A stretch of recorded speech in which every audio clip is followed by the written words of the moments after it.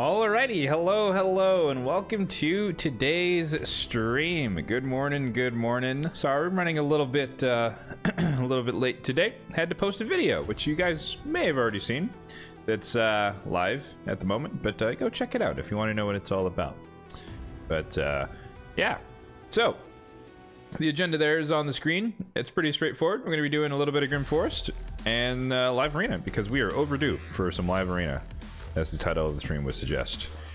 Although, more importantly, I'm trying to get to the end of the coalition event here, and you gotta win 50 live arena battles. So we're gonna try and make some progress there. I've pretty much done everything else that I care about from like the one-off quests. I'm still working slowly on this guy, but pretty much it's Vanish Oaken's Grove, live arena wins. This one's just slowly over time farming Iron Twins over the next couple of weeks. I'm not going to do their masteries or their books. I probably will awaken Ezio during CVC. And then this is like the next gear enhancement. I think that starts tomorrow, so I'm just going to work on that one tomorrow. So decent amount of stuff to go. But anyways. How's it going, Rye? What's up, man? Burleyberry gets the worm. Do a little bit of champion training here to start, just to get below or get to 0 on the energy, and then we'll jump into the Grim Forest.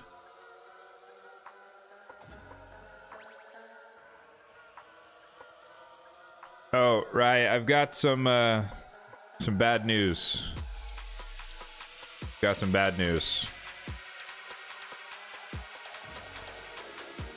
I decided that I wanted the matching set, so I injured this hand now. Technically, it's a different finger. So on my right hand, it was the ring finger, but now on my left hand, it's the middle finger. So we've done it again. Oh, rip, using an ad. How's it going, plant-based flexing? What's up? Good afternoon. Although, if you say good afternoon, you've betrayed your time zone. That means you're on the East Coast. Well, it could be in Europe, I guess.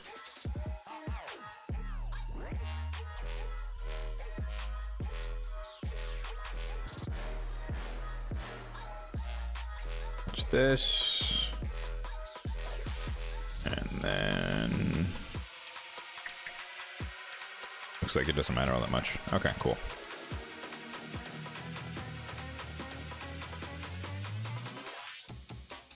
What's up?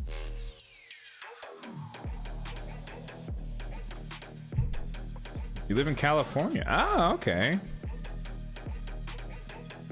Nebraska. Are you like visiting family or something?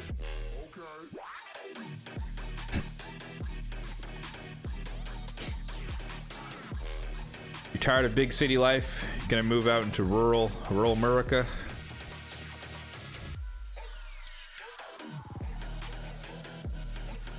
I figured. I mean, if you're from Nebraska, California's got to be a massive change of scenery.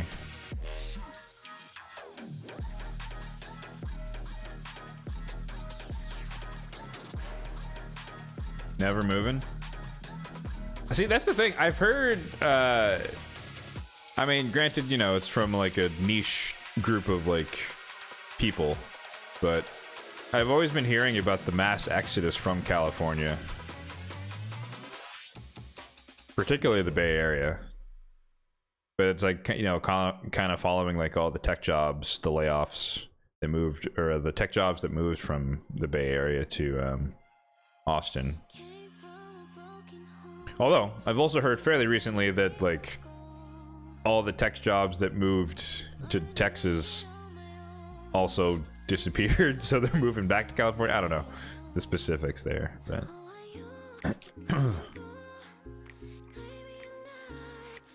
Overrated? I mean, I guess that's kind of with everything on the internet, right?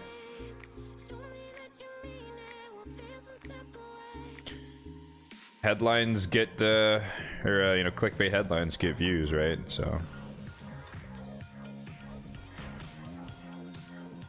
It's like, hey, you know, for me, it's like, oh, God, I don't live there. I've been to California a few times, but it's like, if people are leaving, they're leaving. If people are staying, they're staying. But I do think, regardless, that people, even when they're talking about that type of stuff, they vastly overestimate the capability of, let's say, average people to just pick up and move. Like, it's not free. It's not cheap. So the people who moved are the people who could afford to move and had no ties to California whatsoever. Like, the people who can't afford to move are sticking it out because it'd be even more expensive to leave. You know, so it's like, it's always one of the things where it's like, is that really the full story, that, you know, everyone's just leaving the state? It's like, not everyone.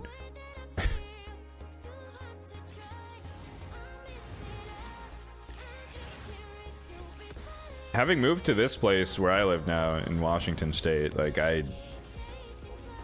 like, the next time I move, it's like, this better be like my second to last house ever. Like, I don't want to go through that process again, at least by myself. Solo moving is not fun.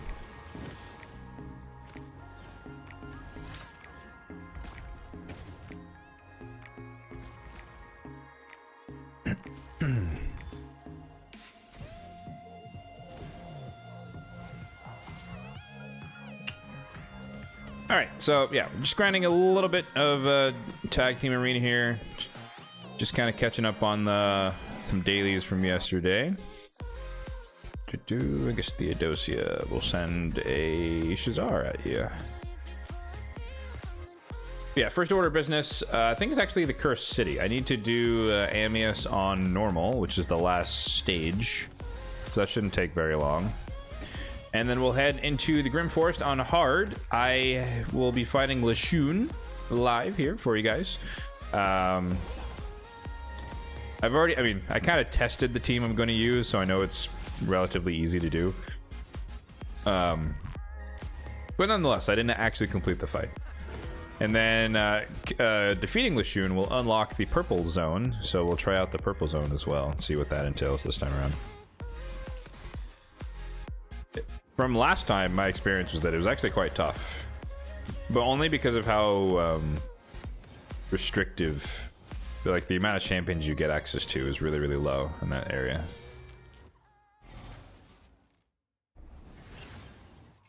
So it's like you really, really need the right crew, or otherwise you're just going to struggle.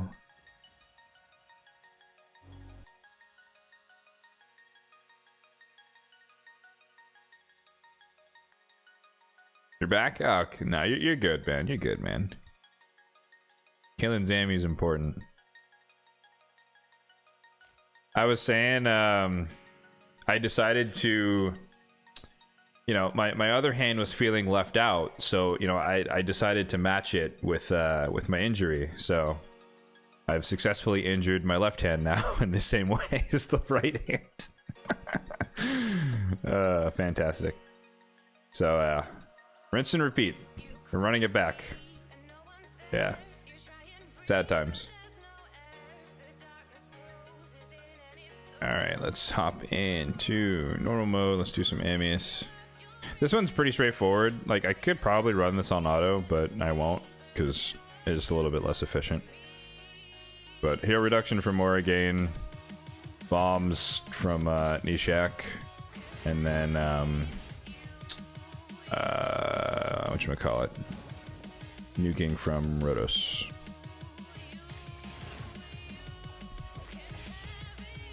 Sorry, no, dude, it's all good. It was unlucky, like, oh, it's annoying. It's fine. Forget Arbiter has enough accuracy for normal mode, which means he's gonna go out of sequence. But it's fine, because Morrigan's kind of a cheat code. So what actually happened there, because we have time to chat, because you know me, I like to yap. But so I took a week off of climbing, and that's what, for anyone who doesn't know, I injured a pulley in my hand from climbing. But I took a week off of climbing because I went snowboarding in preparation for my snowboarding trip next week to Salt Lake City. And so it ended up being 2 weeks since I had climbed. And so this past weekend, this past Sunday, or I guess last Sunday, whatever, I went like normal just to go climb. Like, hey, it's been 2 weeks, it's fine, you know, I can. It's not the longest I've ever taken a break. So I did my normal stuff. I warmed up, I stretched everything. I did some warm-up climbs, you know, thinking none the wiser. And then the first climb where I had to try like a little bit, put a little bit effort in, but not like maximum effort, you know, just a little bit of effort in. It was just like a big jumpy move, and the stars aligned in the worst possible way. Heard a pop in the finger, and I was like, oh, damn it, we did it again. So sad times. But yeah, for those who don't know, that my right hand ruptured a pulley in October of 23, and then I was in rehab for the next 8 months until like June of last year. So June 25. That's when I was finally cleared to climb again.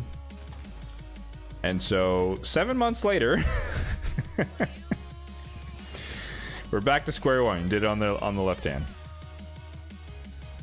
But it's all good though. I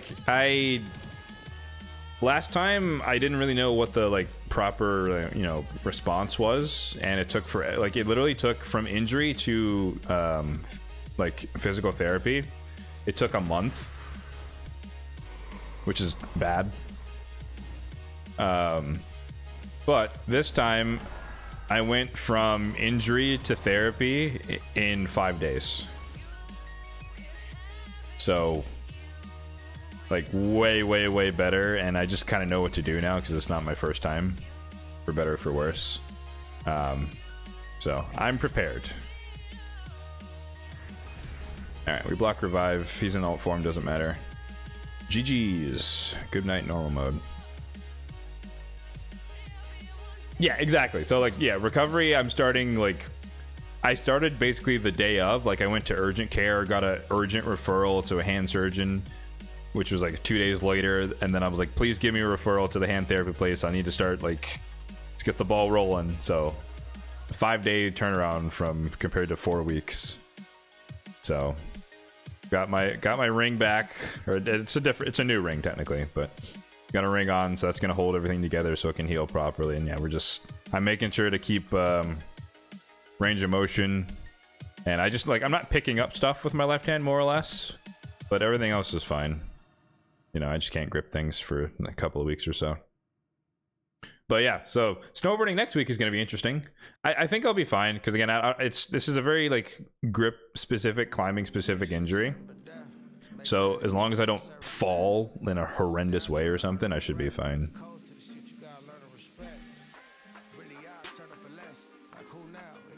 But I'm not even talking about like a normal fall. A normal fall would be fine. But like if I like fell on my finger or something somehow, which is unlikely, I should be fine. So I'm not too worried about it. I'll be protected. I'll be cautious. But yeah, no, in the meantime, I still intend to go climb. It's just that I'll just be doing really low level stuff with just my good hand, my right hand. So sessions are going to be really short, but I don't want to like have to recondition myself after a few weeks or a few months. These are all trash. I forgot this is normal mode. That's why all the gear sucks.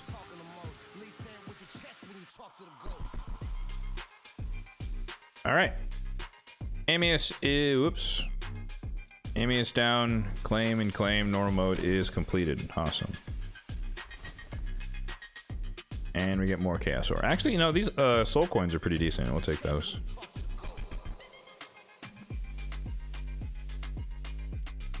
All right. So now let's move on to the main event, which is Lishun. So this is the team that I plan to run. It's pretty basic. It's a Ninja Mikage comp.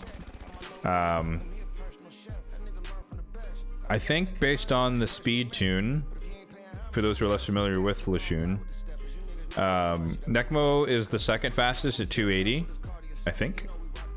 Mikage is the fastest, so he's gonna, or she's gonna be the target for the entangle or whatever it's called. And then Nekmo is our speed booster, so he's gonna be able to free her as need be if it even gets that long. Oops. If it even gets that far. And Korra's in the mix because, you know, she can reduce cooldowns, so that could just speed it up. I guess, okay, and Korra's the second fastest. But yeah, and Korra's there with, you know, when we ally attack with Mikage, she can reduce the cooldowns of other people. Then Python's there just in case we actually need to heal or revive people, block debuffs, etc., cleanse. So, let's get it. This feels a little unfair relative to Lushun just being like so endgame and whatnot, but par for the course. So the good thing about Ninja in this instance is that we can take advantage of the burn to get rid of his evasion passive. And you'll note there that I purposefully did not turn meter fill with Nekmo because I was waiting for him to put Mikage in this state, and now we can start turn meter boosting between him and Korra a little bit with her A2 as a little bit of turn meter fill. So between the two of them, we should be able to free Mikage in another turn or so.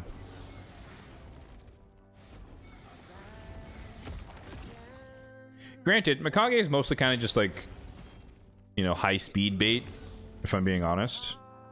But, you know, if and when she is alive, then there is the benefit of the extra ally attacks. So she's free now.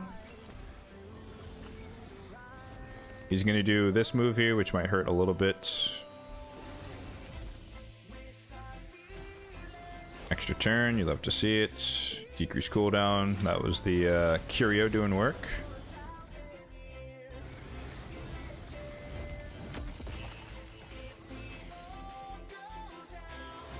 And yeah, this is pretty light work. Pretty light work. Cooldown on Nekmo, which is good. He cleansed himself, I think, so he might be free of the burns, which is annoying. So his passive is in play there, so we can weak hit.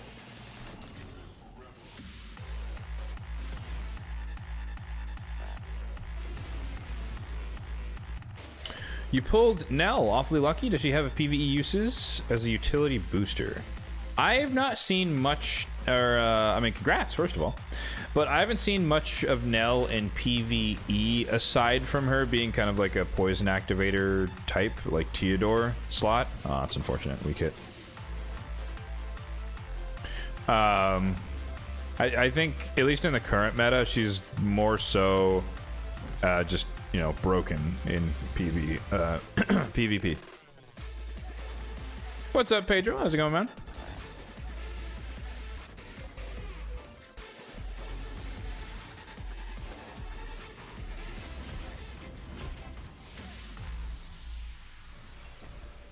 Yeah, I'm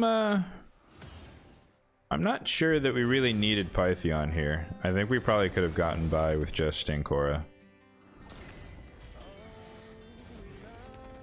And he dies to the burn. Awesome. There we go. Easy peasy. Now, for me and my goals, Mercurial, I'm looking for a 4-piece Mercurial on Korra here, and then my Galathir. So we're looking for accessories for Night Rev and or High Elves, but of course we'll take, you know, just random pieces as well. I don't like attack with defense, but this is 6-star. It would have to roll attack, and it didn't. Okay. Undead Hordes, 5-star attack with HP. I could roll okay. Skinwalker, speed or attack with no attack is useless. That's Chaos Ore.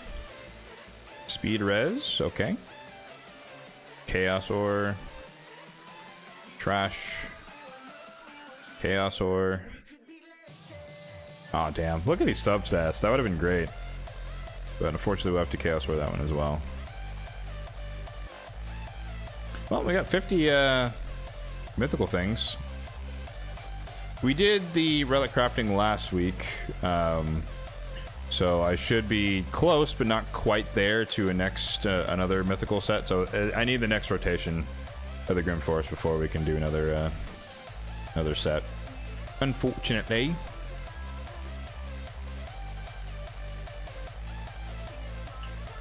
I'm a little impatient, so we're gonna do the Chaos War now. How many do we have? We only have 3. We have 3 rolls. So we're looking for double. I mean, this is a double-double, so that's a good candidate in my opinion. But this is also a 5-star mythical, so it's not the highest priority, but my rule is that 5-star gear is better than no gear. And currently, I kind of have like no gear in Mercurial. Oof. 2 strikes.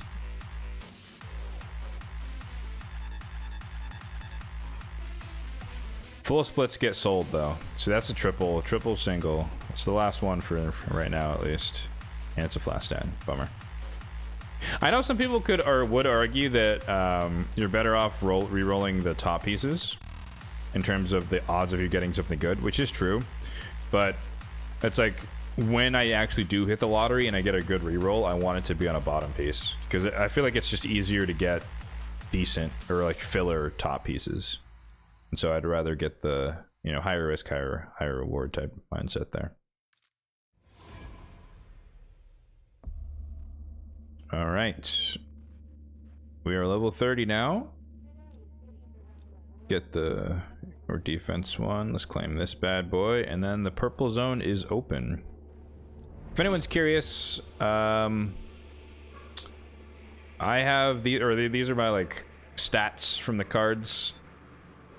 I pretty much focus on speed, resistance, and accuracy. You could argue that accuracy is less important because like most of your champions are going to be built with enough. At least, you know, you're drafting the best of your best. So most of my champions who need accuracy have it. So I really only see an argument for building like speed resistance as your main focuses. Maybe a little bit of survivability as well.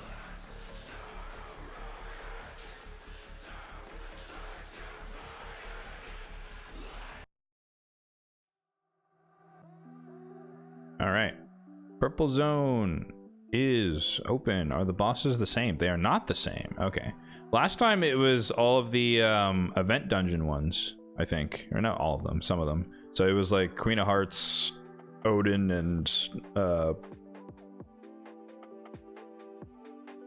maybe there was something else there, but okay. Eric's is annoying. Let's try her first. Got Hosen, Cleth, Crixia, Narcisse, and Cora. So the cheat code to dealing with God, the Crixia is going to be terrible. The cheat code to dealing with Eric's is you probably want heal reduction, or you're gonna have a bad time because she's gonna just keep healing forever. So this looks like a non-starter with this draft, but I'm not gonna redraw right out of the gate. This one, ooh, Argaz. Okay, Artak isn't that bad on his own, but this dude's really annoying. Oh, this draft is awful. we're 0 for 2 on usable drafts. Let's see, you got Bolent. That's his name, right? This dude. Yeah, Bolent. His passive is a little scary with the stuns. Paired with a Marius is actually very dangerous. He gets stun us like crazy. Nishak bombs could be very deadly because he has ridiculous stats. Block revive here from the Mezzo.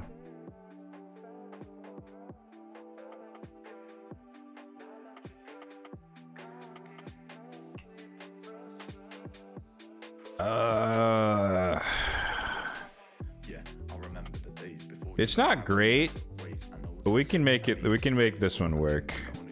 So we lock him out with the Fabian. There's no cleanse heal going on here, so as long as we start willing them down, they're basically dead. Enemy max HP plus Harima. poisons here, decrease defense, and then revive, cleanse, etc. This should be fine. Mezumel is going to change forms if and when we lock her out, but that's not going to be the end of the world.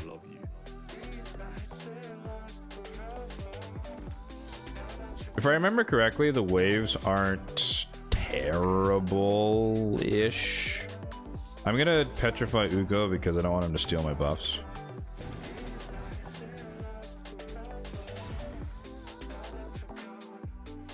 Who's the squishiest? He's the squishiest.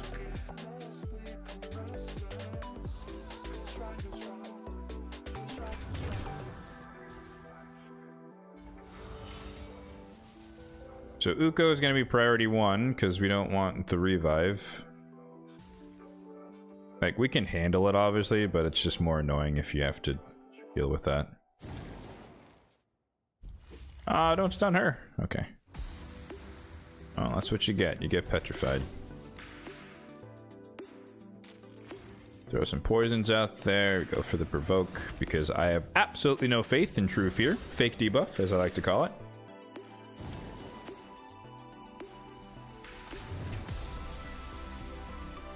Alright, revive her down.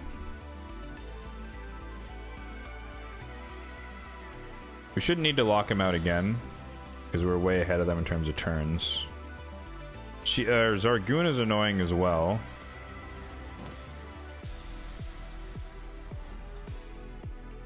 But she should die to the poisons, I think, at this point.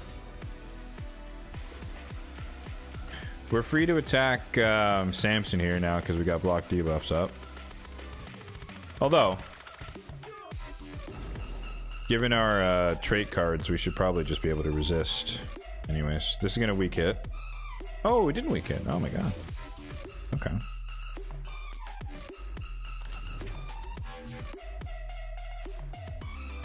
Ah, annoying. We got a Wukong, an Uko again. I don't know if we locked out Razzle Dazzle there.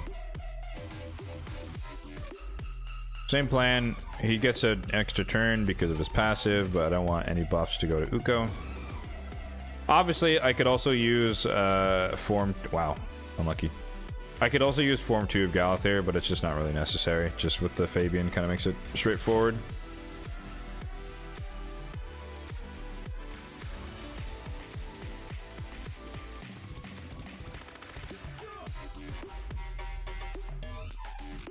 Oh, actually, they have 2 revivers.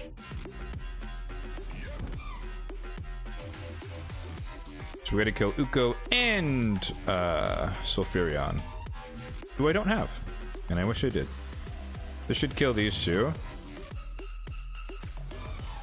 So now, at this point, we start preparing for wave 3. Fabian lockout is ready. Tomb Lord needs another turn or 2. That might kill him. No, not quite. We're gonna A1 here because we're delaying. We're gonna yoink some turn meter. Galather's ready to cleanse. Tomb Lord is now ready to debuff. Athorion's ready to nuke. Fabian's ready to lock out. Harima is ready to nuke as well. There's our weak hit from last wave.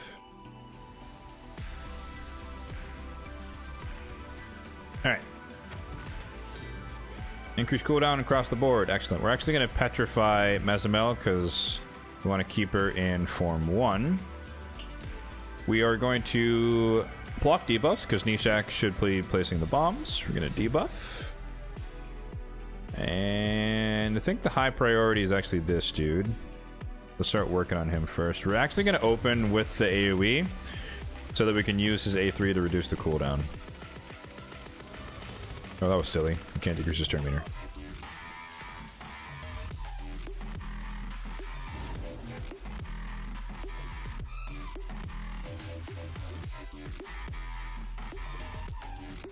Whew, look at that. HP based damage there. They're like, I suspect they're on Bolint. Those were non-crits and he almost killed, well, not killed, but took her down by like half HP. Alright, we got the cooldown, so now we can boom boom. A1 here.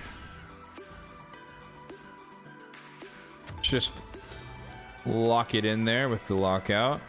let's not A1 the Marius. That would be bad. And you can't decrease turn meter for people who are petrified, so it doesn't really matter who Fabian A1's here at this point. Just in case he gets a lucky bomb off with his A1. Let's kill this dude. Free AoE.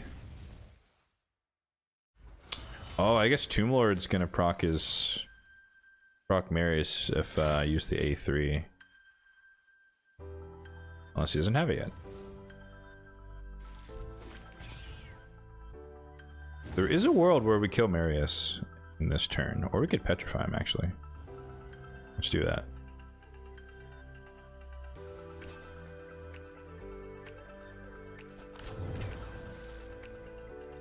So then we could do this. His passive procs, but he's petrified. And we're chilling. So we're gonna get bombed here. But our resistance card is coming in clutch. I think we can actually just full auto from here. Cool beans.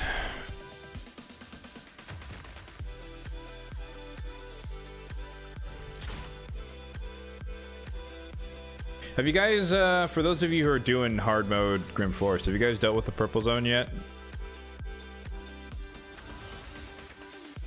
I think mathematically there have been enough days for everyone to be at this stage, assuming you can clear everything else. Like, I've been farming normal for like the past 4 or 5 days just to wait until this stream so I can do this live. Ooh, Mythical Chaosar. Nice. Alright, let's just open everything up here. What do we got? Ah, Marichka. Marichka. Oh god, okay. Oh no, Aislinn. Oh, she has 6-star polymorph. We got a Quintus, a Taurus, a Baron. Aislinn with a full set of Bannerlords. I'm trying to remember. Yeah, so he does this. Yeah, whenever anyone's revived, he activates this automatically. It's all protected, and it puts block damage on himself. And then everyone's immune to CC, but not lockout. Okay, immune to lockout, I think it's Sacred Order.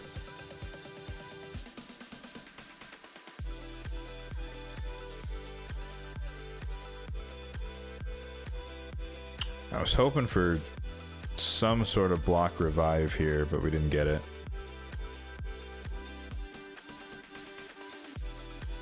I think we can still make this work, though.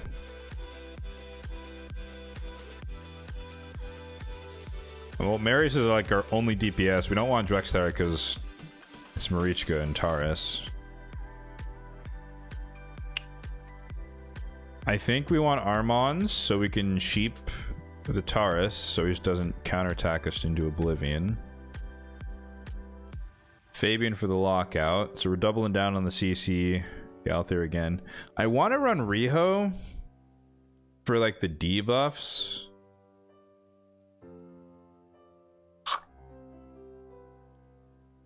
But she also has burn. The other problem here actually is Marichka is going to be a bitch to kill because this heal is going to be massive. This is another case where a heal reduction would be really clutch, although she also cleanses too.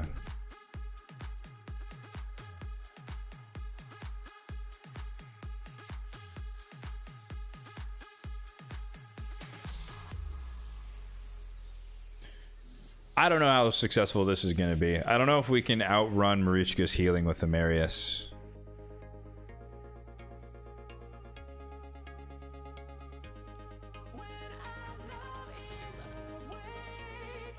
We didn't lock out Countess Lix. In this case, I'll run Form 2.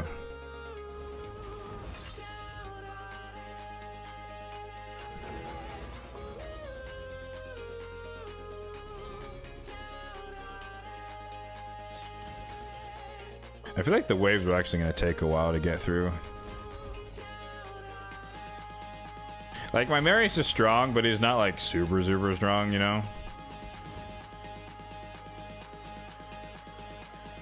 I still need more essence to get him to, 6-star awakened.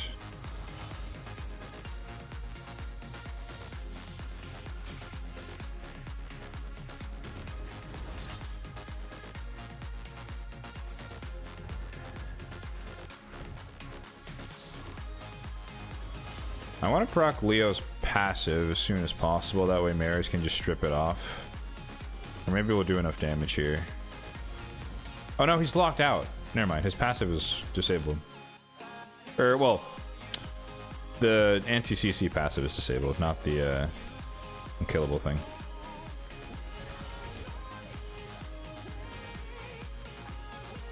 Damn it. I actually didn't want him to get petrified so that he could die on this turn, but now he's going to be less susceptible to physical damage. Oh well. It's fine.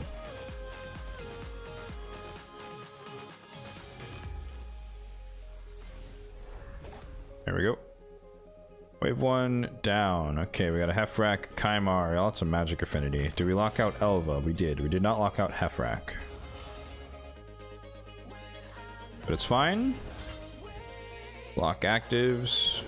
And we'll yoink the turn meter just because. Lock him out here. Let's just do the AoE.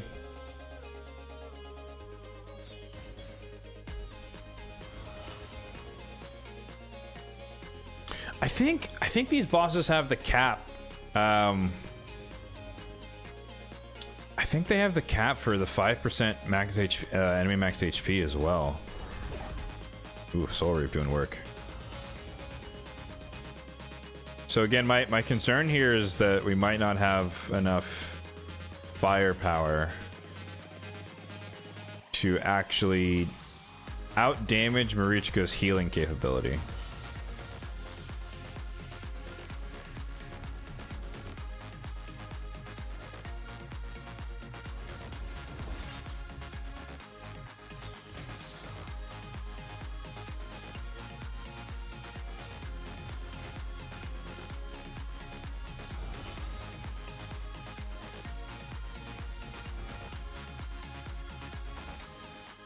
Okay, now let's make sure that we got our stuff ready. Conj is ready, Armand's is ready. I think I'm gonna start with Galathir in Form 2, just because. Marius is ready as well. So, goodbye Fabian, unless he doesn't crit. Oof. Oof. Didn't matter. Oh shit, we got polymorphed, that's not good. The fact that everyone resisted Galathir there is kind of crazy. So we gotta be careful. Marichka's gonna get her turn no matter what, and most likely she's gonna go for the cleanse because I just stunned everyone. So let's sheep the Taurus, because at the very least that'll lower his HP. We might as well start with this. Oh, never mind, we just freed Taras. Oh! Mistakes were made. Oh no, she went for the... Jeez, that's a giant shield. Okay. Right, we can't... Wait. Wait. Can we or can we not stun them? Hold on. I thought they were...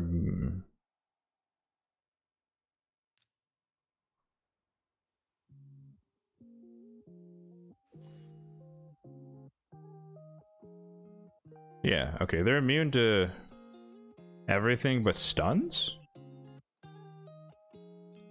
Not exactly sure how that works. Enfeeble? Oh, thank God. Oh, it didn't matter. Gosh, his weak hits are crazy. So I need Armand's alive so I can get rid of that shield. And... Ah, Jesus. Oh, I guess, what's his name? Fabian must have orbit transfixion the shield off of Marichka.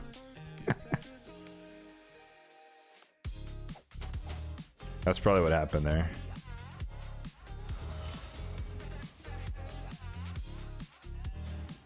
I need my Galathir back, bruh. like, you know, before my entire team wipes.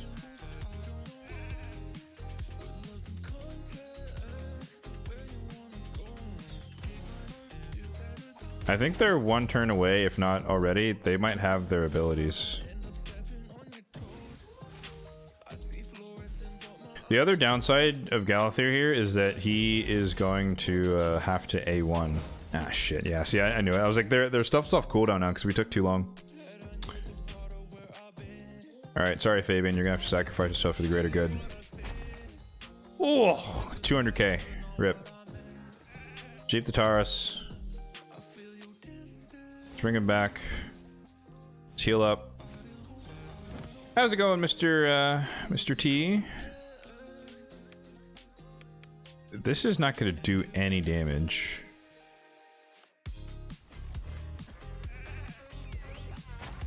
I keep forgetting that's going to free Taurus. I can't be wasting that. That's so annoying.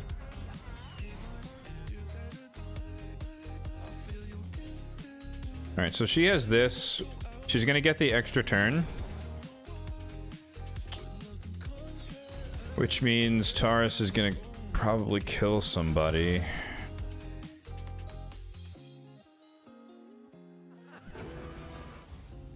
Okay, all right. That's actually really good. We got the stun.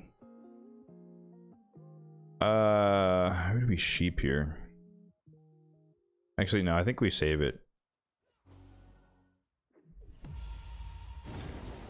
I need Marius back. Yep, she's gonna cleanse, extra turn, yep, and then basically reset the fight again. Excellent. I've not used my rerolls. I'm trying to see without. What? Is Aislin's passive on a cooldown? I don't understand. Sometimes I CC and sometimes I don't. I'm not really following when it's happening and when it's not. So like if I go to Petrify, it's gonna... No, it's not gonna land. What?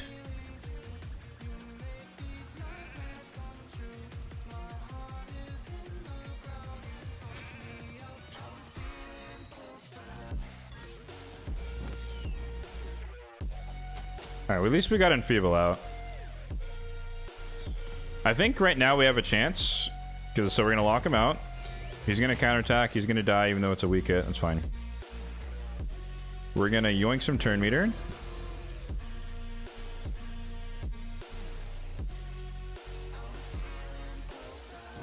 And all I care about right now is trying to kill anyone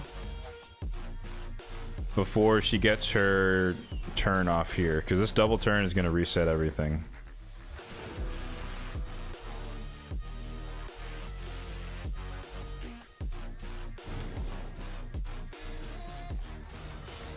I'm not certain we're gonna loop back around. Decreased defense is essential. Honestly, I think that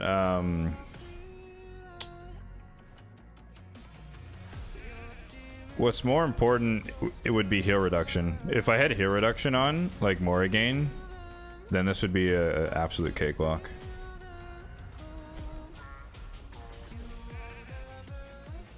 Ah, damn it, he got freed. Okay, so she healed and didn't cleanse. So we're in a good spot here. So we can do this. I don't really care if she does that as much because she's not going to follow it up with the heal.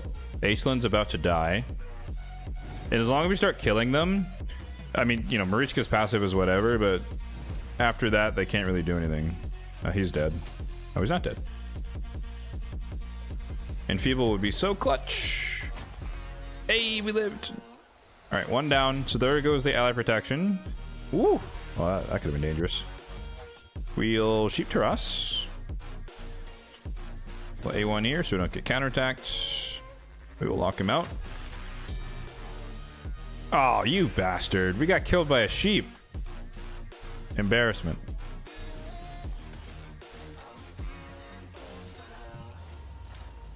That reset is unfortunate, but it's kind of par for the course, so we can't do anything about her skills. But now we are free to stun them, because Aislinn is out of the fight. We will... A sheep baron. What just happened? Oh, I got polymorphed.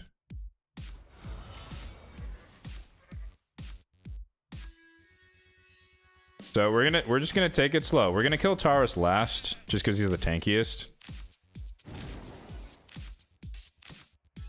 So Baron is the next easiest to kill. No, I'm not gonna waste that. He's stunned. I think we can kill Baron and Quintus together. Baron should die right here, actually. Yep. That strength in just keeping Taurus alive. Holy moly.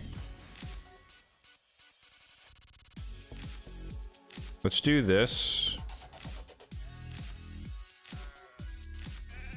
Oh, that's why they're getting more turns.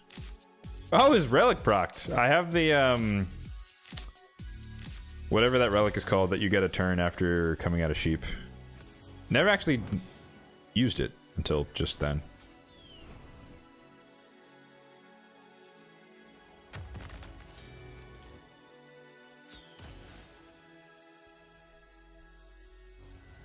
Oh, I actually didn't want you to petrify there. It's unlucky.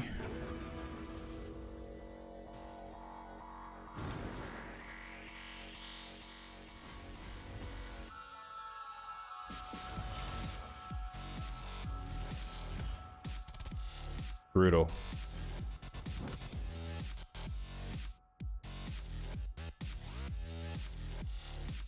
This is Sheep Taurus.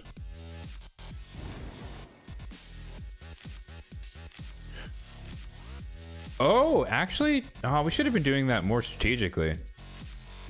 You can't heal someone who's petrified.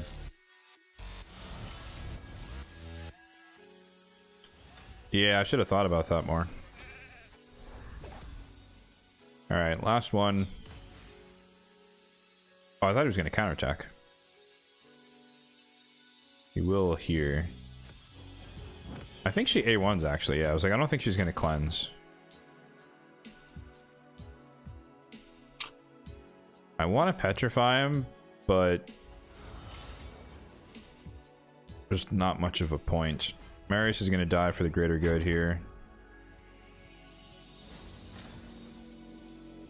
We're going to yoink the turn meter. We got 2 turns to kill Taurus.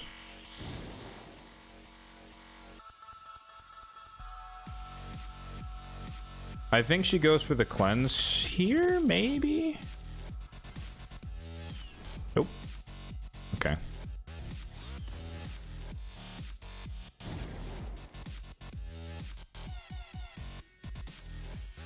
She's gonna heal.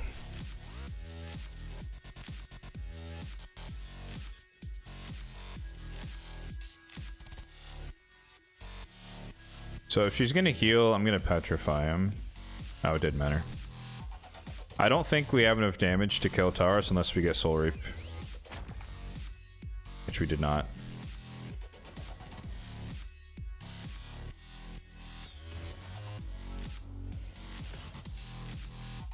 What is this heal? Is this 40% of her max HP? It is.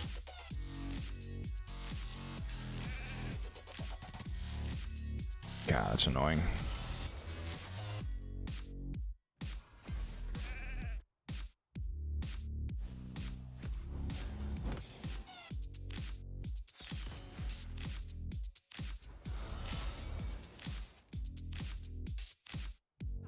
Yeah, with like I said, with the solo DPS, it's just gonna be tough.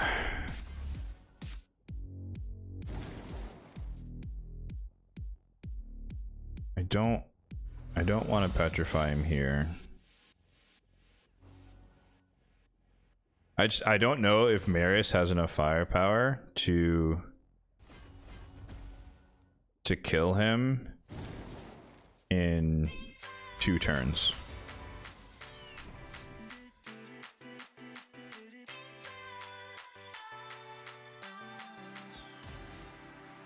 The other option is if we can somehow time it perfectly. I don't know whose turn meter is faster here or higher here. Oh, she didn't do it! That's annoying.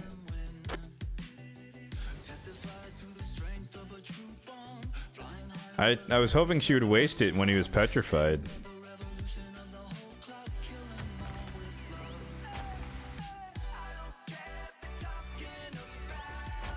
Oh god, I'm just gonna murder everybody. Okay, so alright, so if we... This is gonna heal him, but if we allow her to waste her ability, then she protects the sheep.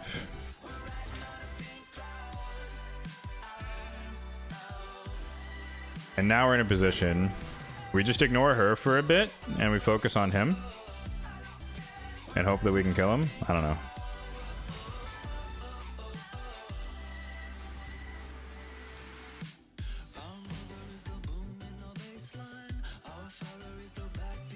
He's just too damn tanky.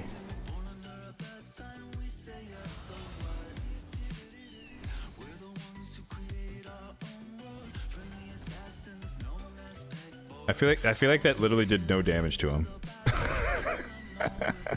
That did nothing. Counterattack. Ow.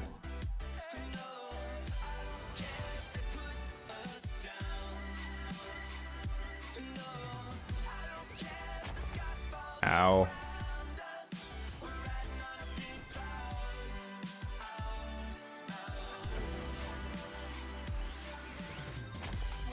What? I looked away. Did he resist the stun? What the hell happened there?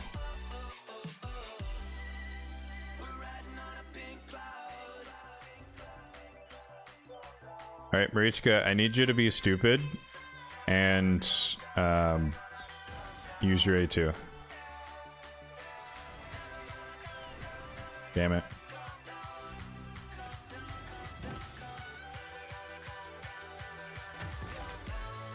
Dude, she knows, bro. She's a knower.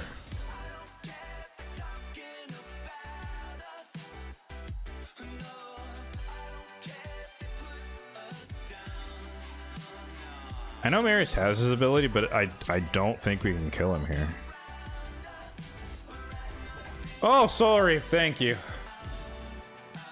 Okay. All right.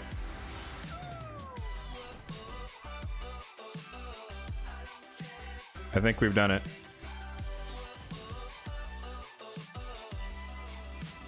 Yeah, for some strange reason, when, like, this applies to Marichka in general, whenever she's on her own, she just A1s.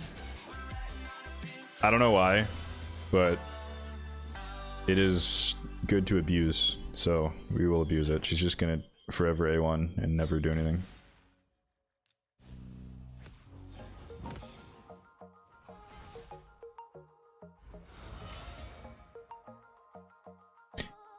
Yeah, I mean, in this case, like, Kaja's not really doing all that much. Like, you know, 2 revivers is useful because Taurus exists, but, like, this would have been a lot easier with double DPS. But just, like, Riho was, like, this is the one time I don't want to use a Riho. I think we could have made it work, but just with the 6-star polymorph, plus her passive, it just seemed like a waste of, on the team slot.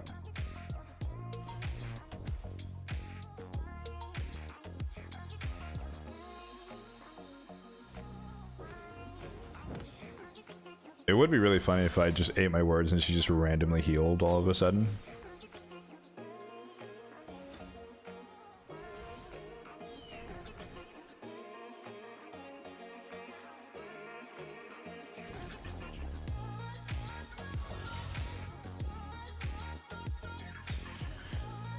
Okay. Another A2. Boop, boop, boop. Soul Reap does some damage.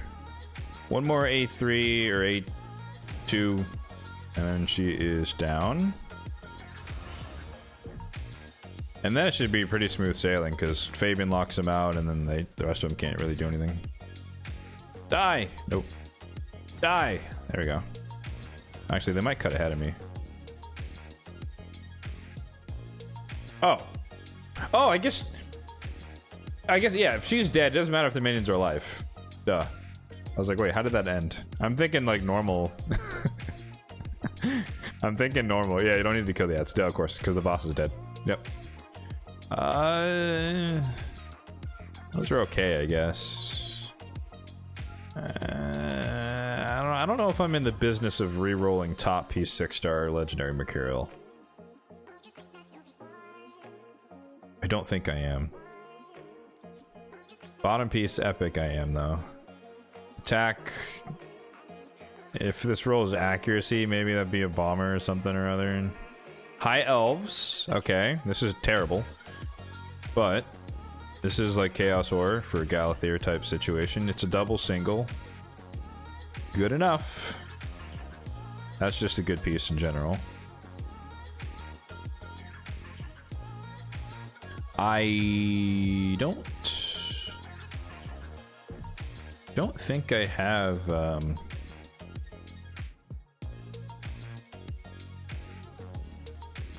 yeah, I don't have any epic Chaos Ore at the moment. Oh, yep.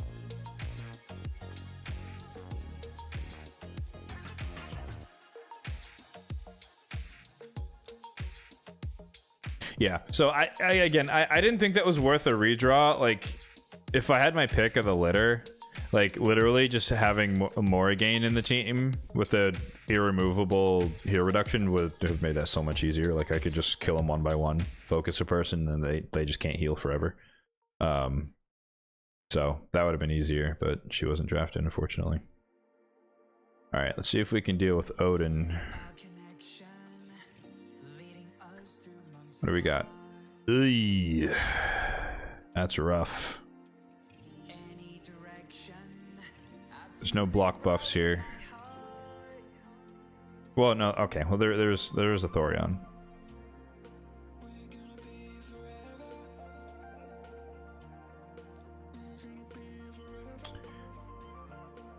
This will be slow, but I think we can make it work.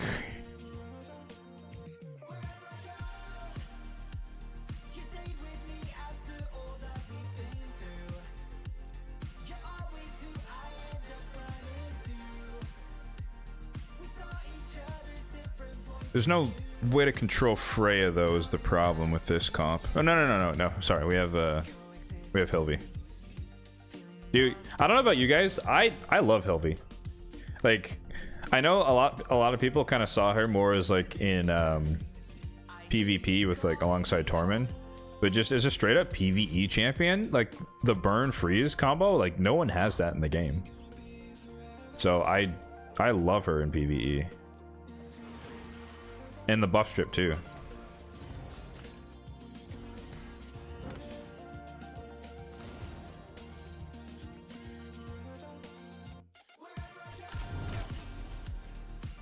It's just like you just start a fight like that, and it's just like, and they take damage from burns, and they're all CC'd. And then she's a reviver as well. Like, I love Hilvi. Like, no regrets whatsoever going for her in her Deck of Fate or whatever it was. Late to the party, did I pull for primals? I did! There is a video on it, and I will not spoil it for you. I will not spoil it.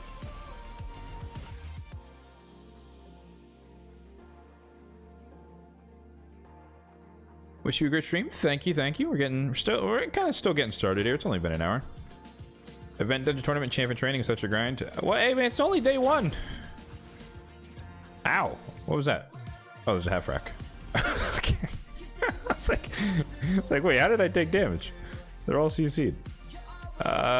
Duchess is gonna go here, so I'm just gonna kill half rack and put him down forever because I can.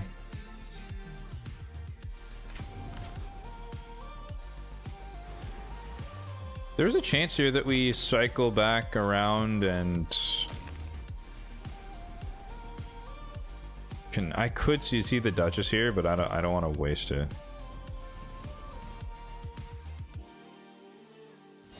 Let's just kill the DPS. That way, if she revives or when she revives, it doesn't really matter. Oh, I actually didn't want to kill Morrigan there. Unlucky. Alright. We can just A1 cycle here at this point. How far in the Titan event am I going? I am maxing it, bro. All out.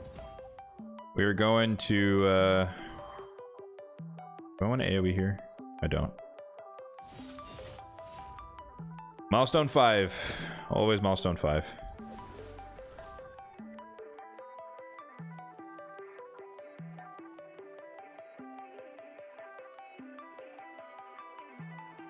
Max out the event of the tournament and 10,000 in champion training. Woohoo!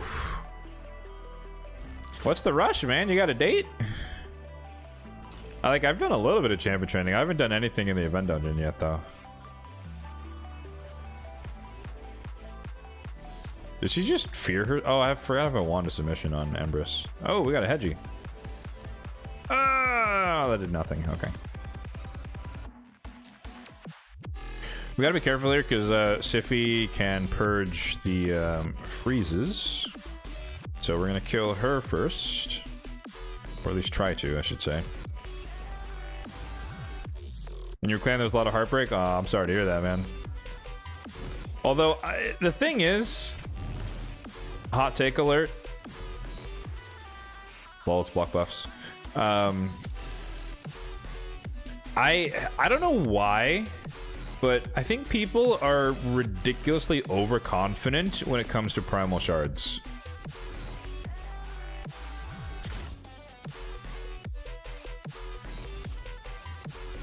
And the only reason I say that is because, like, the amount of comments I see where it's like, dude, I pulled 5 primals and I didn't get anything. And it's like, you pulled 5, man. What what are you expecting? You expecting 5 mythicals out of 5 shards, my guy? You know? It's like, hello?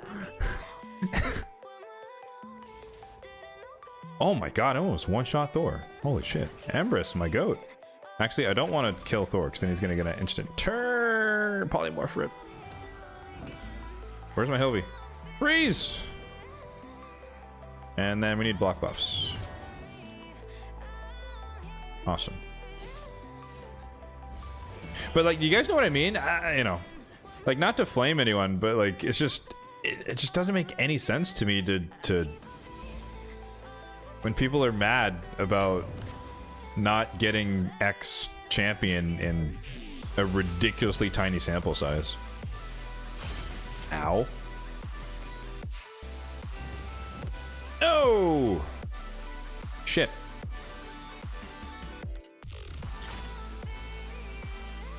That's not good. I thought we were gonna kill her before before she got a turn.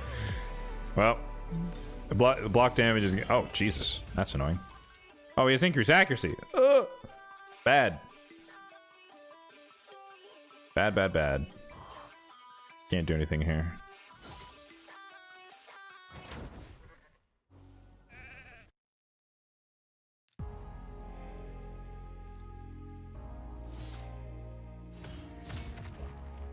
This guy's annoying. This dude on the left, I forget his name. Nope, still can't block buffs. God, that one turn from Freya.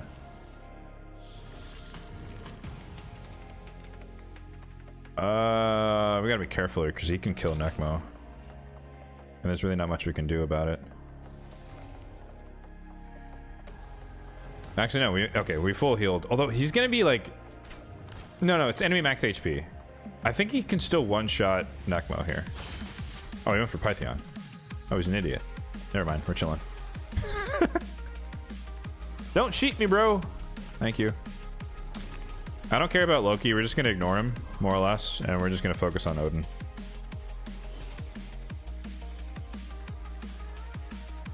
Might be pulled up during the week.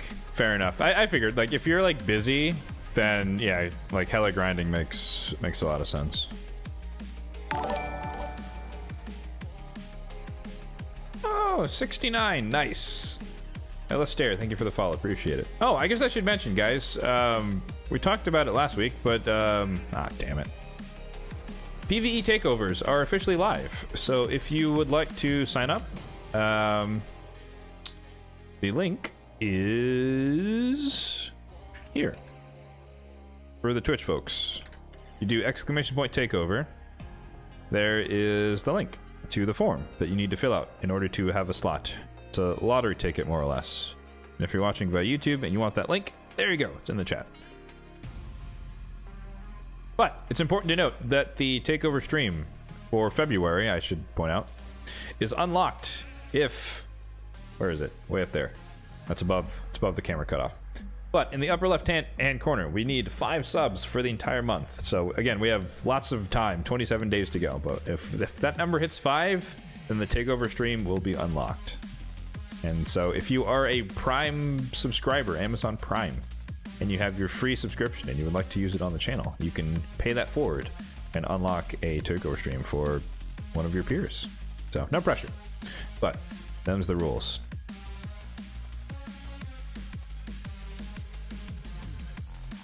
I think it's the desire to get a game-changing champion, but that's not. I don't know if that justifies being delusional per se, from my perspective.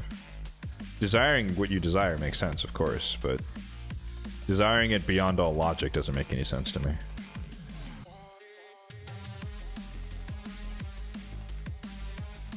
Odds are odds. True.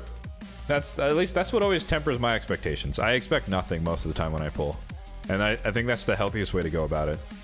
I think deserve and should are some of the most unhealthy words, or the unhealthiest words you can ever use when it comes to anything luck based. Attack with accuracy. Okay. Oof. Rip.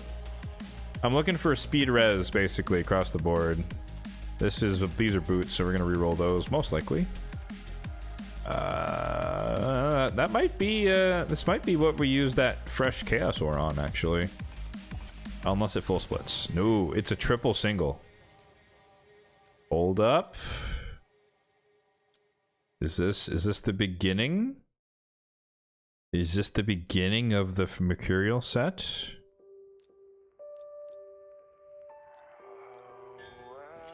It is not. Oof. Oof. Oof. Okay.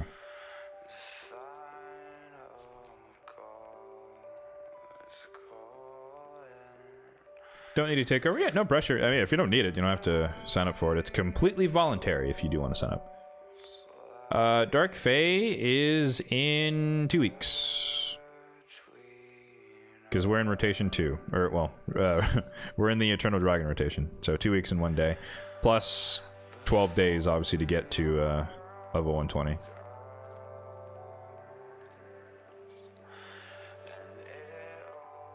Alright, so we got 3 out of 5 down. So we have 2 redraws for each of these.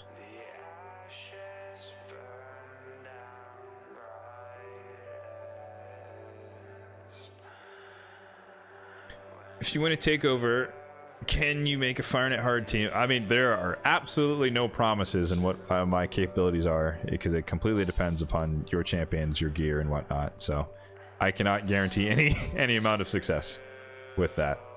However, 70 days, 2 months, I don't really think you need to be farming Hardbone Fire Knight. The odds of you having enough ally attacks to make that happen and or freeze is unlikely for the Marius mission. I mean, sure, but it doesn't really matter, because by the time you get to the end of the Marius missions, you're going to be able to, you have to be able to farm stage 10 on auto 10 times. So I wouldn't be in a rush for Marius when there's further stuff ahead that you definitely can't do with a 2-month-old account. But, you know, if you sign up and you win, then we'll give it a shot. Just no promises there. But she said, trust me. Do it. I don't like this. I don't like this draft. Like, this is a lot of damage, not a lot of support, but the problem is Eric's. Because 5% of her max HP every time you crit, like, we're never gonna kill her without hero reduction.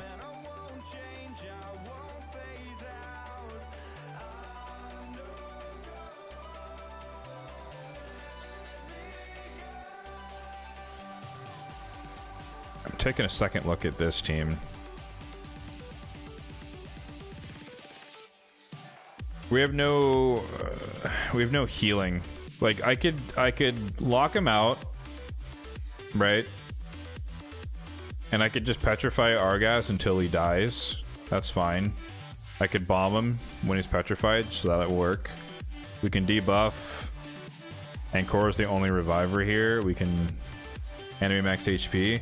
But well, no, because see, our tech is HP based. Yeah, so he's gonna slam us if he happens to crit, and if we don't have any healing, we're not gonna survive. So I think we have to burn a redraw here.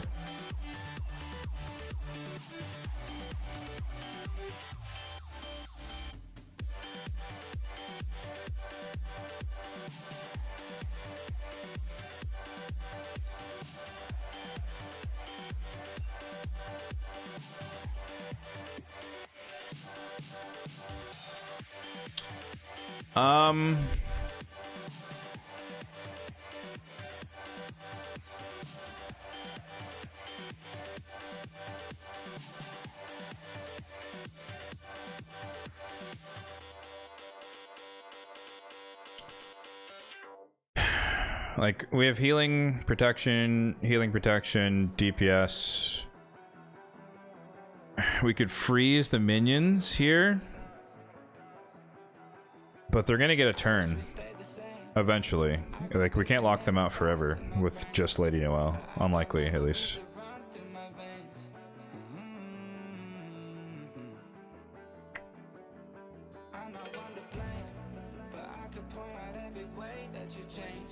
It might be worth a try. Maybe with Newt in the mix. I think maybe we just focus our attack and we just kind of try to CC the sides. And if we get lucky, we can just like A1 Argas or whatever and bring him, freeze him with Newt, maybe. Bayek could be good, so good here. I mean, sure, yeah, but no way I have him.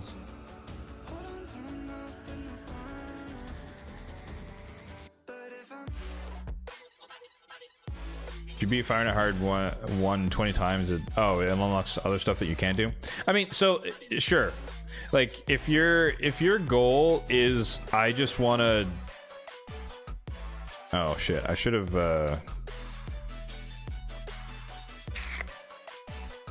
I should have placed a debuff on Riho.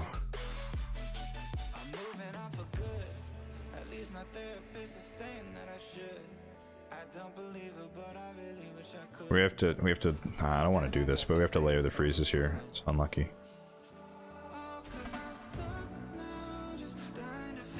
That's a waste of CC, but I played that wrong.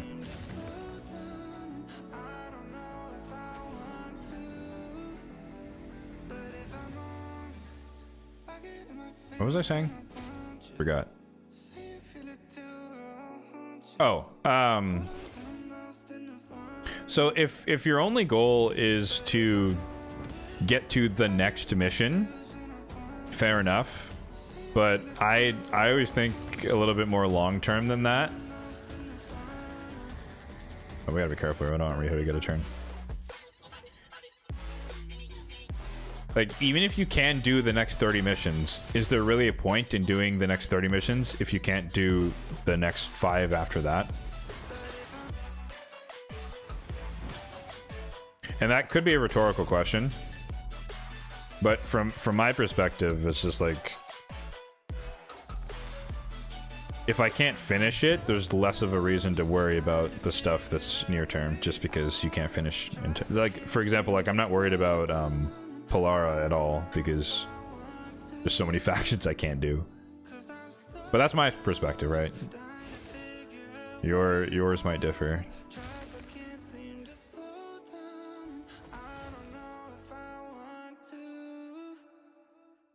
Fire Night 10 or Fire Night 9. Mikage,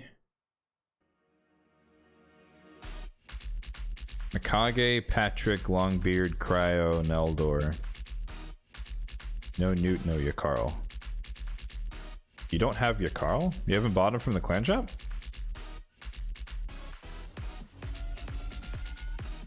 This guy's gonna steal my buffs, so let's freeze.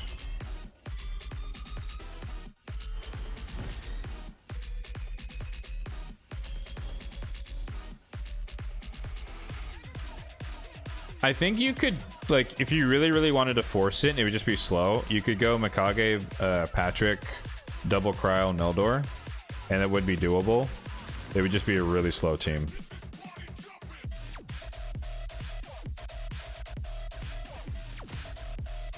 Have I gotten past stage 21 in Faction Wars hard mode? Or gotten 2. I was like, wait, gotten past.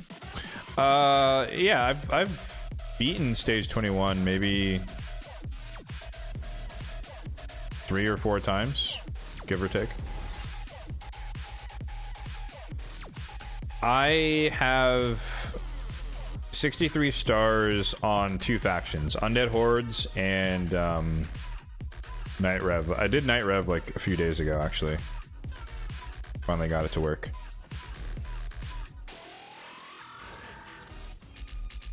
I forgot what stage this is. Is this? Too busy reading chat. Is this This is the Artak one, right? I think it is. Oh, Harima. Or passive.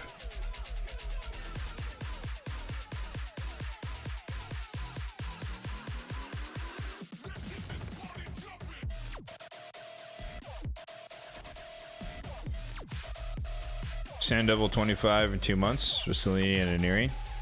That's not bad. I mean, you know, it depends who you get, right? Like Selene Nightcloak or whatever. It took me like 2 years to get a Godseeker and Aniri. Ugh.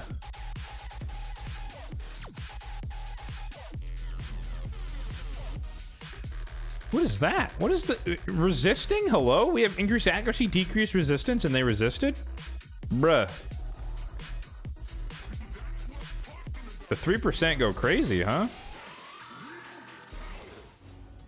That's nuts. Alright. Resisted again. Brother. That's insane. Why do I even bother using debuffs, guys, when you just get resisted with increased accuracy, decreased res? Absolute tragedy.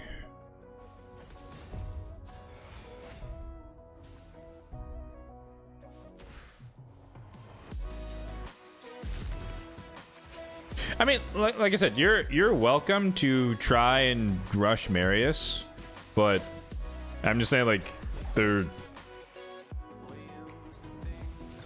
you're rushing to get to 80% of the way.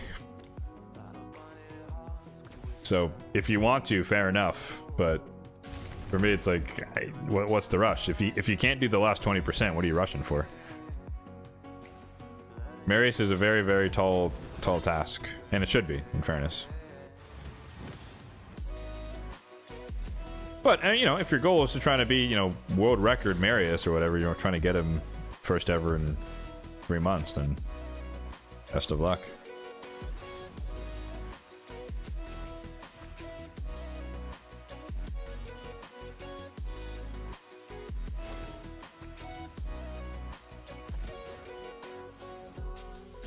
No, not meant to discourage per se, but just to put it in perspective.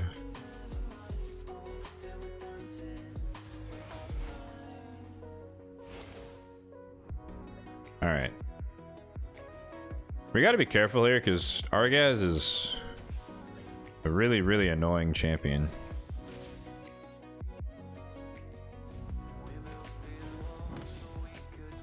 The annoying thing here is, actually, for this strategy to work, I probably should leave Galth. It's too late now. I should have left him in Form 2. Because then I could just stun them. I can't. I'm not going to waste the A2. Oh my god. Jesus. That was without decreased defense. Holy moly, he's squishy as hell. What the fuck? Wait. Hold up.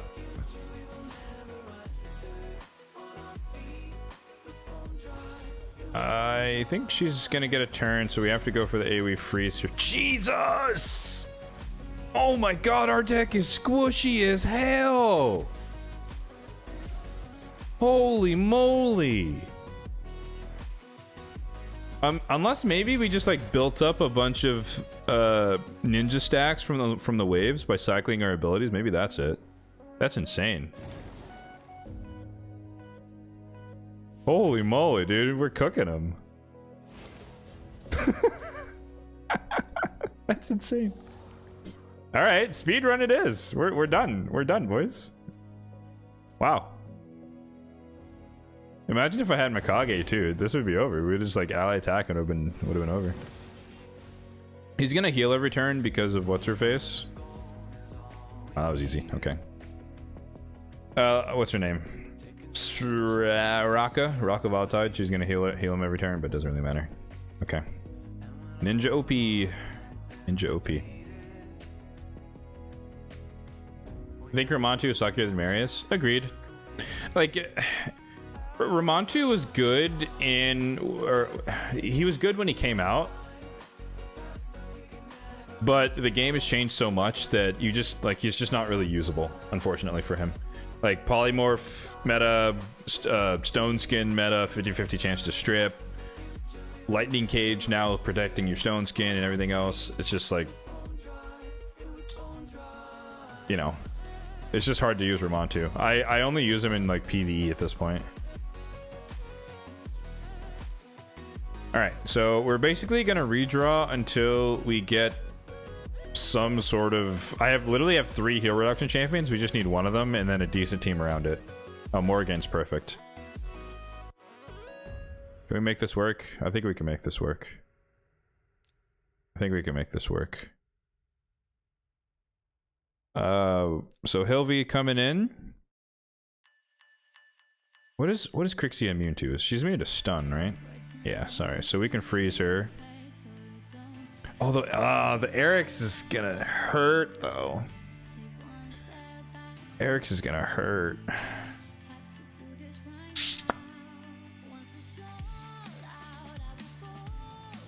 We need more again.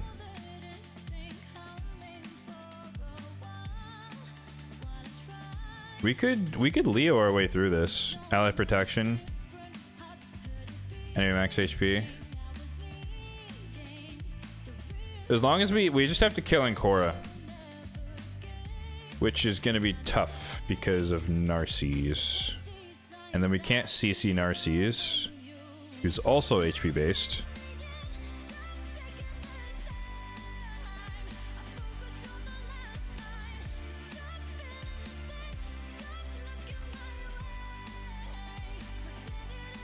This is going to be tougher than it looks.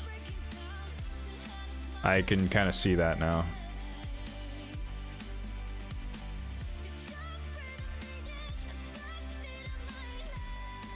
Ow.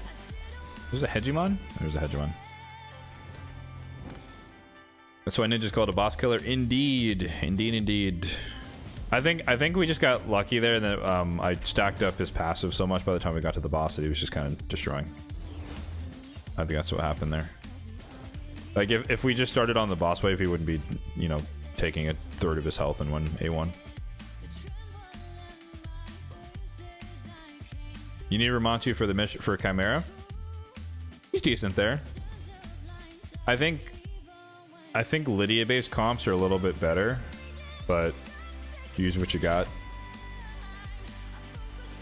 How do you progress in Arena given the Polymorph Stone Skin meta? You don't. I'm kidding. Do you use it yourself? XD?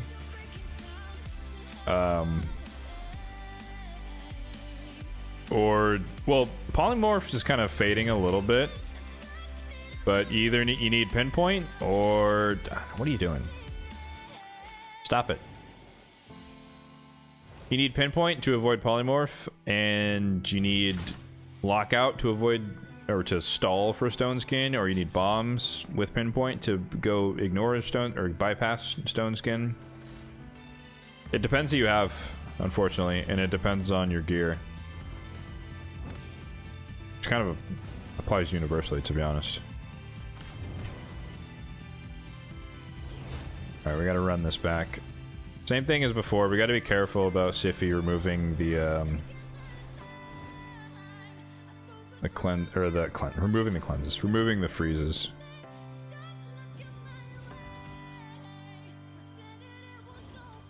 So we got a Sify and a Duchess, so we gotta kill both of them.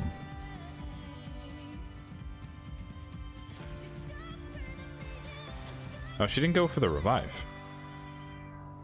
Weird. I'm sure Duchess will.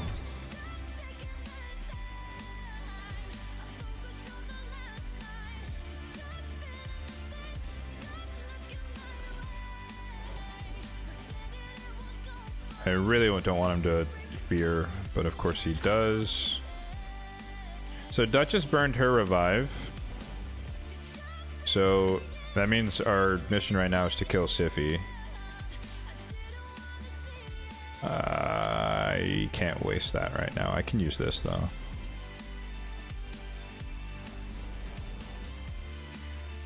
So this should kill both of the revivers.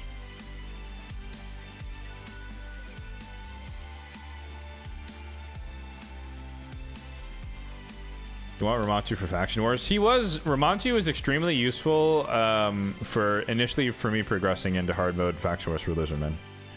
Because you can just block all the annoying passives, like dealing with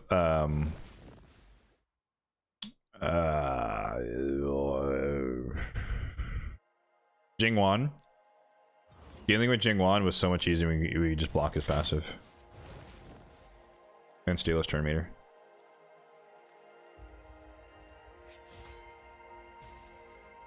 The Ramontu missions are indeed time gated. Oh, you just tank polymorph, you just go Arbiter Ceres. Hey, fair enough, man. You can always risk it. There's nothing wrong with just trying to roll the dice on the 50-50 and just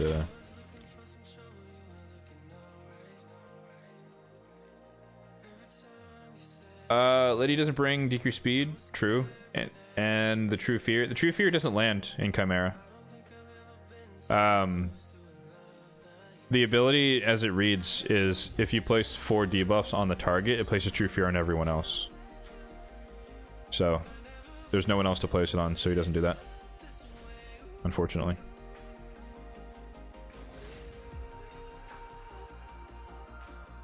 Okay, they have a little bit lower HP than I thought, actually. So there's no point fearing because it's going to be cleansed. Essentially, we're just going to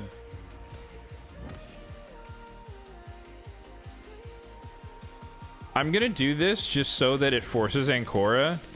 Oh, Eric's has the highest HP. Okay, so Narcissus is not protected. Okay, that changes things. Well, it doesn't matter. Okay. She's still going to cleanse here. And so to prepare for that, we're going to do this.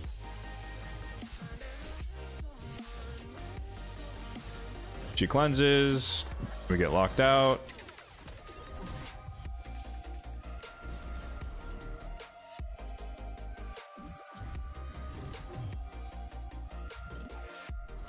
And now the only threat here is if Crixia decides that she wants to change forms. Oh, Leo got locked out. That's unlucky.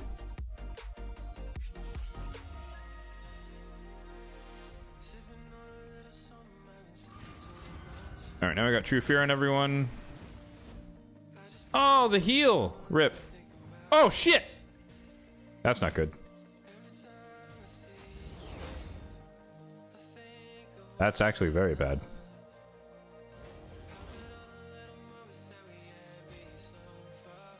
Yeah, we can't have Morrigan die. That defeats the whole strategy.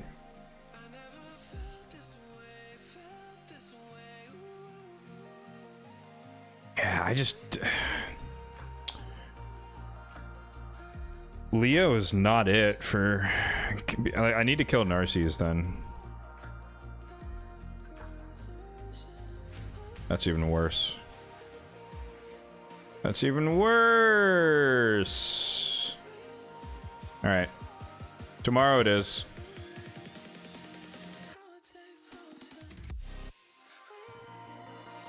Bummer. I was hoping to do this today. Oh well. Yeah, I can't have that happen. Like, block revive on Morrigan is death. But it doesn't matter. He's going to go for the lead. So even if I put someone else in the lead, he's just going to kill them anyways because he's HP based. So I need to be able to kill Narcisse quicker, and I need something stronger than enemy max HP and Leo, unfortunately. Especially without decreased defense.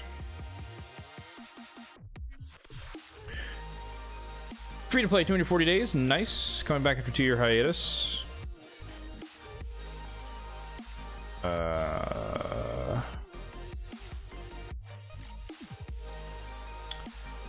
Yeah, I mean, it depends who you missed. If you don't have like the Fabian, Armands, Nishak, you know, like you don't have these good fusions that we've had that are kind of like high CC oriented / bomb oriented, then you're kind of SOL.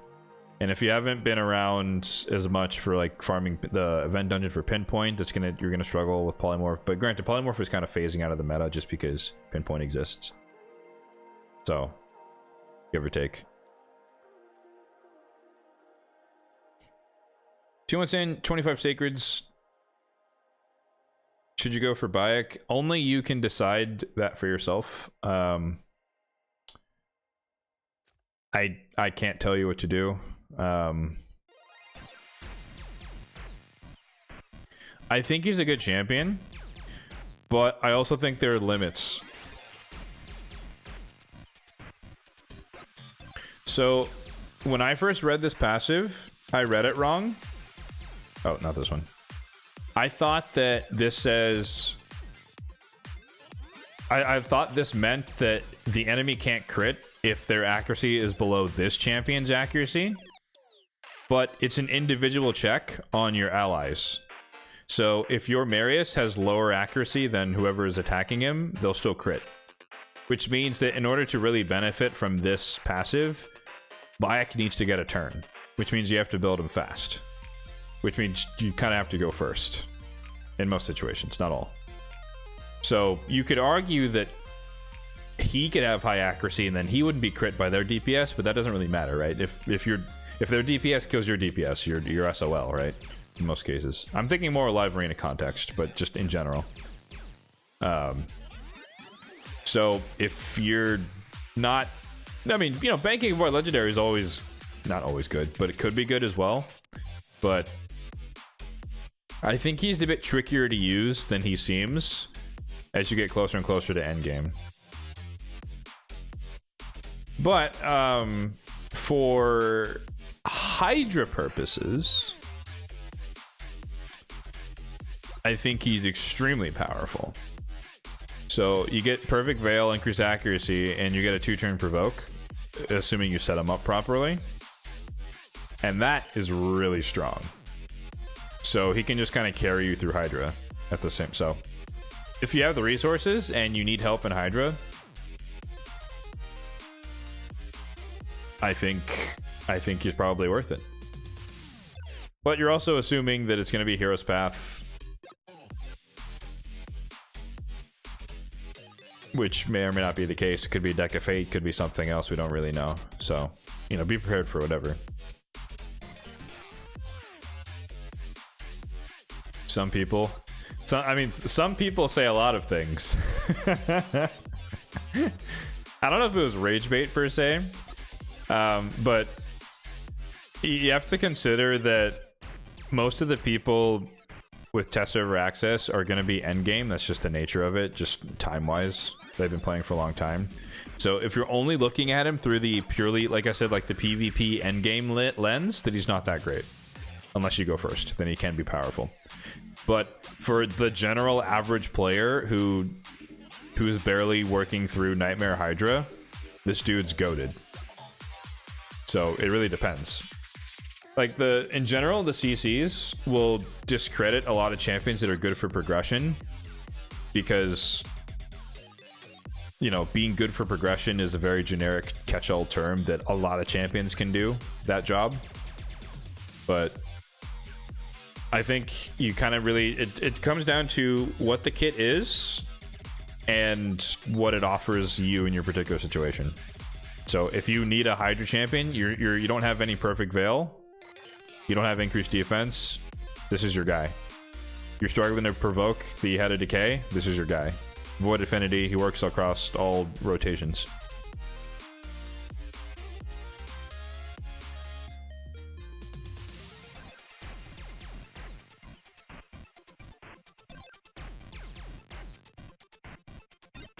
Arbiter boosting into Bayek. It doesn't really matter.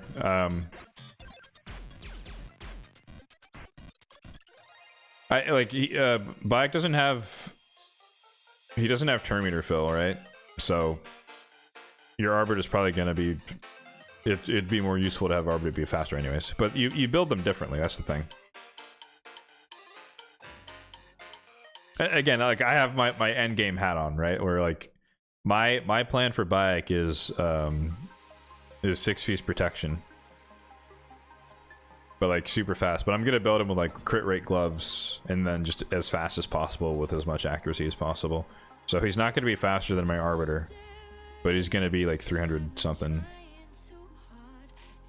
But that's me. For like general purpose like Hydra, I would just build him high speed, high accuracy, and survivable.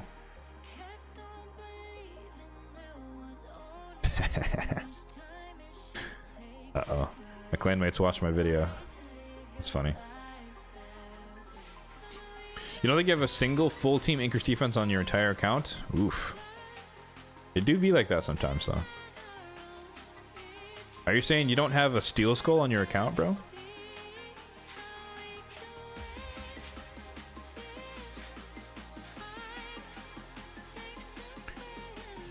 What's up, Bacchus? Thinking 9-piece protection? Yeah, if you can make it work. I think protection is the way to go.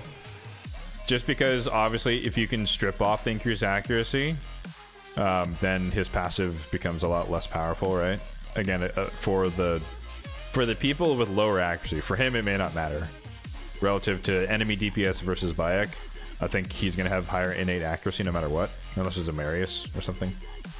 But if they strip increased accuracy off your ally, your nukers, then they're just crit fodder once again.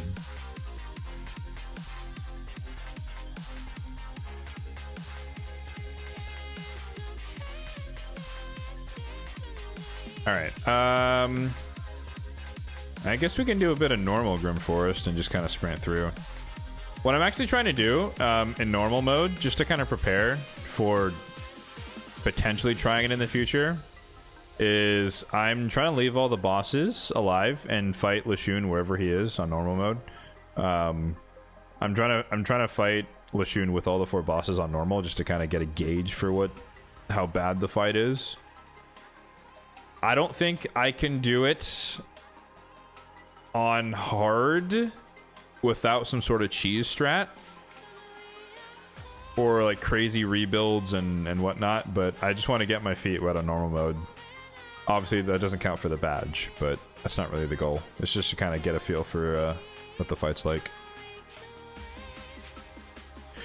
But more importantly, a feel for the fight relative to the champions that I have on my account, which is a lot different than just watching other people do it, which I have done as well.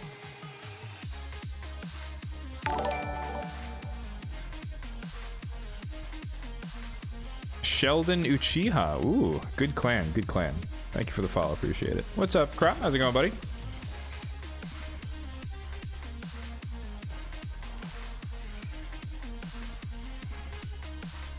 You pulled a Duchess on Wednesday. Congrats, man.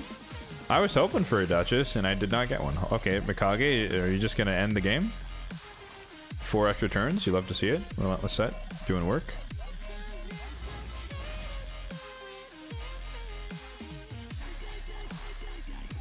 Dark Smile Toast Relic would be a good budget option for Bayek. I don't know the relics by name.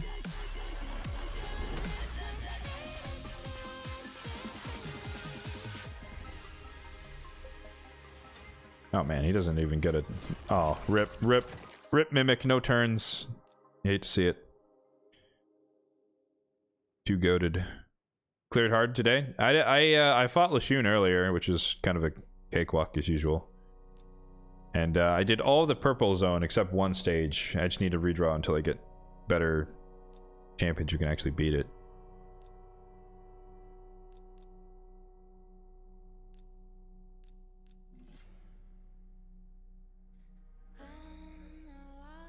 I mean, while we just kind of, you know, AFK these stages, what is the... Oh, Curse City. Jesus. In that case, congrats, man. What did you do for stage 19 then? Did you just stun set and pull your hair out?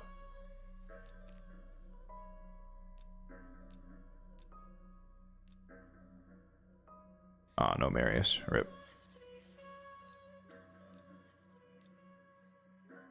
Bro, where are my DPS? You gave me all supports.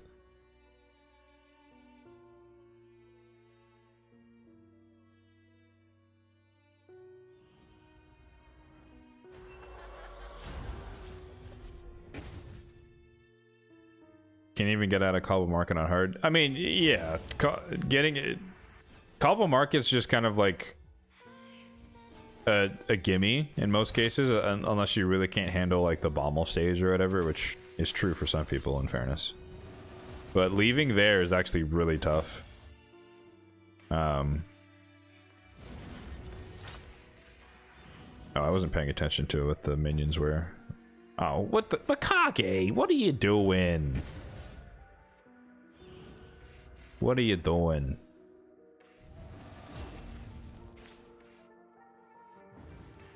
I'm not gonna lie, I don't even know what I think his name is like Mateus Black Flag or whatever. I don't even know what he does. He's really a terrible legendary. Oh, this is a good one. I'm gonna put that on.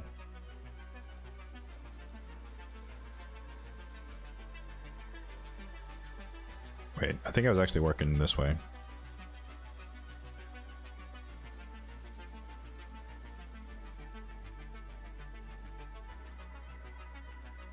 Oops, Marius. Well,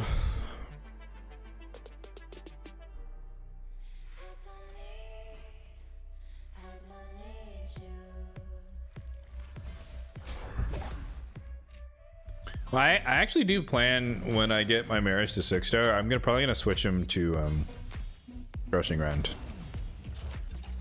You know what? I low-key forgot this was the boss stage, but it probably doesn't matter.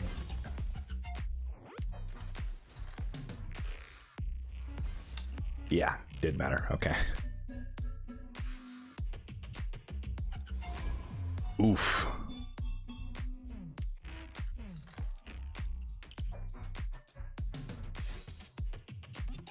$1.8 milli. Oh, dude, my good DPS. Wait. Psst. This is like, what? Where am I? Bruh. I swear, sometimes, man, these drafts are crazy. We have no Marius, no Leo, no Harima, no Ninja, no Empress. He literally took out all my DPSs. He being RNGesus. I guess we gotta nude it up.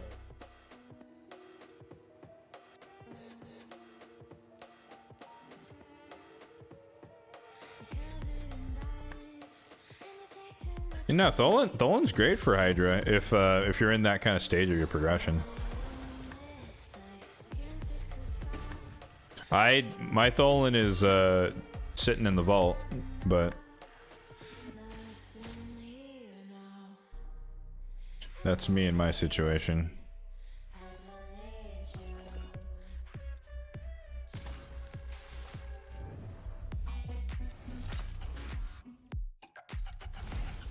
All right, I'm not gonna run this all the way through. Like, we're literally just going to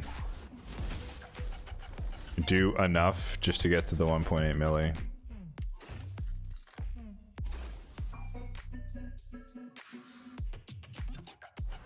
Please don't evade. Thank you.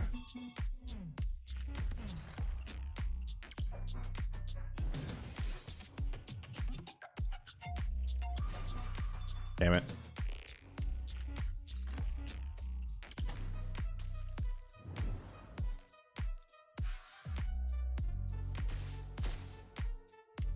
Holy crap, that does no damage. His HP is so low that the enemy max HP is doing 36,000. That's tragic. I don't even know if that's worth using. I mean, I guess it's 3 hits. How much does his A1 do? 27. Okay, it's a, wow, it's barely harder than Newt's A1. All right, 1.6.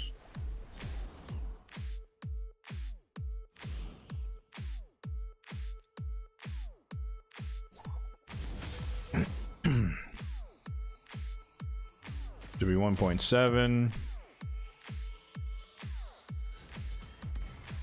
That should be 1.8. All right, we're done. Caden, Tyrell, Dark Kale, Skaramis, Royal Guard. Oh? How does that work?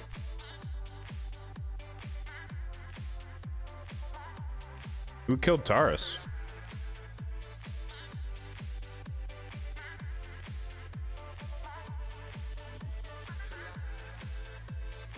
You think Tholen can be used on Brutal? I mean, Tholen can be used on Nightmare. It really depends on the team, right?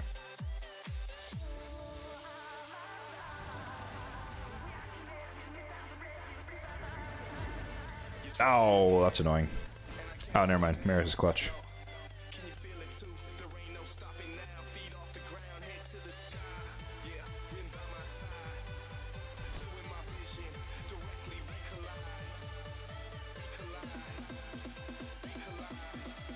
Another speedrun mimic here.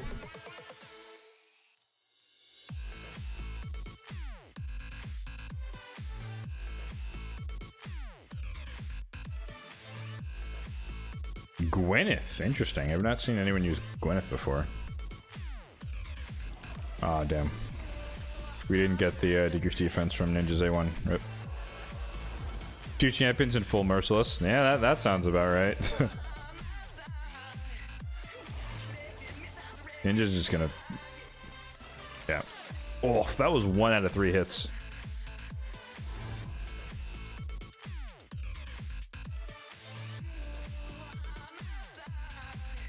Oh, damn.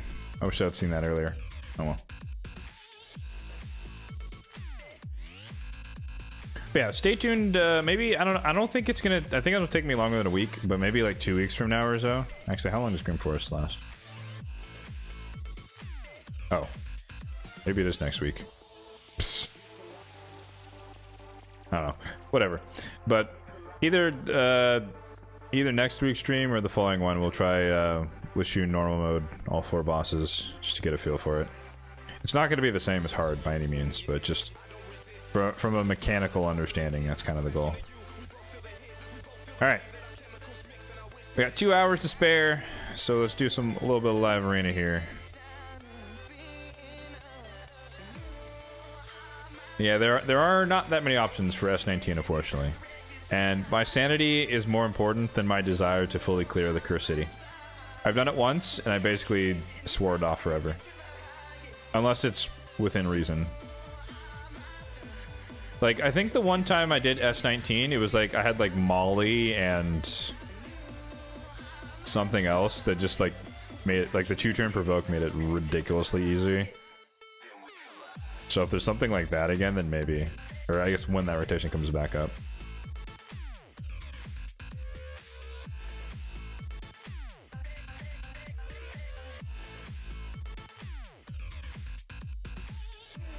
You tried out. Well, so yeah, so I don't want to do it with a cheese strat, and that's why I want to just kind of get a gauge for how feasible it is without a cheese strat.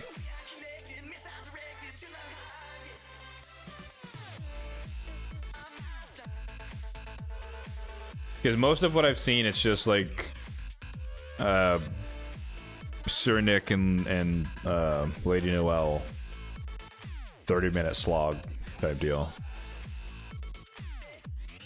Which is fine, you only have to do it once, right? So who cares? But my preference is to not do that. Alright, we are 1 win away from getting our chest. But more importantly, I think I mentioned it earlier, but I'll mention it again. So I am actually trying this time to get all the way out to the 20k on the Coalition event for the mythical fragments, but also, you know, I want the mythical tome, I want the chaos ore, etc.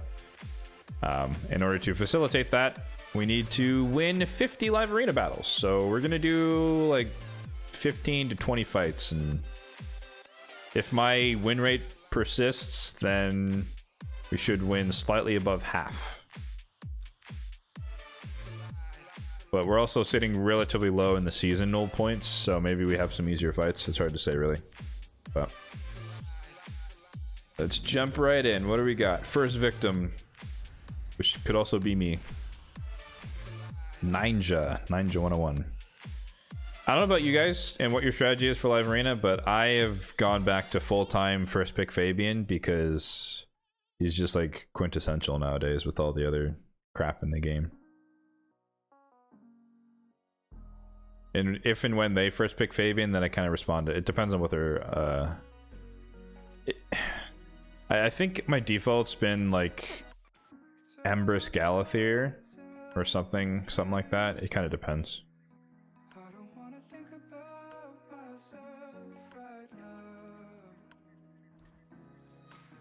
Uh-oh, that's concerning. So we got our base Carnage. So he's going mythical because he's like, bet you lock me out, I change forms. Even though most likely he's still gonna ban whoever I pick. Does our base have block buffs? I don't think she does. But if I run Ornorn into the Carnage, it's not the smartest.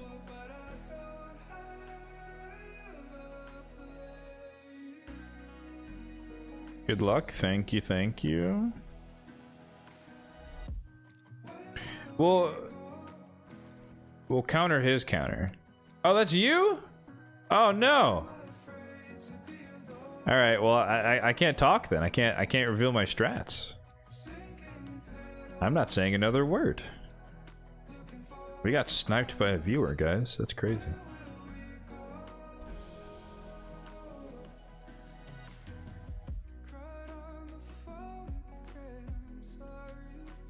Good luck to you as well then.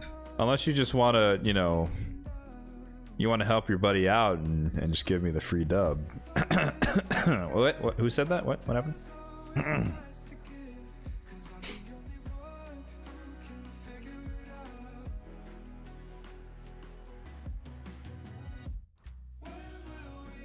Oh, you bastard.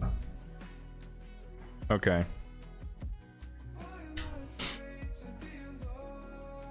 You are disgusting. Unfriended.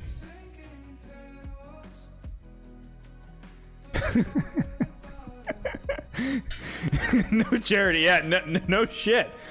Frickin' Nell. Alright. 5-star Nell. I mean, I don't even have to say that. Obviously, Nell's getting banned here. There's nothing to hide.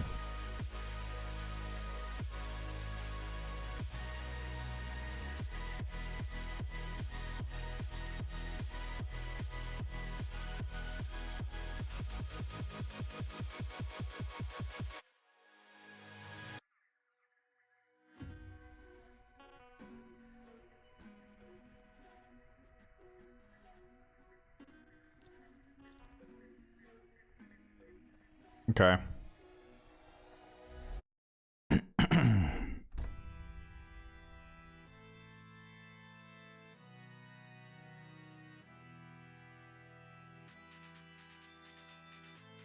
You've revealed your hand.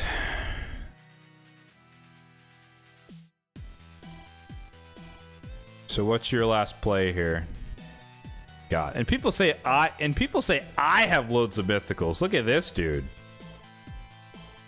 A four mythical draft. Unbelievable.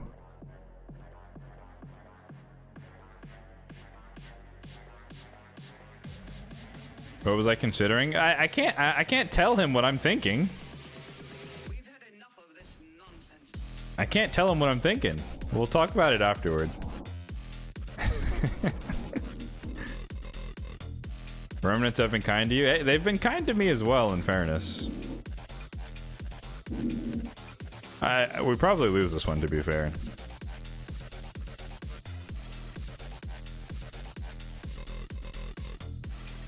Like, having Nell is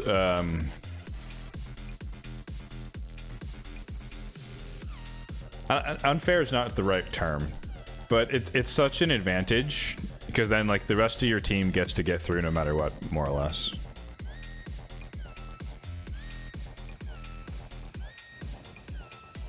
My dude has total guard, bruh.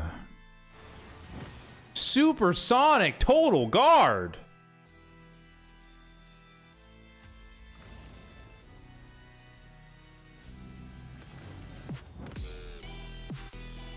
I think that's illegal, sir.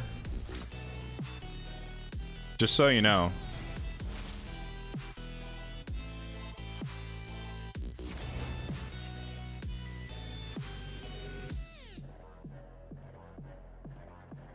Alright, what's the play here, our base? Removing my buffs. Okay.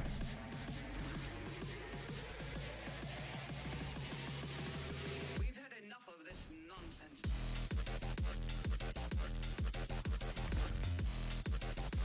That's actually good. Hit me! Thank you.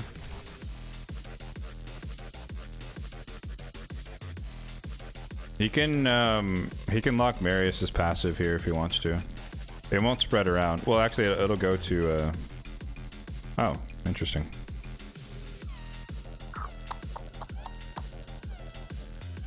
And why did you do that?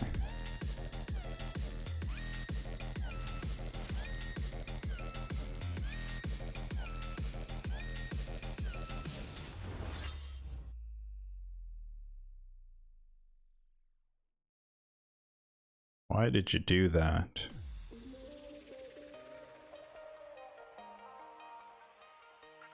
A misclick? Okay. I was like, either maybe you had faith in your accuracy versus my Gizmac. Oh, did Siffy crit?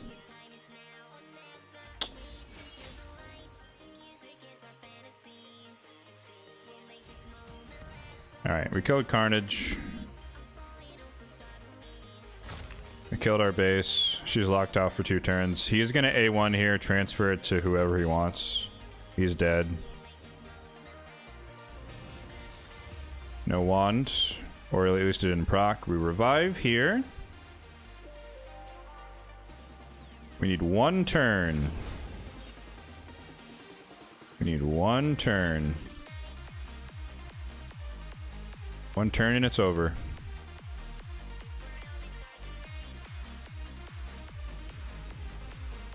I don't think Marius has actually done anything this fight. Yeah, he hasn't. Oh, she lived! Uh-oh. Oh, okay. GG's. I would've thought that you A3 the Marius while he's petrified, just spread it around to, or try to spread it around to Gizmac, maybe.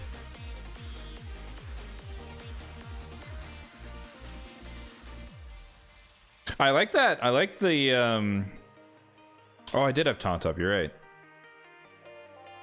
Good point. He had no choice. He had no choice to target. In that case, I would have just A1'd.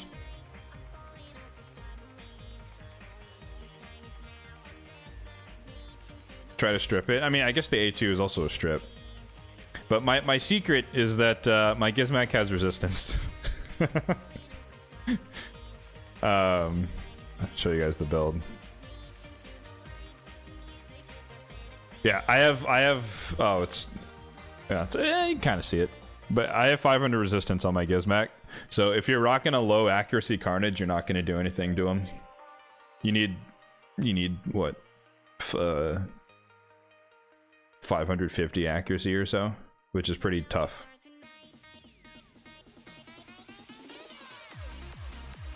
Did I pull for 2x primals? I did. The video is already live on the channel if you want to check it out. Shameless plug. I will not spoil it.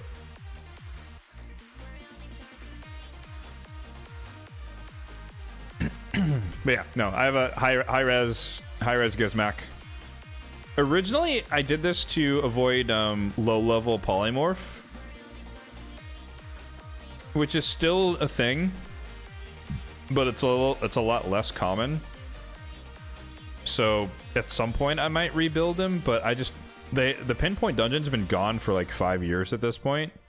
So like I think like my pinpoint's like not up to snuff. Like I have this. Like this would work, like crit damage with resistance. And then I could just slap a ring on him, like HP with whatever. Or this one.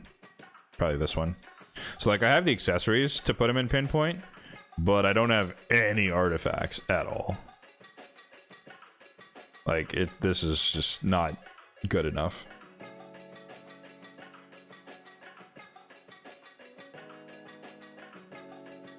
Yeah, I don't know. I kind of like the high-res build. I think it catches people by surprise every once in a while. Alright, what do we got? Ooh. That's not bad. That's a reroll. That's a reroll.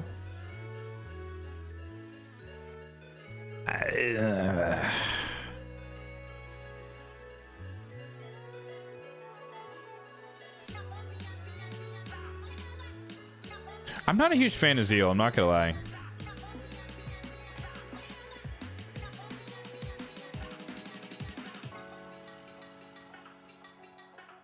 Not a huge fan of Zeal. Also, do as I say, not as I do. I am wasting silver because Gear Enhancement starts tomorrow. But I have so much silver that it doesn't really matter for me to be like hyper efficient all the time anymore. And I'm ultra curious about the gear sets I care about. But if you truly wanted to min-max, I would wait till tomorrow to be rolling up gear. Where am I going? What am I doing? Dude, my Chaos Ore stack is terrible! Oof.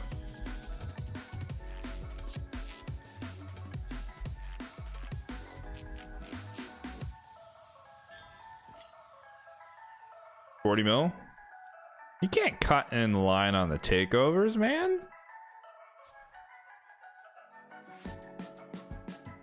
There's no preferential treatment. It's a fair it's a level playing field. Everyone has an equal chance to win once they fill out the survey. No favoritism. Am I getting the Cassandra 5-star? Yes, sir. Yes, sir.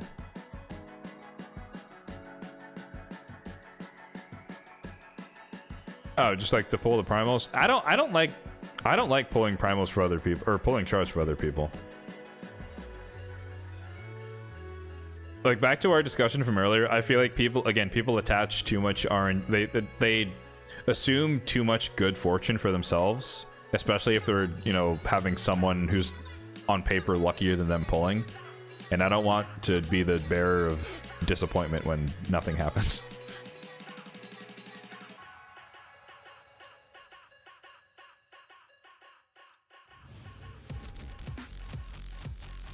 All right, fight number 2. Let's go.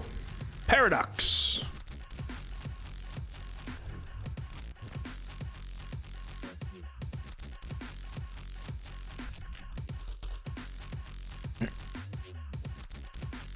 That was yeah, you know, good fight, Davy. That was. You had me scared there for a bit with the amount of mythicals you whipped out there. I mean, what was it? A Feral, Sigfrin, Supersonic, Mercurial, Hilvy. Stone Skin, I mean, well, Stone Skin Carnage is pretty standard. Okay. A man after my own heart, free to play. I'm a little less scared because of the 1-star Marius with, like, a rare blessing. What's going on here? So my standard response to Empress is Sifirima. How would Cad versus Boozer go? He would destroy me. He's more focused on PvP. I dabble in PvP. I'm more focused on PvE.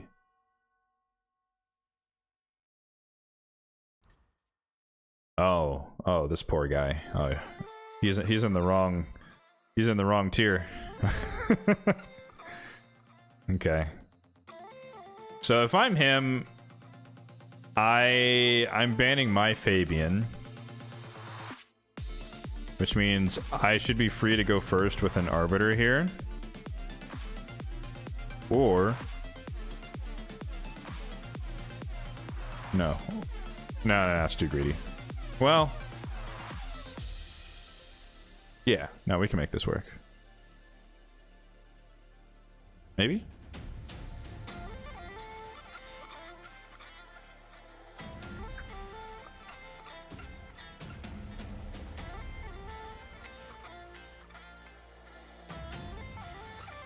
He's banning Fabian. Do we have enough for the stone skin? Not really.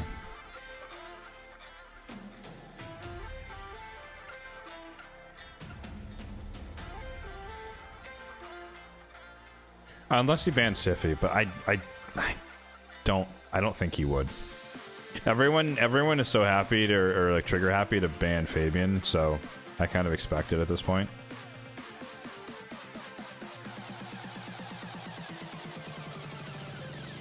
So unless this is the like fastest cardial known to man, I think we're okay. I could be wrong though. Maybe this is the fastest cardial known to man. He does have an aura advantage, but I have intimidating presence, so we'll see. Nope, I'm faster. Okay.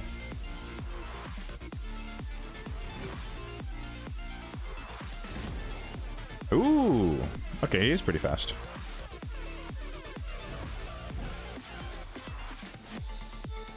Protection.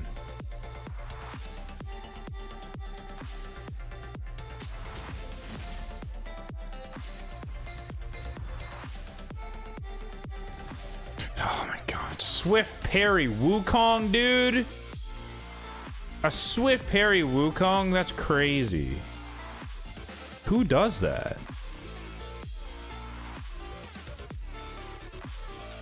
Oh, I thought we were about a triple weak hit there. I was gonna cry.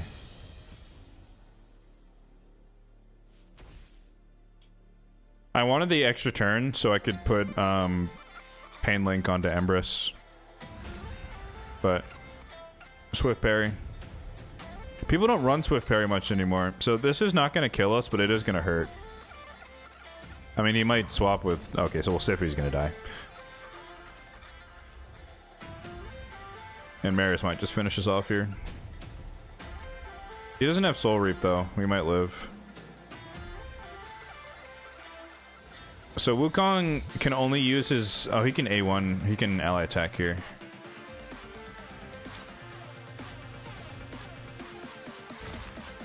Oh. That was actually very fortunate. I thought we were kind of cooked there, not gonna lie to you.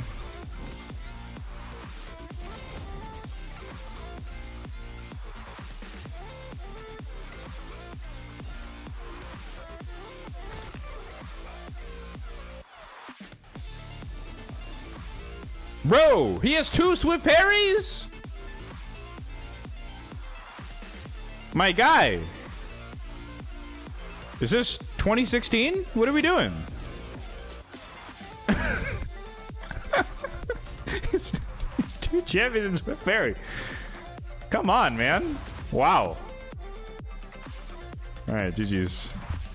That's insane. It's been a long time since I've seen people... Wait. Didn't he have protection on cardio? Or is it naturally protected? Am I stupid?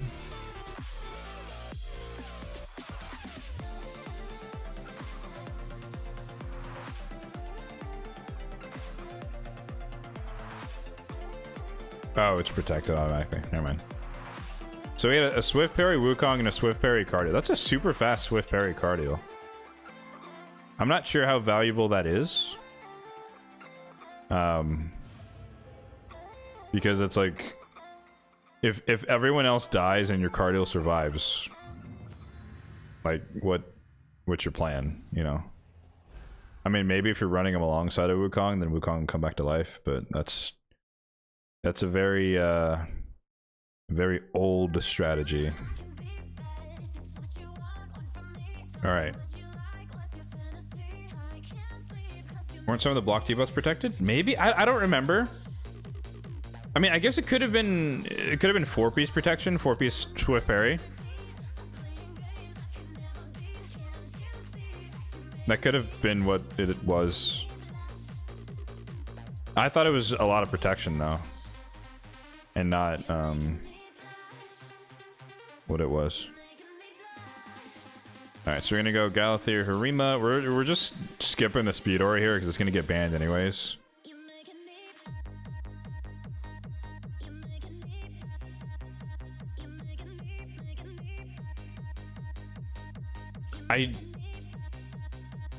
I don't think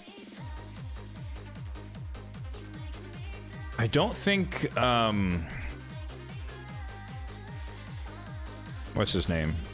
Georgid can bypass. I don't think Georgid can bypass Donnie's passive. They have a lot of buffs here. The only problem would be Stone Skin on the Empress.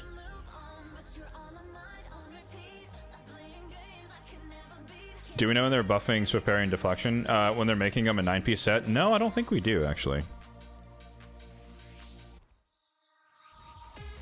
So either he's in Stone Skin and he doesn't care, or he's just going to risk it raw here with the buffs. He's most likely the former. He's in Stone Skin on the nukers. Ooh, only on one of them. We could freeze out. Oh, launch submission. Yep. Ooh, we got him. Okay, that's good. I don't think he can one-shot here. Oh, he didn't even kill her. Oh, that's even better.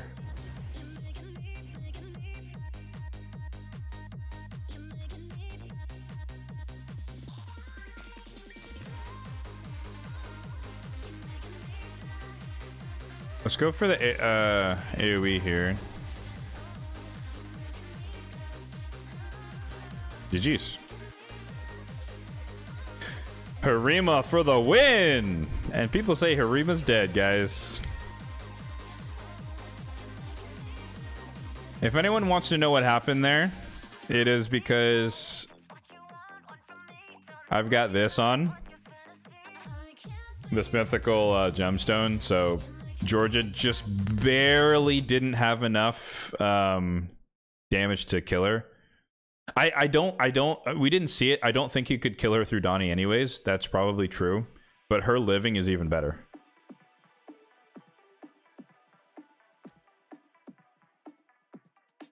It also, George is a gamble too, right, with RNG. So maybe he also may not have proc the passive, and so he didn't ignore as much defense as possible.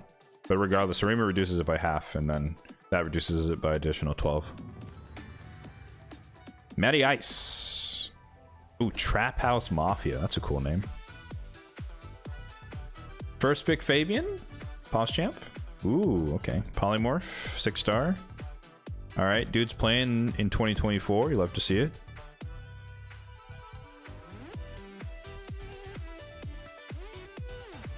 Let's change it up. We'll go Empress and Galather, because he doesn't care about getting locked out.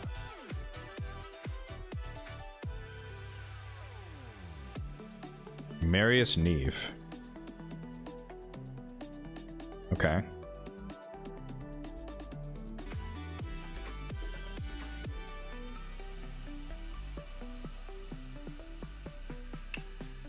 I think we deal with the Neve and leave the Fabian. Or, sorry, we deal with the Neve and ban the Fabian here. In which case, we need to go first.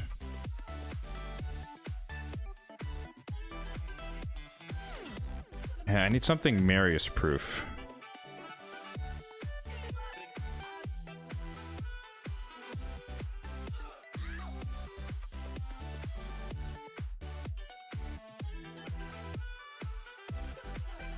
I don't know if Carnage is the right pick there, but I was running out of time.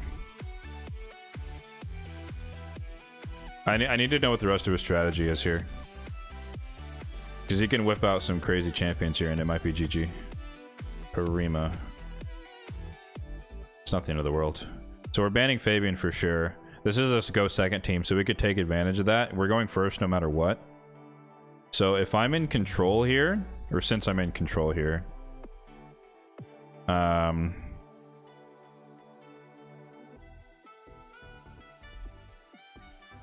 I think we go Armands.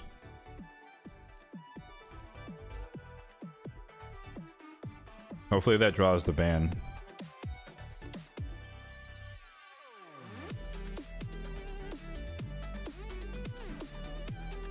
It did not.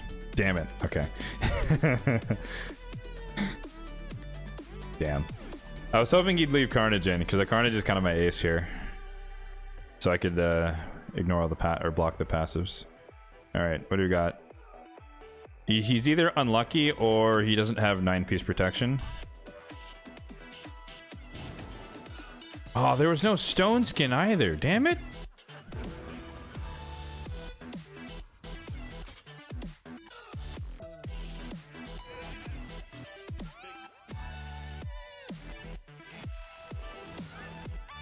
Oh, that was a misclick. I meant to change forms. It's fine.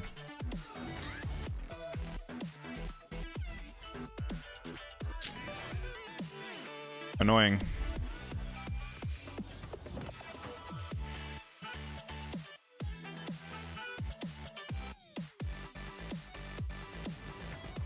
We might still be able to make the most of this. This is unideal, but if he hits me pretty hard...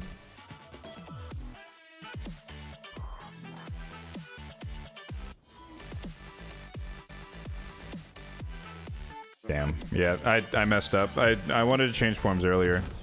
So now we're kind of cooked. Protected block debuffs. If I revive here, we die. So there's no point.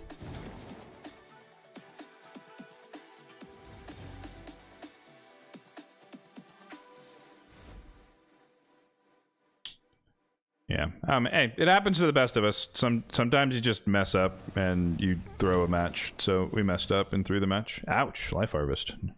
Alright, GG's. We threw. Rip.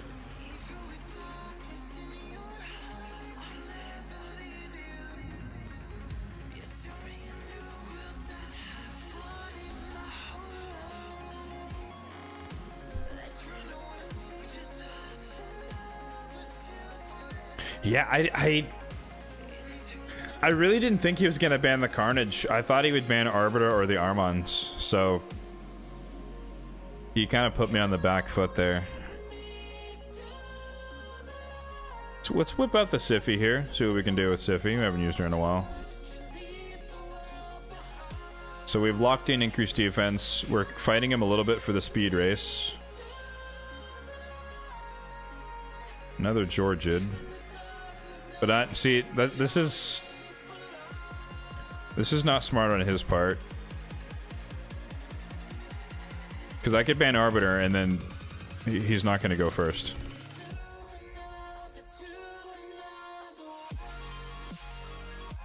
And then we threaten block revive.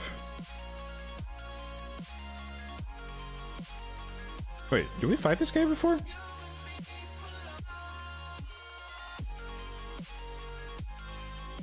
Is this the same dude? This is like the same team from earlier.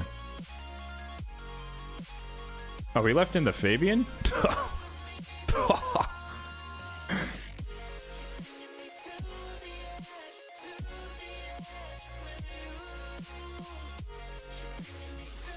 Oh, he's faster.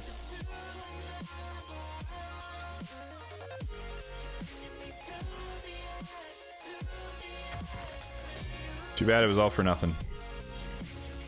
Supersonic for the win! So here, the easiest thing to do, we kill the Empress, so we don't have to worry about him changing forms. And then he burned his revive actually already. So, GG's. Is that the same dude? It is the same dude. Oh, that's tragic. We beat him twice. Rough. With a completely different team. Yeah, I was like, that draft. I was like, that Georgid with the cracking roots. I was like, hold on. We fought him before. How fast am I Faven? He's not really that fast. That was a supersonic cutting in.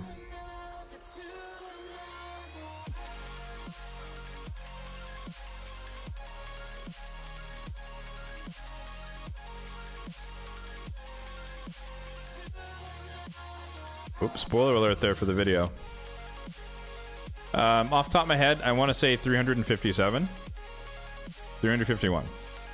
Close. Like, he's fast-ish. But he's not, like, crazy fast. But it's just he's running Glakehead, who actually watched, by the way. But he did this.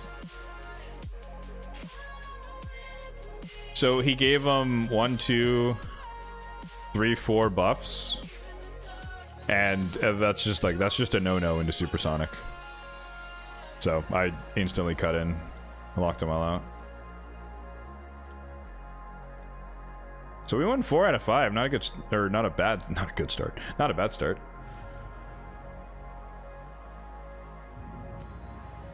Ooh, Matty Ice again. Okay, we're fighting the same people. This is the one we lost, right? I think this is the one we lost. This is the guy with the 6 star. This is the Neve dude. But the thing is, I know his team now. So he doesn't have Stone Skin on the Marius, and he didn't have Stone Skin on the Harima, so we're just gonna run Mezamel, ignore the block damage. But we're gonna draft her last. So right now, I need to go first. I'm gonna be a dick, and I'm gonna steal his Harima, because I know his team. I'm gonna steal Harima, so we can't do that. That way our ignore defense capabilities are maximized. And let's see what he changes here. I stole Fabian and Harima from him, so... Just ban the Neve. Stone Skin was on Ancora, so her revive could be dangerous. This is probably a Stone Skin Carnage.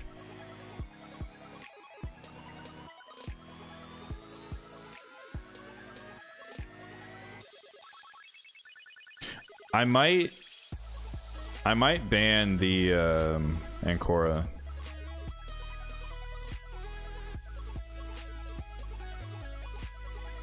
Or, well...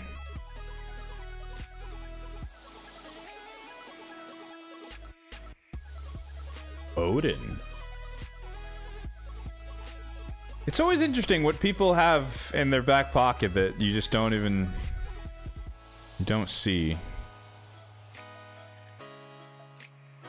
I'm less worried about Odin here. I mean, he could be super fast, but him being super fast would be helpful to me.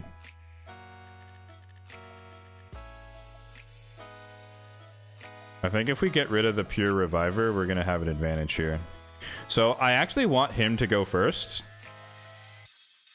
I want his Odin to go first. And then I just hope that we have enough resistance.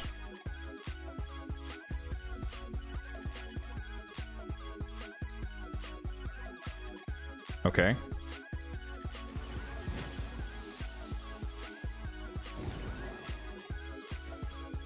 So Stone Skin Carnage as expected. This is dangerous. Okay, he didn't hit us that hard. GG's! Mezamel for the win.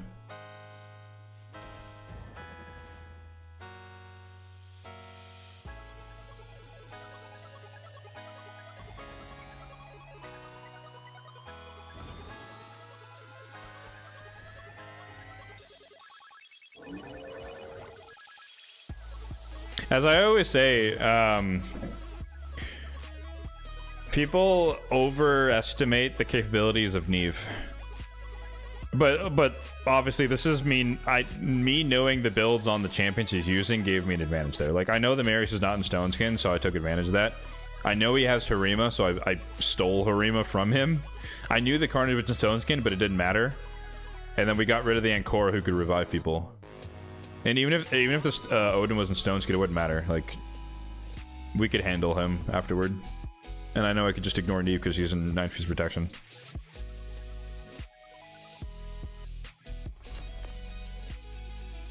Ooh, this is good.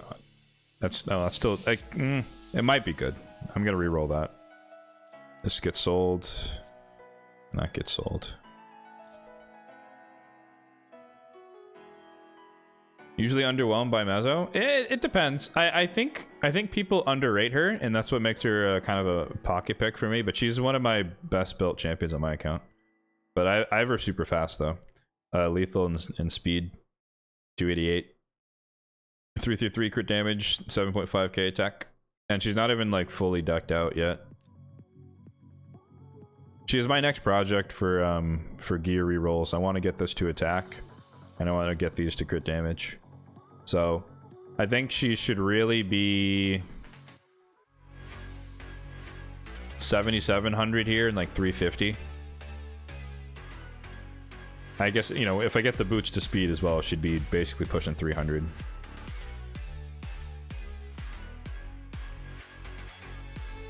But, you know, it depends who you have, right? If you have, another way of ignoring block damage, then that's better. I don't even know if that's a filter. It's probably not. I don't think, yeah, ignoring stuff is not really a thing you can filter on. But I don't have that many champions who could ignore block damage just straight up. So she's one of my best. But also just, I love block revive, and this ability is like so good. But it's, she has one of my best builds because I use her more so in normal arena, like tag team and classic. When it comes to live arena, it's like very, very niche. Very, very niche. And so that was an example of like the perfect situation where I'm like, he's dependent on Neve and he thinks he can't do anything about it. No one's gonna ban Mezamel, and then I just ignore block damage and win. So she's not, I don't use her every fight.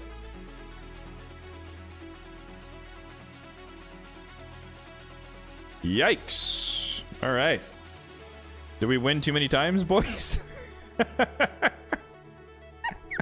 I think we won too much, guys. Uh-oh.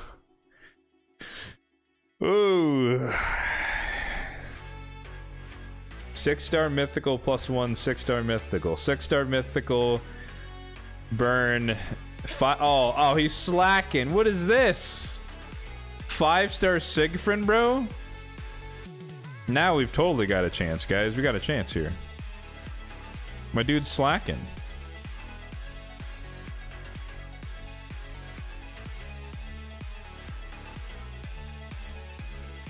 I'm 1000% kidding. We're absolutely cooked. Whoa. Easy there. We're absolutely cooked. We're screwed. Doesn't really matter what the last pick is. I'm sure it's another mythical, though.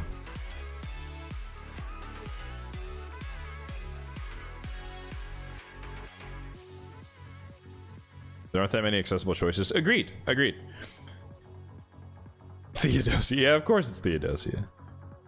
Oh my god. Who do we even ban here, bruh? Honestly, though? No, the Theodosia counters the Rhodos pick. So he's gonna... If I'm him, I ban Empress. So if I want to try and survive, we have to actually ban Theodosia here. As crazy as that might seem. No, he banned Rhodos. Wait, what? You freak! I did not have the read. And we just threw. Damn.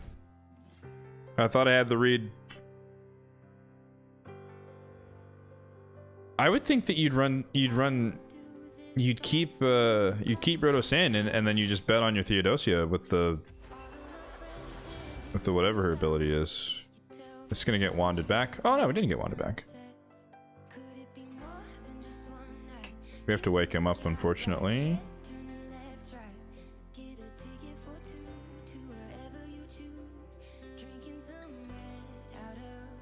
Do we gamble? I think we gamble.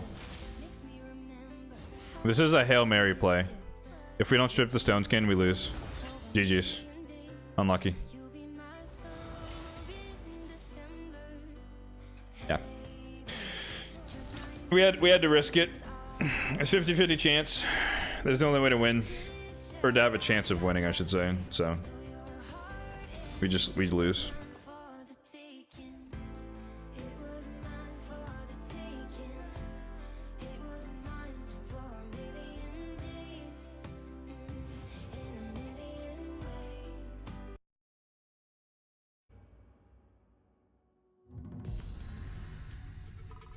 I guess you could use Thor for it. I don't know how powerful that is, in that like I've never seen anyone use Thor to ignore block damage.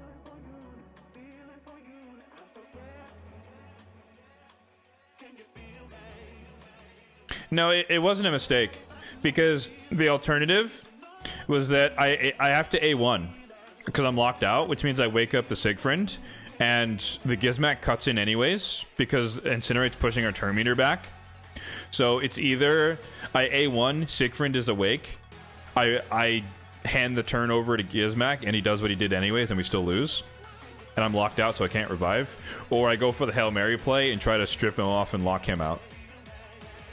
It was a lose-lose potential win situation there, unfortunately.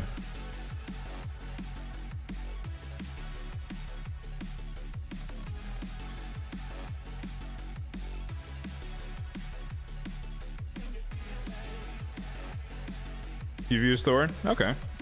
Yeah, I guess survivability, right? I mean, but at the survivability, you just run him in Stone Skin, right? Ooh.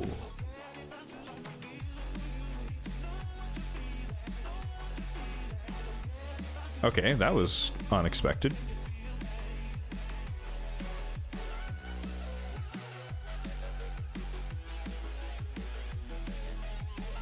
That was very unexpected.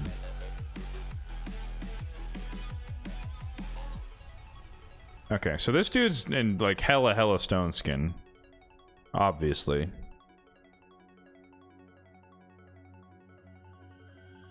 So we still Empress, so we're gonna try and burn it off. But if we can't burn it off, no, I can't double dodge. I want to use bombs here, but we're locked into this team. I'm gonna steal Donnie, and then I could just ban whoever the 5th pick is, and then he has 4 DPS, which makes him really weak.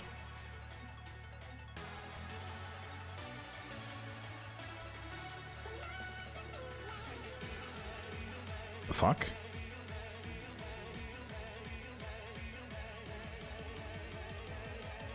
That's a weird choice. I was not expecting a Jincenza or whatever.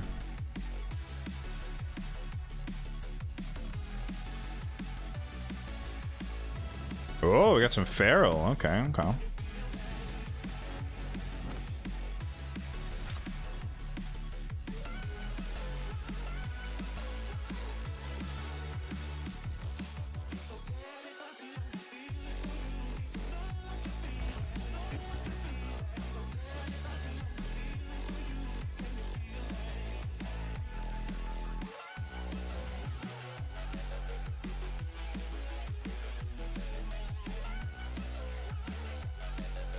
I think we have to kill Maris. We're gonna proc this dude, but at least we killed Empress, and then we just face tank it with Harima.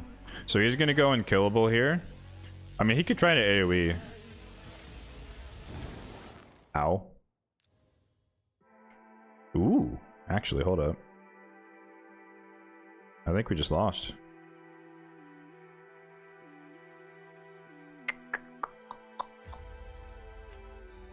I think we just lost. The AoEs and we lose. Damn, unlucky.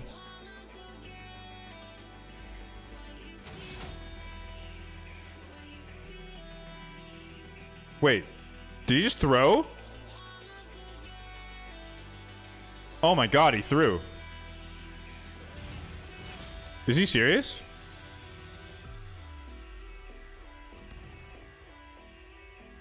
He threw. He had me. What? Okay. Wow, that's awkward.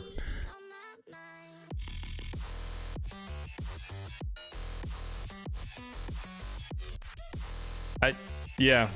So if he just AoE'd, then I died in necrosis. No, Arnor died to HP burn. He had HP burn on him. He was 1 HP.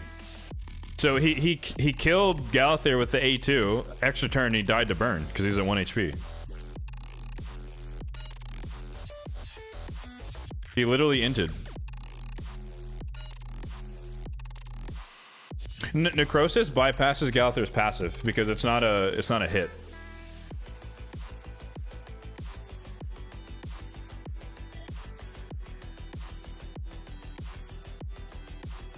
Yeah, so it's like when you receive fatal damage, but like poison, burn, pain link, all that type of stuff doesn't count necrosis. So all they had to do was AoE, everyone else dies, Gallagher is going to be 1 HP because he's the last one alive, and then I die to necrosis, or whoever, or Leo gets his turn and I still die to it, anything. He had me.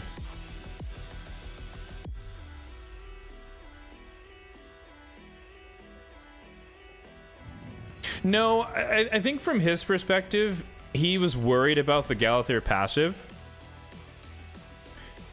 And he didn't want to AoE because he knew the Gallagher would survive. But he didn't know that Necrosis was still going to kill me. Which is why I knew I lost. Because I was like, he just AoEs here and it's over. There's nothing I could do. Armons. Okay, Armons.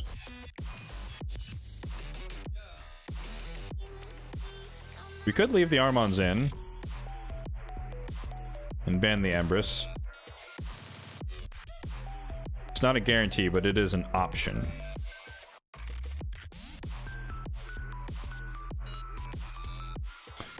You're not gonna Sir Nick me, are you, sir? Surely you're not gonna Sir Nick me, bro. You wouldn't, right? Right?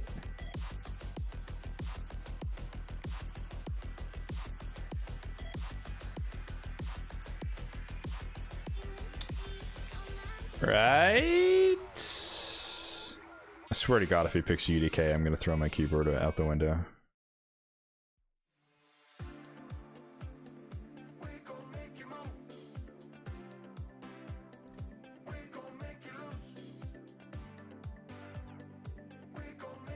What a weird team.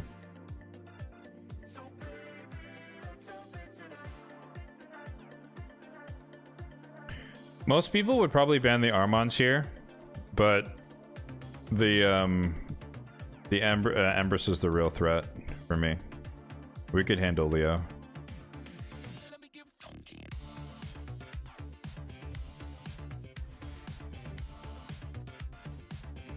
We have Siffy for the chance to remove the freeze.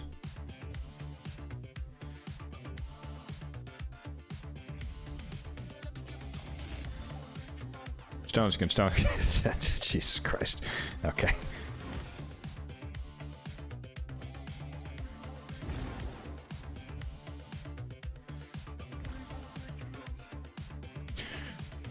I love Raid. I love Raid so much. I love Raid so much. That was not the right move, sir.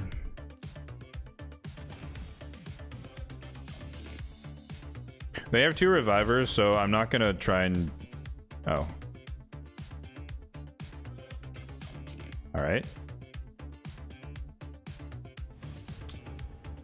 Doesn't matter. I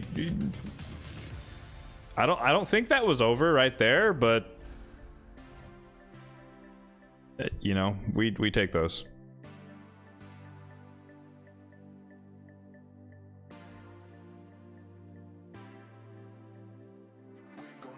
I genuinely, though, I'm not sure what he expected to happen there. Like, Leo's just gonna one-shot my whole team. That's just not... A solo Leo is not that strong, you know, without increased defense. Yeah. This guy doesn't look like an Armons guy, so we're gonna go. He picked Arbiter for some reason, so we're gonna go with Fabian Empress. Both of them are in Supersonic for me, and if I go Galathir as well, which I most likely will.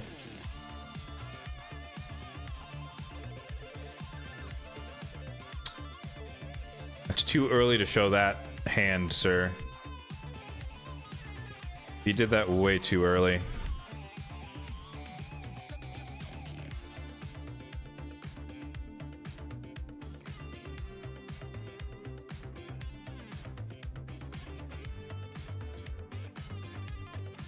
If you're gonna pick Hilvi Tormund, you gotta pick them last.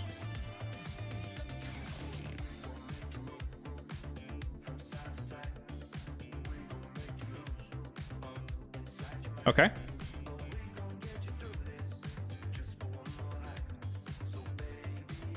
Who do we ban here? He's gonna go first no matter what I do, right? So that's kind of irrelevant to try and fight that.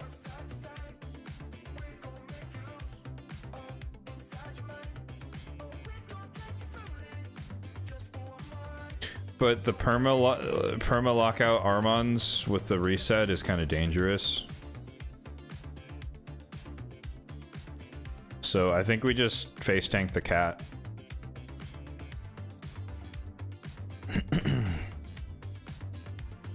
You love abusing Galathir?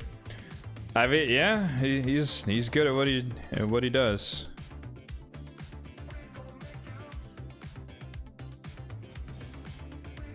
For anyone wondering what the hell my strategy is here, it's just the oh damn, it's Hyax the Armons.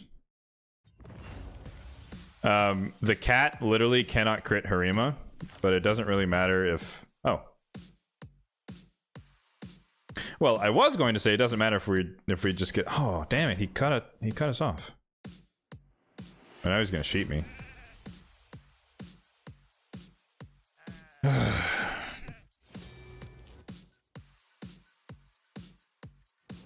He's gonna he's just like lapped us. And that's gonna play Stikker's defense. And then of course he locks us out. We're just not gonna get a turn. Okay, it's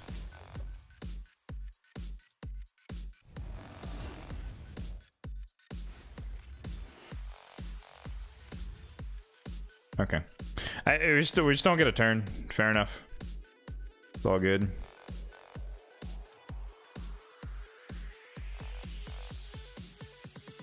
Do I have high res builds? Yep, I do. He had higher accuracy though. How's it going, Dango? We need rare only live arena? Absolutely not. That's to me that's one of the dumbest ideas ever. I'm not putting my gear on a bunch of rares, dude. That's not fun. Like that's you know, this is my opinion, but that is like some board endgame type take.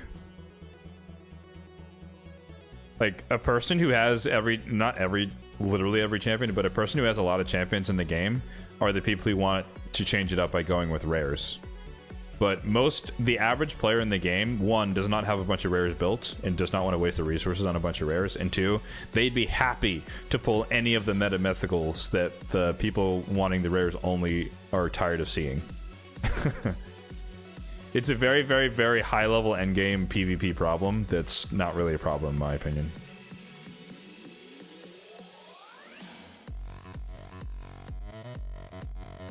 You don't play anymore? Oh, fair enough. Early Hilvi is concerning, so he's probably gonna whip out a Tormund, which is... I don't know how I feel about that yet.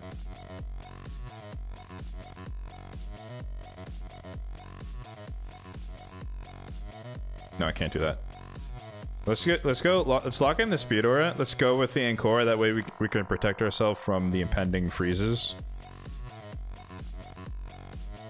And then I don't really know what to do after that. Okay, we're banning Shuzen.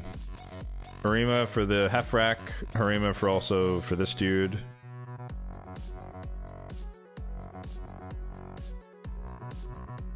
He can still whip out a Tormund here, which I suspect him to do. Which means Arnorn is a bad pick.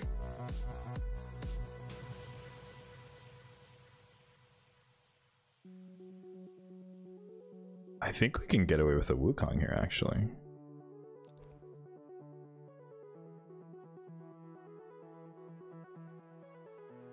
The Shadow can only classic arena? Yeah, but the thing is, that was miserable. Oh, Predator. It's not what I expected here. I mean, you know, this is my subjective opinion, but when they did that, it was so dumb because literally, the only reason I participated was because people would still put their one-man defenses, and when there was a one-man defense, I would send in like Lady Kimmy Mishinaki or whatever.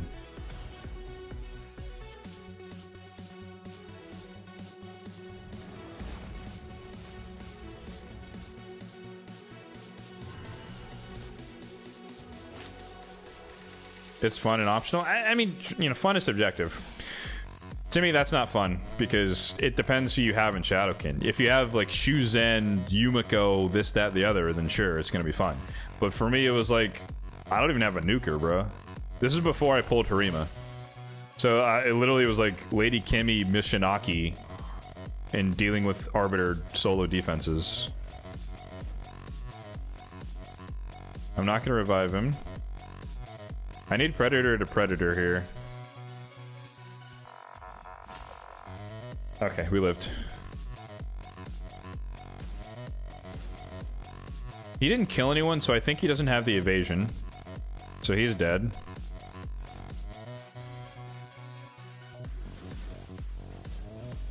Last laugh for the win. Oh, that's funny. Kept him alive. All right, Wukong doing something there, I guess. I haven't used Wukong in a while, actually.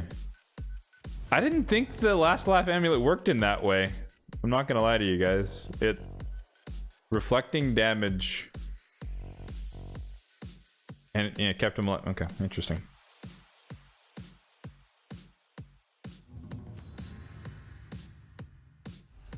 Would be better if it was optional. I mean, like, it's a tournament. It's always optional. But it's like, when something is in the game, you know, you want to be able to do it and then choose not to participate. Versus when you restrict it that much, then it's hard to even participate, much less get anything from it. And so that's what was frustrating. Because it's like, I can't, at that time, it's like, I could not fight a normal team with Shadowkin only. I only fought one-man defenses because that's the capability of my roster. So it's actually, it's ridiculously exclusive, even if it's optional. And then it's like, well, what's the point? Unless your goal is to say, hey, all of you bored high-level people, here's something to do. Then fair enough. But that's not really their MO.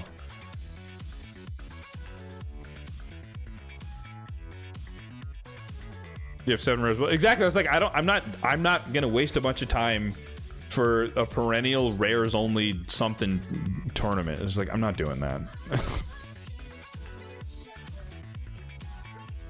If they add it to the game, I'm not gonna bitch, moan, and complain because it's something for someone to do, but I'm not gonna participate at all.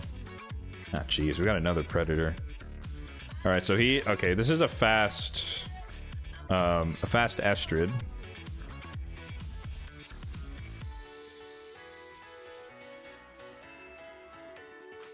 No, this doesn't make any sense. What the hell? What am I doing?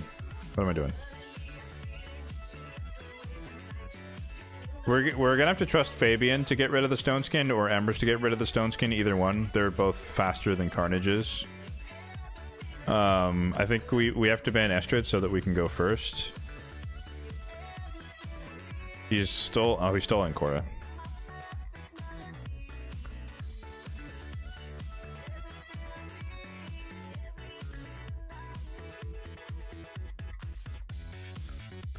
No, there's a Marius. There's a Marius.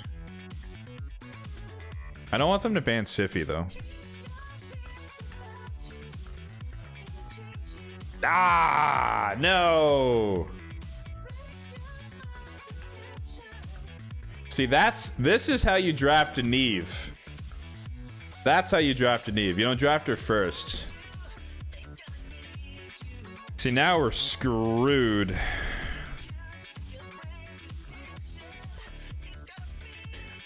I think the only way we can win this, he's gonna ban Fabian.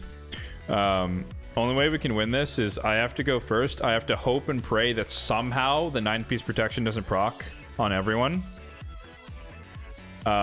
We have to change forms on Empress, get him to form 2. and then hope that Predator like murks him. Well, he can't murk himself because he's gonna be in Stone Skin. I don't know how we win this. Like dead ass. I don't know how we win this. Protection or yeah, block damage everywhere.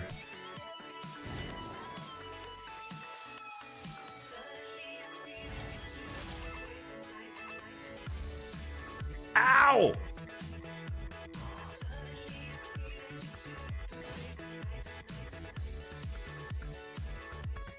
So we can do this. Oh, he resisted! 3%! Come on, man! Oh, that's brutal.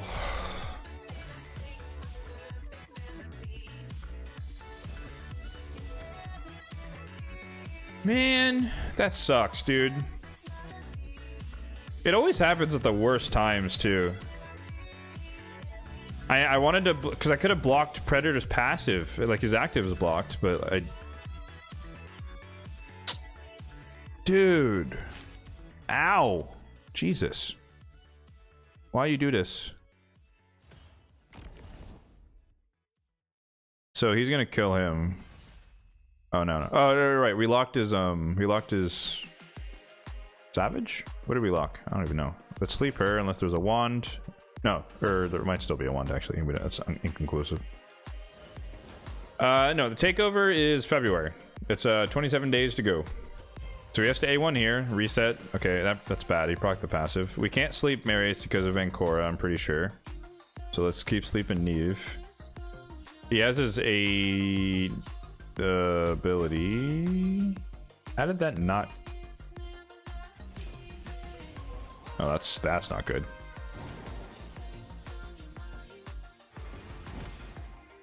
Yeah, we're dead. GG's.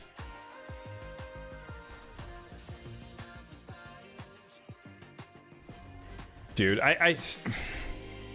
there's very few things that piss me off more than losing a fight because of a 3% proc.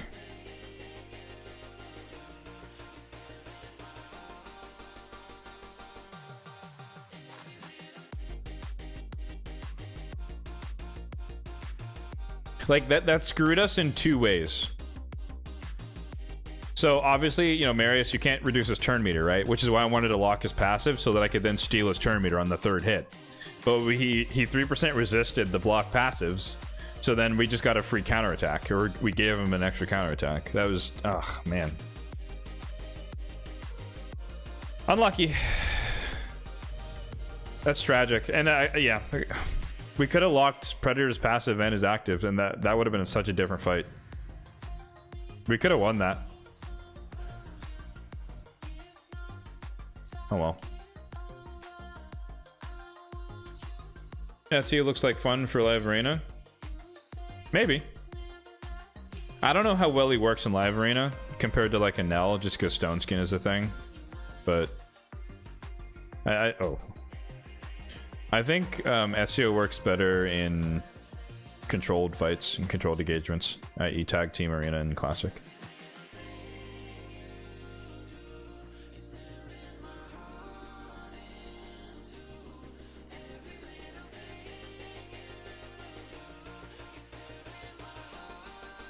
3% ridiculous. Yeah, sure. Yeah, debuff spread out, I'd be fine with, but like losing because I didn't place the debuff I needed. Like the one thing I needed to place on Marius for that to work was the one thing that didn't happen. I was just like, okay.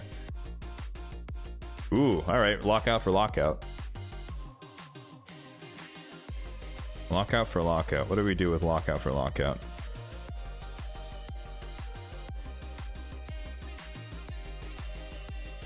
We can fight this in a different way. We're gonna leave in the Crixia. We're gonna whip out the Glacea, which no one's gonna ban.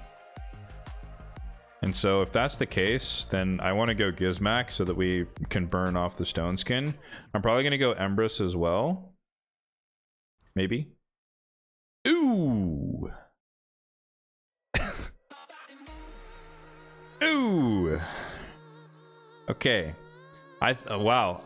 I underestimated Mr. 9000. I thought he was on my level. He is not on my level. What is this guy doing down here, bruh? 6-star Ashnar, bro? You're hiding that?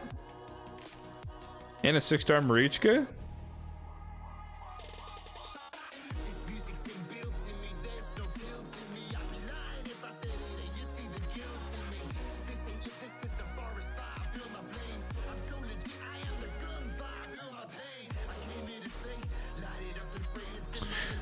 There's no way to win this.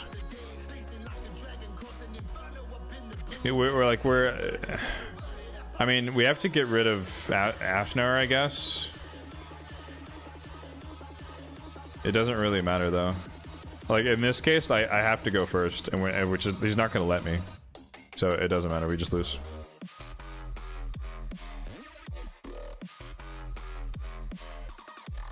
He could pick whatever. This champion doesn't matter, but he can just make his team stronger.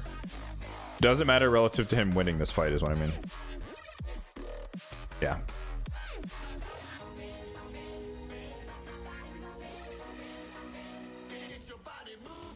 So he's giving me a chance to go first because it doesn't matter.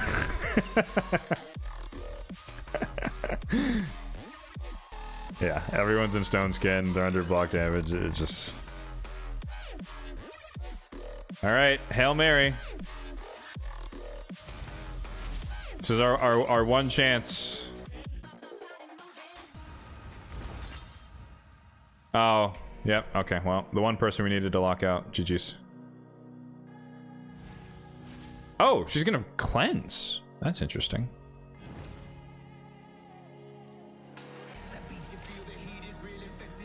Well, in that case, we actually have a shot here. It's not a great chance, but he gave us a chance. I would have just locked us out, honestly.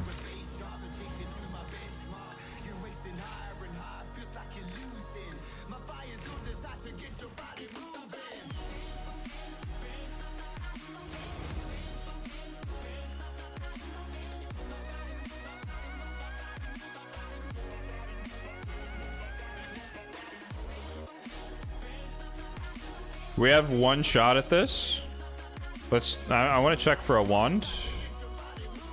Okay, there's no wand. Well, inconclusive. I always get overconfident there. We ignore the block damage here. He does have a wand.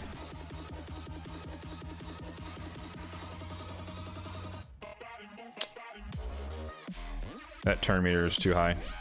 Oh, we didn't kill her. That's not good. He has his AoE. We still have ally protection on.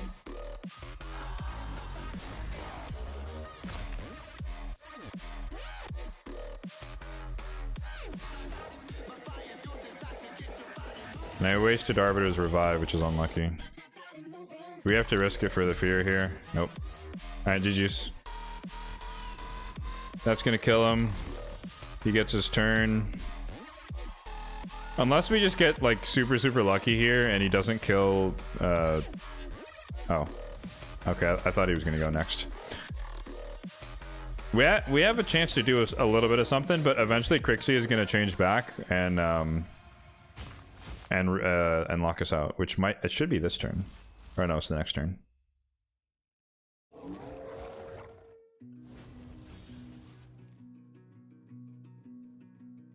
He has his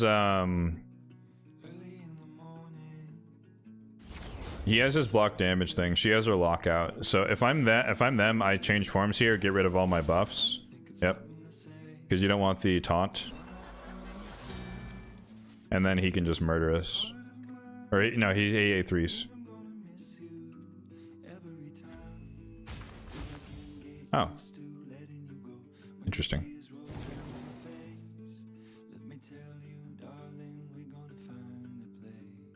Ah, that's unlucky. Unless Crixia joins in. If Nice joins in, then this is over.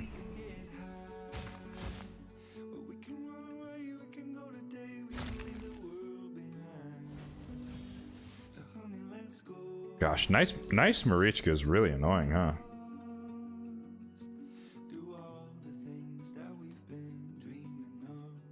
Damn. Unlucky. Oh.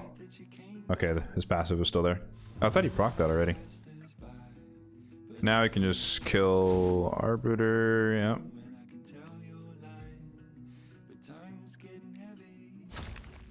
Oh, we're AoEing. Fuck, that's annoying. We're low HP. Unlucky. Honestly, that lasted longer than I expected. I feel like he let that drag on for some reason. He could have ended that, like, he could have just locked us out of the gate with Crixia, and he chose to go for the reset for some reason. I'm not really sure why, but it didn't matter in the end. I thought we were, like, screwed from the beginning, and we probably should have been.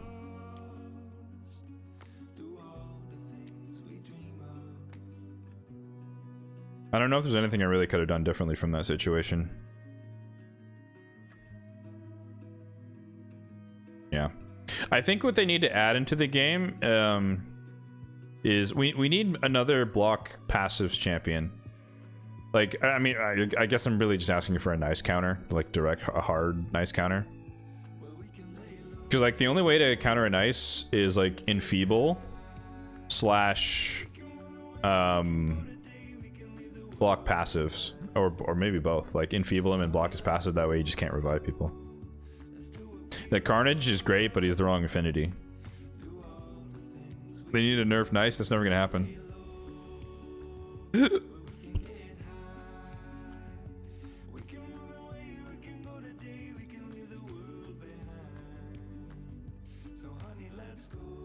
I'm not afraid of a Brimstone Mikage. So that's making me want to ban the Marius. And just face tank the Fabian.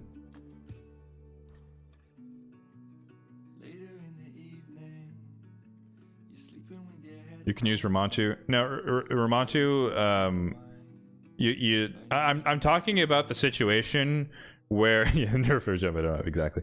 I'm talking about the situation where Nice has his counterattack up. So if you do it with Ramontu, you're just gonna get counterattacked. Granted, he's not gonna revive anyone, but still. Ah, shit. Do I have 2 DPS? I do.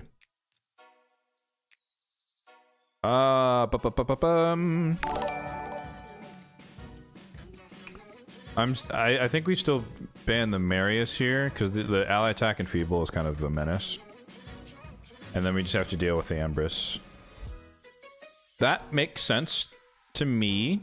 We have to go with the reservoir for the strat to work.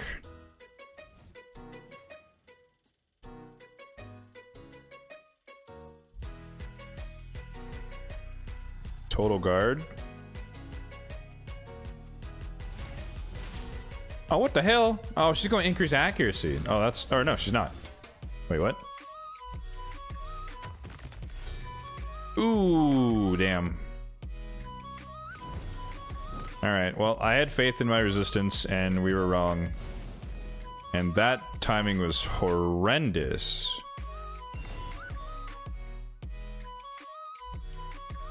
But... If he can't kill Rhodos, he can't kill Leo, and if he procs the Stone Skin, then we just get rid of all these debuffs, which helps me. Except for the burn. Oh no! Mikage! Oh, okay.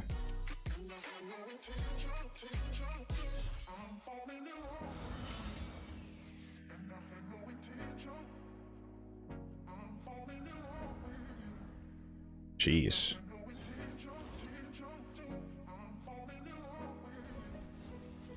Yeah, I mean, yeah, her getting her... She's in, like, reflex or some shit.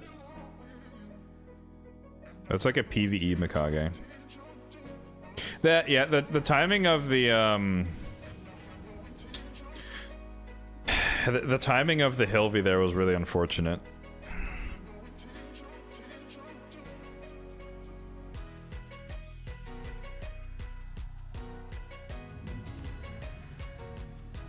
What's the res of my Galathir? 700.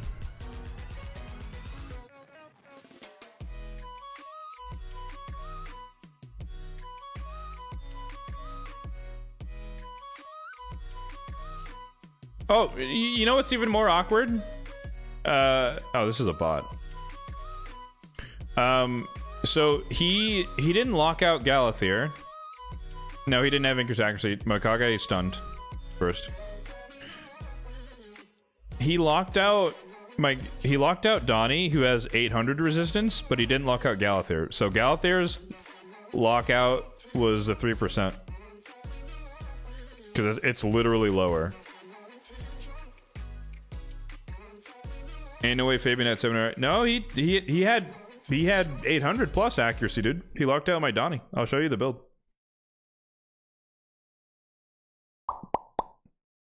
Try to remember. All right.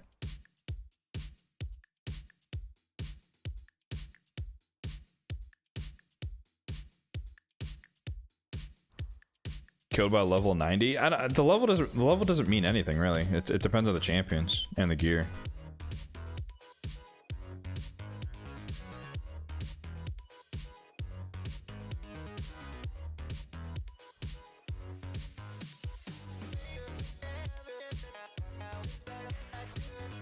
This is a bot, by the way, for anyone wondering. That's why I picked Deacon, because the bots always ban the first. So it doesn't really matter who it is, I guess, but my default is and like in the rare instance that they choose to ban someone else, it's still a speed champion. That's kind of my thought process. But it's not like an important one. Oh my god. Last laugh on a Lydia. I was like, how did she live? I was like, how is the game not over? How did she live? Interesting.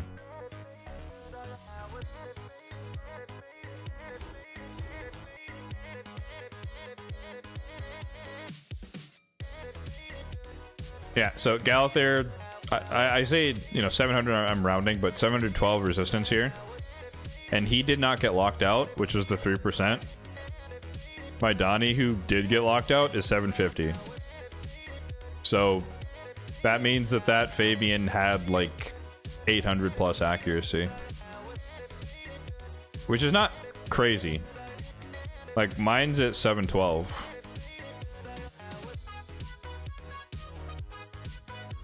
Which is not like great. I wish it was higher, but this is, you know, gear limitations. Like if this was 6-star, for example, in Ascended and whatnot, you know, this is a triple roll, so that's kind of locked in. But even then, my Fabian's not really maxed out. Like I still need to get this into accuracy. But if this was like triple speed or quad speed or something, so there's room to improve. Always is.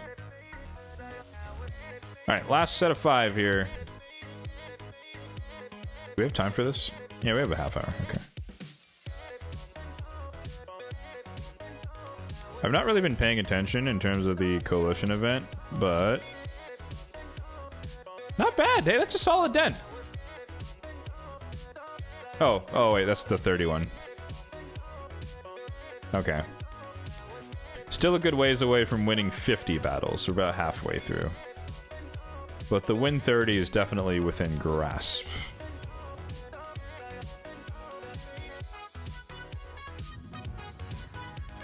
We've got, I can't pronounce that.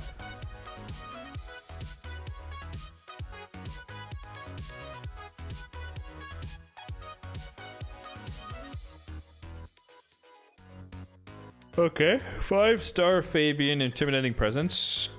So that makes me think he's not in supersonic, so he's just kind of fast. It's a speed Fabian.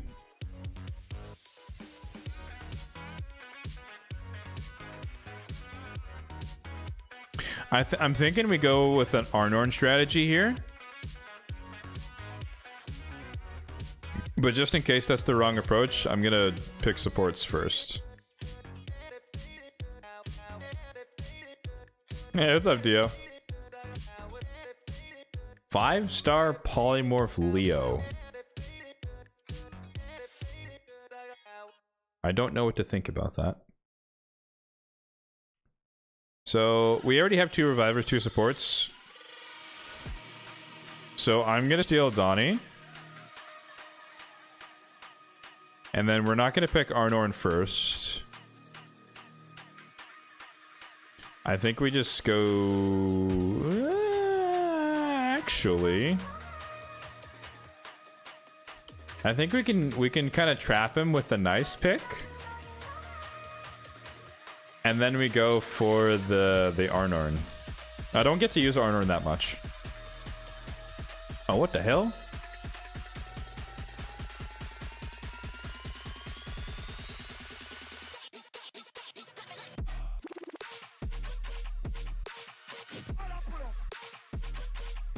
I don't like the Queen of Hearts here. The Death Brand is... I don't know if people have a...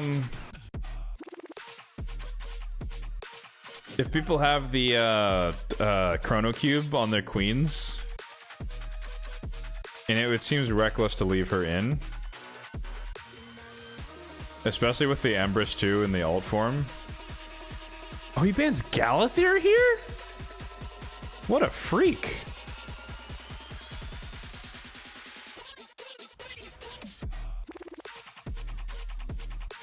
This dude's a menace. Okay, that's not what I expected at all. My dude's not afraid of nice at all. Alright. Hopefully he regrets that decision.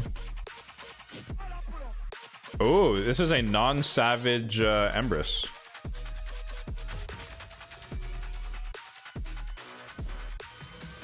Alright, so he locked us out, we reset, he weak hit on nice, which is bad for him. If I'm him, I go for block damage here and try to hide. Yeah, if your Fabian gets resisted, I wouldn't even bother trying to try to CC me with the whatchamacallit, with the Hilvy. Let's kill this dude. Take his ass out. So no more lockout. I don't know what that was for. I guess you buff up here if you're Leo. Which is what I wanted him to do.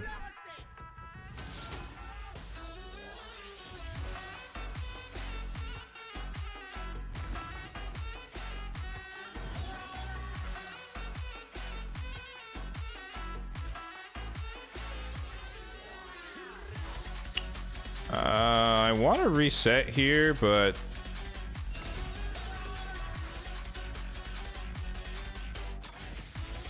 oh, we still have Stone Skin on. Wait, what? Is there like a tiny sliver of health there? Like, I didn't even know it's still on. Where is it? Where's the bar?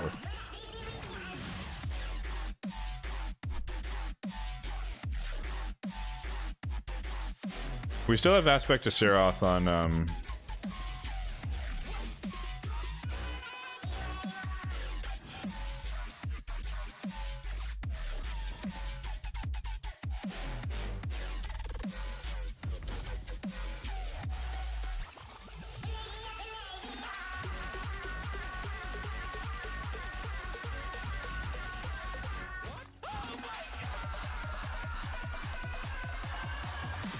of course we weak it.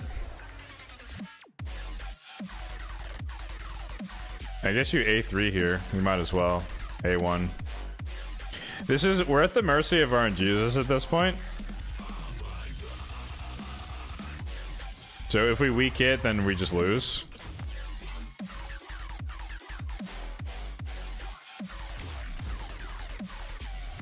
No, we didn't weak it. Ow. Alright, GG's. Yeah, with that wasn't as clean as I wanted it to be. I legitimately did not see the Stone Skin still on the Leo because the bar was so like low. I thought he was I thought it was gone, so I thought I was just gonna A1 with the nice and ignore the unkillable and kill the Leo. So that was my bad.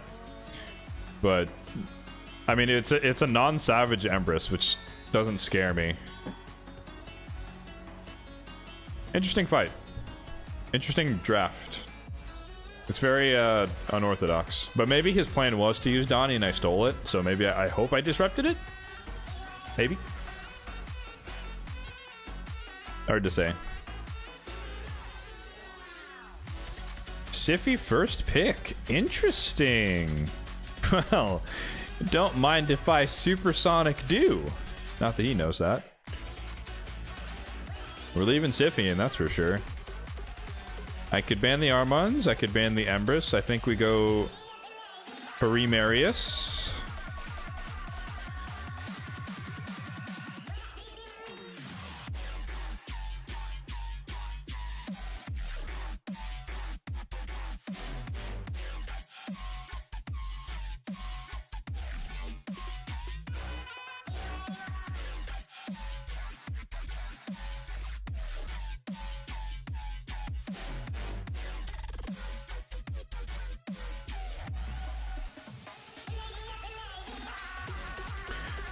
I don't know what his plan is here. I'm banning Armons. I'm leaving in the Siphi. The baseline Empress is a lot less scary. Most people will ban the Fabian. So I'm thinking I pick Donnie here. Does that change anything? Siphi Rotos? Not really. I could I could pick Nice. But that doesn't make as much sense.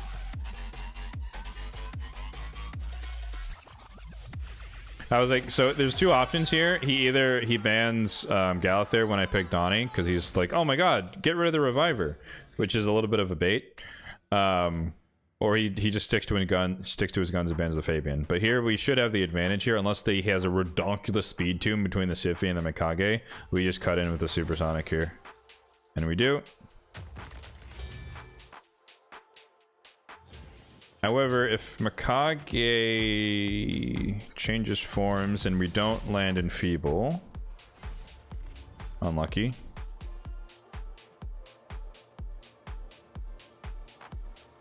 She can't stun Marius. Oh no, she went for that one ability, or that ability. All right, so we kill Rotos. Want a submission on Siphi? Noted. She revives him, but it's fine. We cut in and GG's. Okay. Yeah, I have a lot of aces up my sleeves, which you'll kind of notice. So like my Marius is in Feral and Savage. So when you like, your default is like, oh, I'm Mikage. I change forms and I stun. And it's like, cool. Well, you can't stun Marius because he's protected. So then he went for the buff strip, which is fine, but then I'm not stunned. And then Harima could actually do something there. So it's like, you know, don't always just follow like the meta to the letter and just go Stones Kid Savage everywhere. Like, change it up a little bit and stuff like that can pop out and you can just get a win out of nowhere.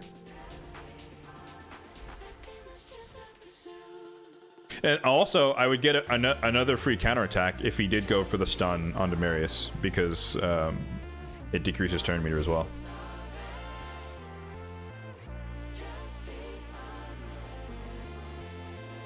I'm not going to call them pro strats, but they're slightly unorthodox strats.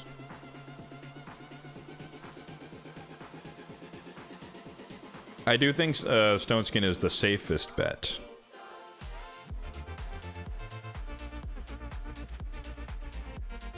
Okay, so I want to leave in the Commodus, which means I have to run Siphi and Galather, which locks our supports in, and then it's a matter of the DPS here. All right, well, Volcanos is getting the ban. That's a given. That's easy. I do always find it interesting when people are kind of just used to what, like, they're super used to the meta. By which I mean, like, he's assuming that I'm in Stoneskin, which is an appropriate thing to do in most cases. But in this case, it's actually not the appropriate thing because I'm not in Stoneskin. So unless there's a super fast something or other here, my Siphi should go first, which means the Commodus is controlled because he can't bomb us. Then the Gizmak can't do his thing either. And then we can just kill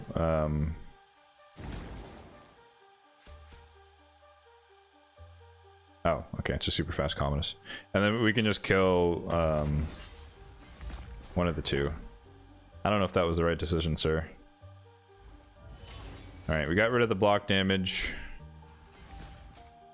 So he can kill Marius, but he can't kill the whole team.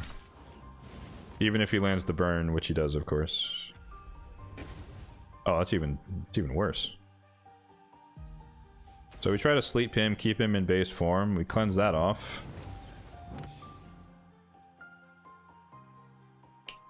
This is a really low HP Gizmak.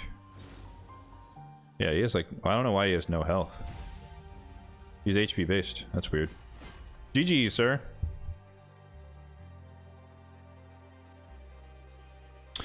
Yeah, running this team makes no sense to me. Because you know the Volcanos is going to get banned, right? There's no world where I'd like there's a four demon spawns and I'd let excuse me. There's no world where I let him through with 4 demon spawn, right? Am I crazy?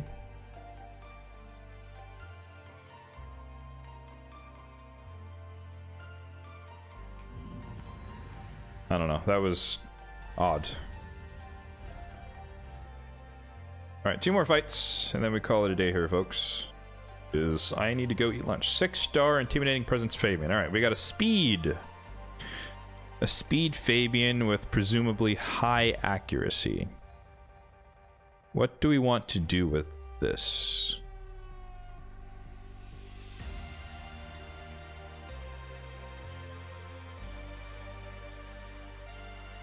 Embrys, because he doesn't care about being locked out. Sigfrind.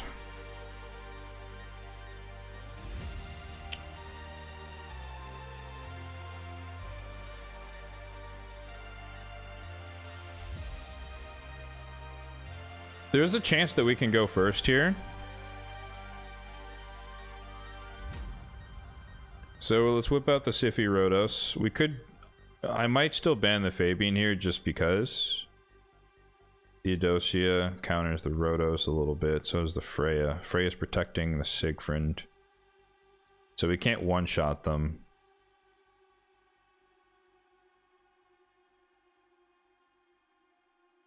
The lightning cage everywhere, so there's a lot of stuff.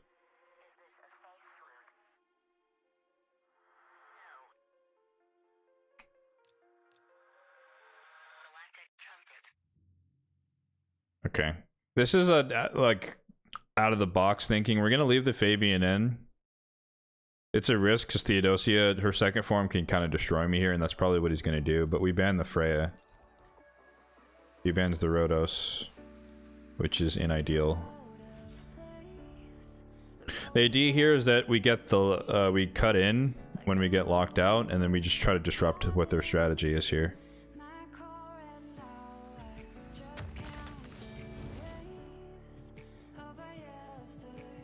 Okay. Yoink. Thank you for the stone skin. We're gonna stay in base form here. She's gonna do her thing, whatever her thing is. Which is that.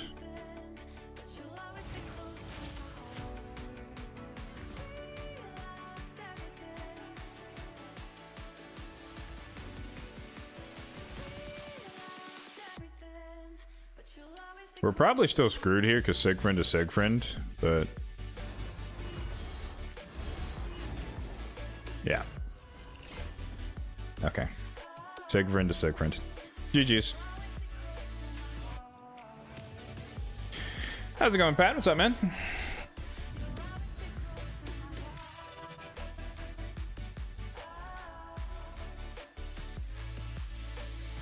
There's really not much we could do there. Unfortunately.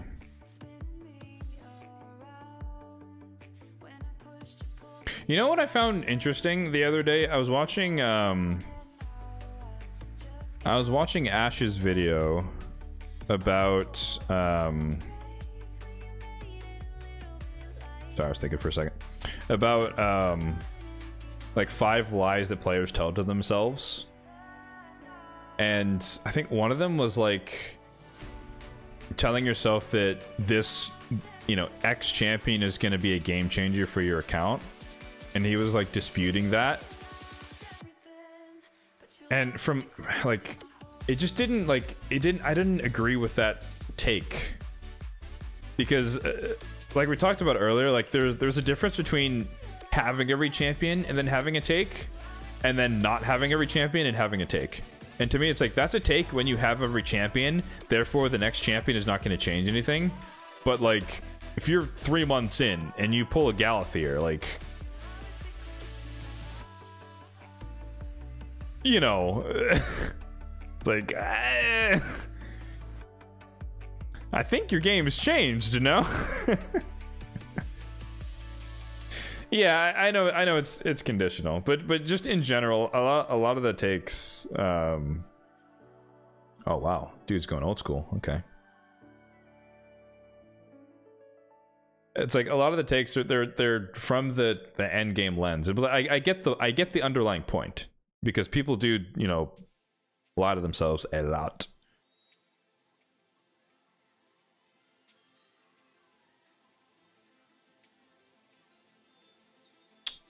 I don't really know what to do here. We have to ban the Cowblacks, otherwise Teox is going to Teox on it all over us. Although, honestly, it doesn't really matter if he does, because... Shit, I should have picked Rhodos. I forgot that Teox doesn't block Revive without a Lizardman on the team. We could have taken advantage of that. Oh well, it's fine.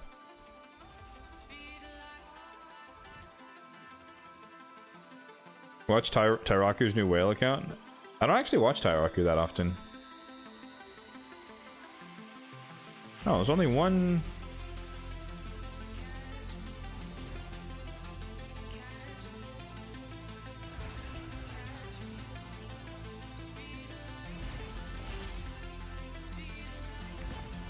I was really hoping that was going to kill Teox.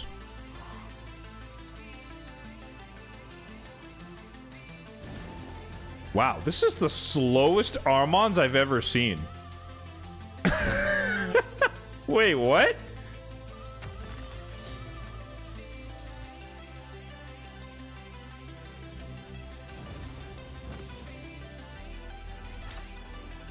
Dude, the Empress went before the Armons. What? Oh, that's unfortunate. Oh, well, doesn't matter. We win. GG's.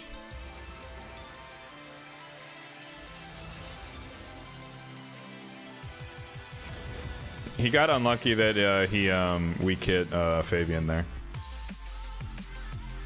That's a really slow Armons. I don't know what his plan was there. Like that's like the Armons came in, or he didn't even do anything. But like he was so late in the rotation that it's hard to really do much with that.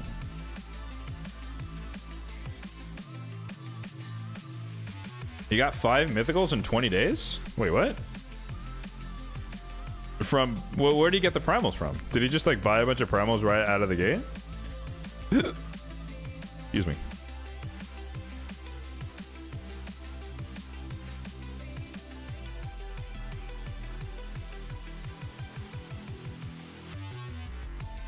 He's wailing hard now. Okay, hey. Content is content, man. So more power to you. Who? Tyraku, apparently. Depends on the champion what change means. Yeah. Like at the same time though, like me critiquing Ash's take, I'm critiquing it from the perspective of knowing what most champions do, right? So I know what an actual game changer is, and if you try to put yourself in the mindset of an average player who might not have that knowledge, they might not know that, you know, Tholen is not a true game changer. It's not that he's not effective in Hydra for whatever purpose, but it's not the same level as like, oh, I pulled a Sigfrind, you know. So I could see both sides of the argument. It depends on your knowledge of the game.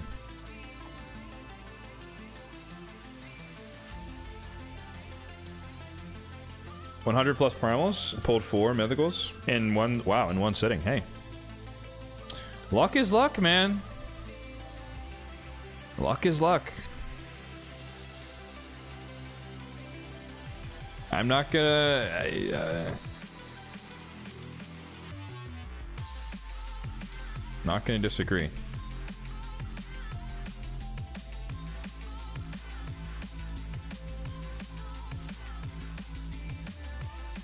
Yeah, but I think also for me personally, the I didn't say anything to you. I didn't say anything. For me personally, the way I look at champions, I don't look at the meta and say I want the meta. I look at what is helpful to me, and those are the champions that I want. Sometimes that overlaps with the meta, sometimes it doesn't. And so I think that also kind of changes my perspective on getting new champions. For example, it's like my number one most wanted non-void legendary is Glaciad of the Meltwater, because of the perfect veil, increased attack, increased defense, etc. for Hydra. So is he a game changer? No, but he would improve my damage, and his passive as well. He would improve my damage in Hydra substantially, and then would be more competitive in Hydra Clash, and etc. etc. But it's not like, oh, I want Teox because Teox. That's like, that's not necessarily a wrong take to have, but like that's not how I view champions that I want. I want this champion because they're going to do something for me. That's what makes them valuable.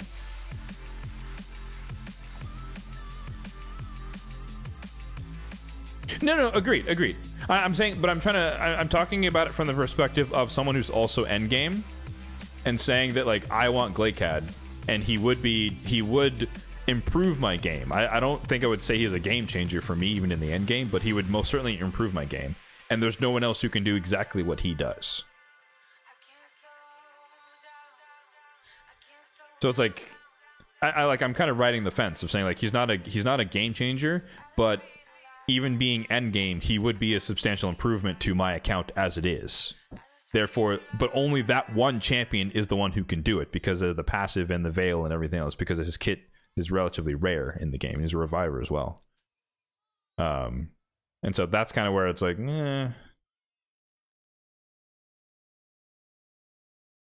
Agreed. Yeah, agreed. The higher level you are, the more incremental every change is going to be. Correct. But that's what I'm saying. The average player in Raid is not the 6-year veteran that some of us are, right? Now, I'm not even there yet. The average player has been playing for less than a year, I think, on average. And so they're in the state where most game changers will actually be game changers.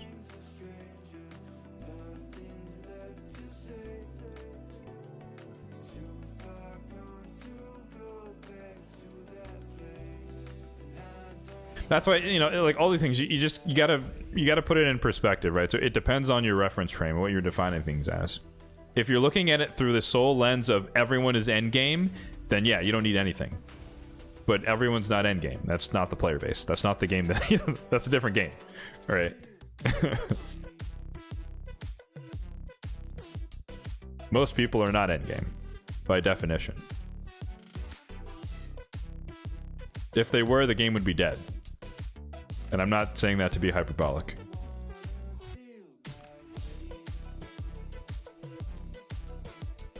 Because if everyone was in the state that, like a similar state to me, what the hell do you need to spend money for? Unless you want to compete in high-level PvP, which is kind of a different game at that point.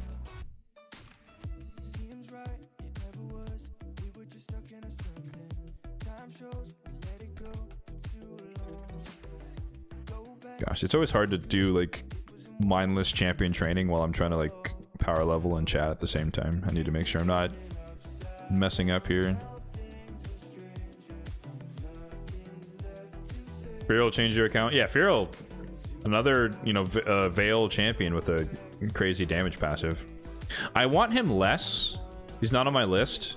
I just think that Glaciad's a little bit better for my needs because the revive would be handy just for the safety and security of the run. But if I wanted to be more aggro, manual type stuff, then Feral would be better. But that's just not my style when it comes to Hydra. I want to auto and forget it. I'm not in the business of manualing this game. Sorry. To me, this game is meant to be autoed. Not necessarily instantly, but just it's meant to be autoed, so I'm not manualing anything. Aside from a little bit of Chimera, because that game mode is not auto-friendly at the high levels.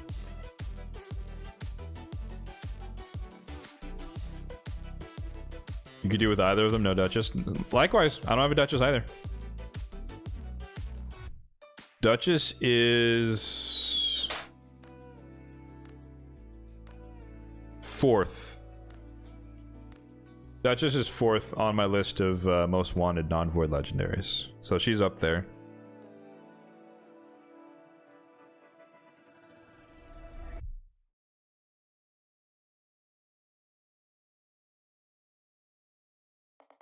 Canvas system, one previous message.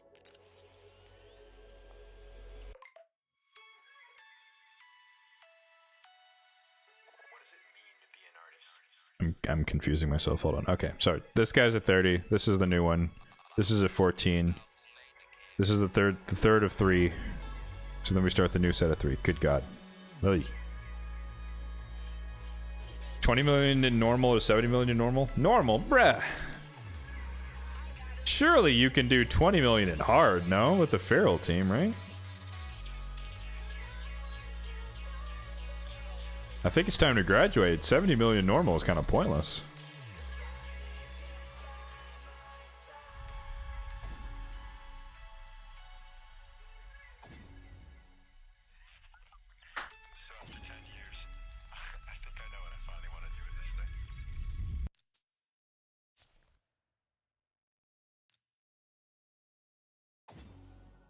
No shame, no shame.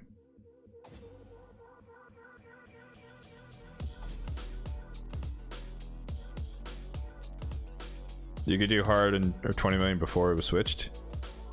Before it was switched? Dude, that was like a year and a half ago.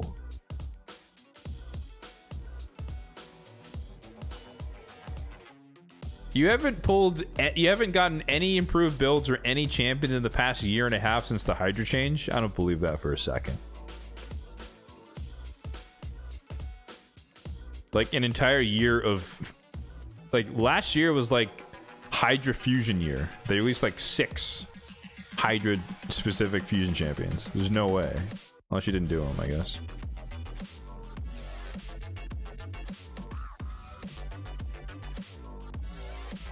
Do I want to max champion training? Yeah, that's kind of my default setting. I'd prefer a legendary tome, but I like the Void Shard, I like the Chaos Ore, I like the Dust, I like the Immortal, and I like the Soul Coins. So, you know, I'm so used to running the campaign that like I just, even if like the rewards have to be absolutely dog for me to not max out a champion training event. So it's kind of a default setting at this point.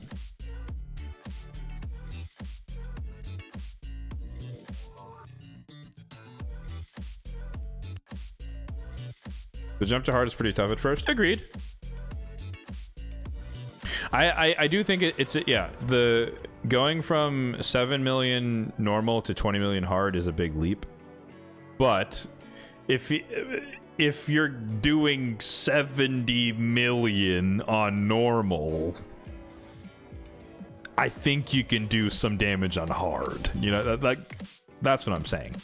If you're doing 8 million on normal, you're not ready for hard. 70?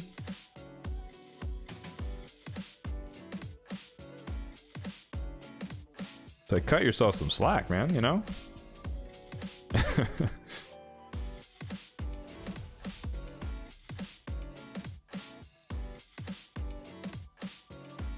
I should use my brews.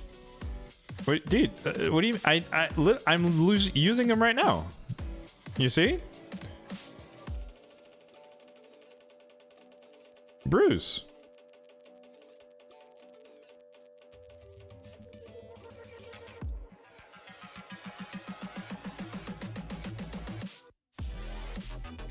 I don't understand what more you want.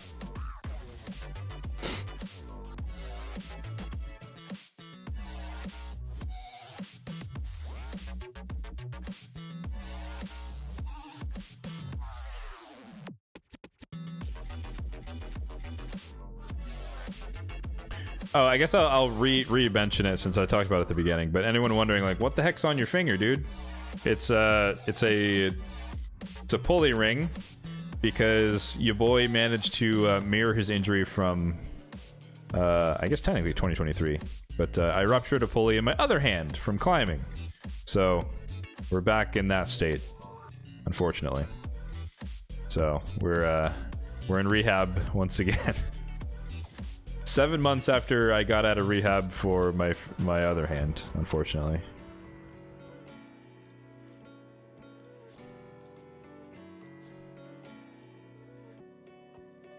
All right, one.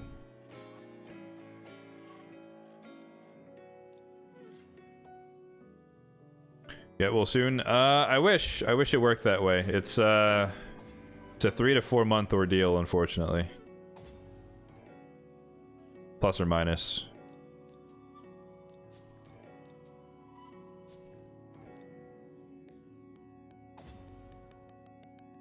Well, I guess there's levels to it, right? It's like I have to wear this 24/7, you know, within reason, but like for like the first month or so, and that will allow things to like reattach. But the rest of the time, it's building up the strength to be able to climb again, because it's a very like grip focused injury. So like it inhibits my ability to grip things, and so getting back to a normal level of gripping is not that hard. Getting back to a climbing level of gripping is what takes the extra months, if that makes sense. So there's multiple phases of the recovery. Can't go climbing during that time? I can. I just can't climb with my left hand. So I will be I'll be climbing with only my right hand, which means I'm not going to do anything crazy. It's just like, you know, keeping it light, keeping it mellow. Work on footwork and whatnot. It's not the end of the world. It's a very common, unfortunately, climbing injury, so I'm in good company, but it just sucks. Yeah.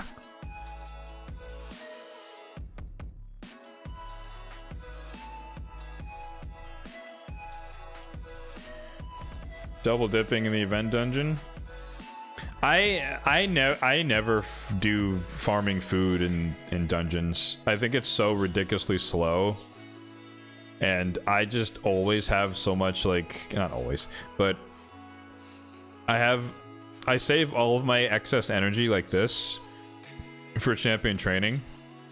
So, you know, that's what it's for, and so I'd rather run the campaign.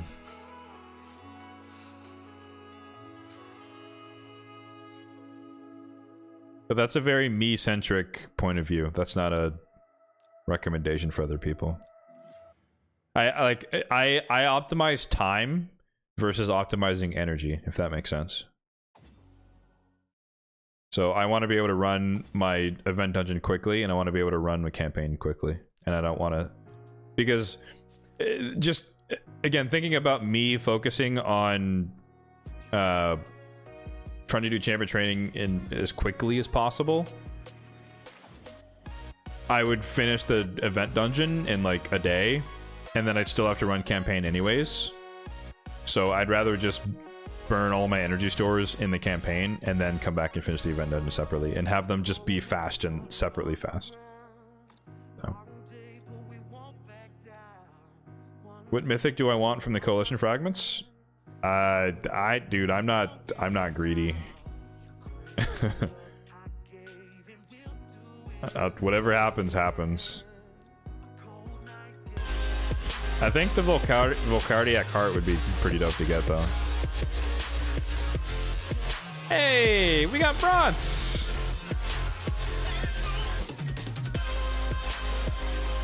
Welcome in, Bron. How's it going, man?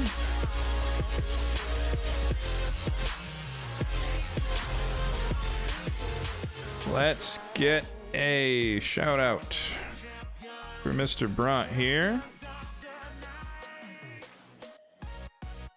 I saw your title from earlier, so I think you were pulling shards for viewers or something like that.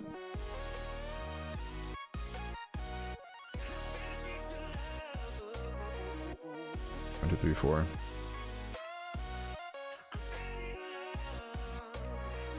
Oh, yeah, that must be weird. Honestly, it must be weird as a YouTube viewer to be like, what the heck's going on? It's like, oh yeah, the Twitch raid. I don't even know if YouTube has the rating feature at all, to be honest. Pull a mythic from a lone remnant. Ooh, who'd you get? Who'd you get?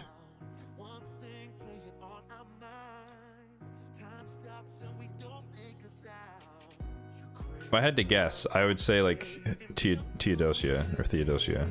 That's my guess.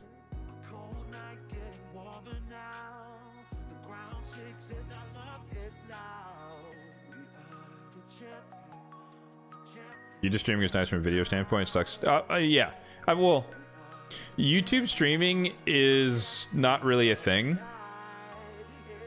YouTube streaming is about the perma-VODs. I think that's the best aspect of YouTube streaming. Because Twitch VODs, they expire unless you're a partner. You got Gallius. I refuse to call him by that other name. But that's awesome. I guess we were talking earlier about champions who could ignore block damage and how limited they are in availability, but he's one of them. Although shockingly not really powerful enough to kill an ice sometimes, which is kind of unfortunate.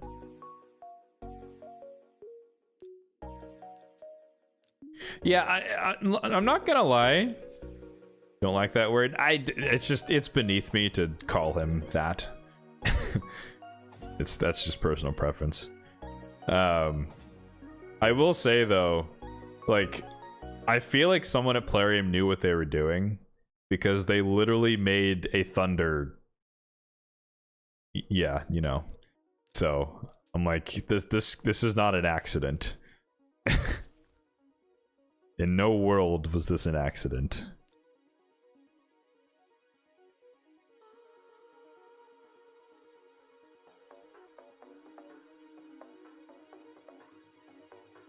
That's more powerful and how nice it is than Gallius is being big. No, agreed.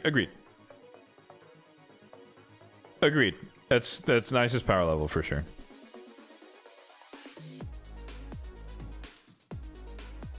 But we all know that they're not gonna nerf anyone, so.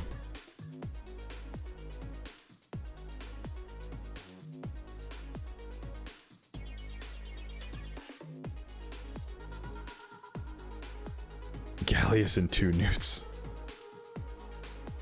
I know people were enjoying calling Newt Nut forever. Probably some people still are. I don't know.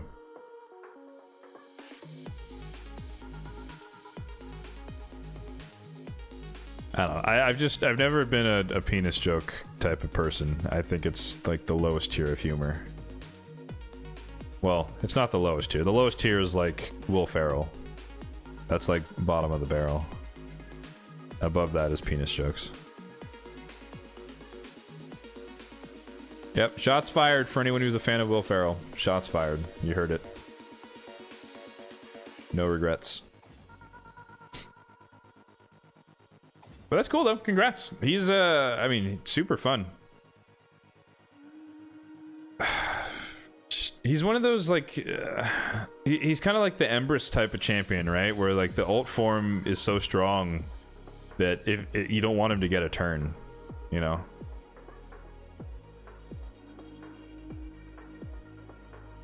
Which is why I feel like I mean, many people have said like Alaz the Sunbearer, like his forms need to be swapped and he would be a lot more meta. And the same could be said of like Polara.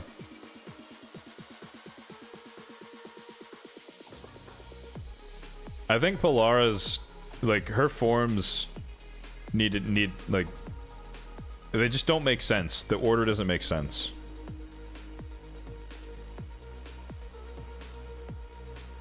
there's I think she's probably the most backwards champion in the game.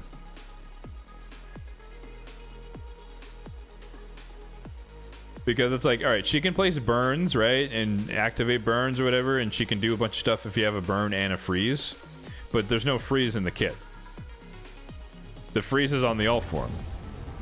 So like, it makes sense that if you start in this form, you do the freeze, and then you change forms, you come here, you do some burn stuff, and you kill people. Like, what's the point of burning them, attacking them, and then switching to support, and then like what? You know? Like, what in what world would you go in that order? You know, it doesn't make any sense.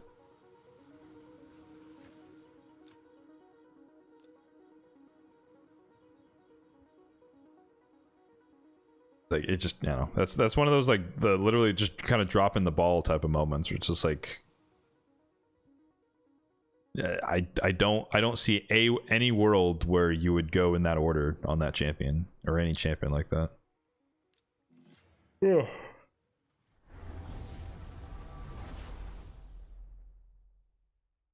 Garrel has a similar issue. I think Garrel's problem is just like her kit's bad. Like, her base form is practically useless. I wouldn't say that you invert Garrel and she works. Like, I think Garrel just needs a rework. Or like, just bring the two forms together more, because they're completely different.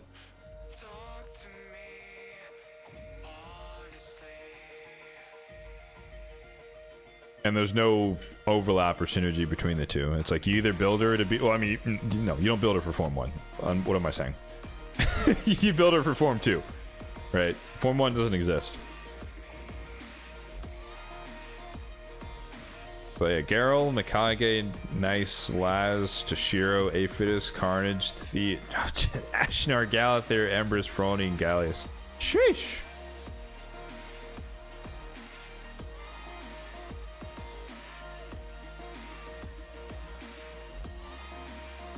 Inverting Garrel means the A1 pass can be used right away, the ally attack thing. I guess, but the main advantage of the switch form in a DPS is that if you get locked out in Form 1, you just change forms, right? So locking her out in the DPS form is a little less ideal. But to your point, if you just want to run her as a I'm locked out, but I can still join in on A1s, I could see that working. Granted, you know, RNG. I've been rocked by a Garrel many times. Like, sometimes they'll just pop her out in live arena, and then because she's the enemy Garrel, she joins in on every single attack, you know, and then your team just dies to basically a blender.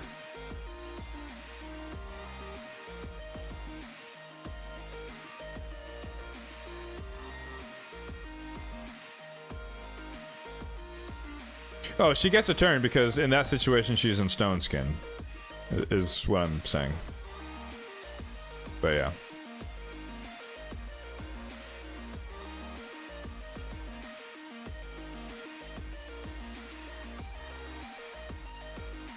Like the time I'm talking about, the times where I've lost to her is like she was in Stone Skin. She's in Stone Skin. I didn't break it or couldn't get rid of it, or they banned whoever could have changes forms, and then she joined in on every single attack, and I died in like 3 turns. It was very tragic.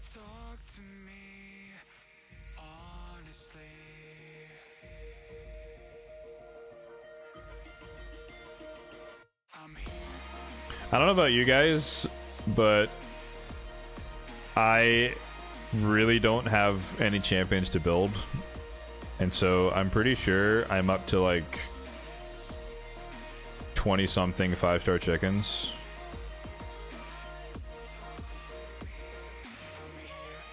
I'm not gonna count them all, but what is this? 1, 2, 3, 4, 5, 6, 7. 7 by 4, 28, 35. I have 35 5-star chickens. I need champions. I guess it's a good problem to have, because the inverse is kind of worse, but still, it's like, man. But on the flip side, it's like, even if I get, I would need to get like 8 new champions, which is just never gonna happen, like in reality, you know.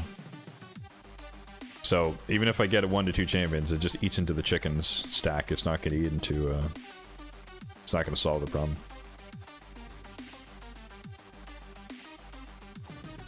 You take some? What are you gonna offer me? There's no free lunches here. We'd be able to convert 5-star food into chickens to save space. I don't think anyone is that full on resources that need to save that much space, unless you're like the most Kraken of Krakens. A Cthulhu.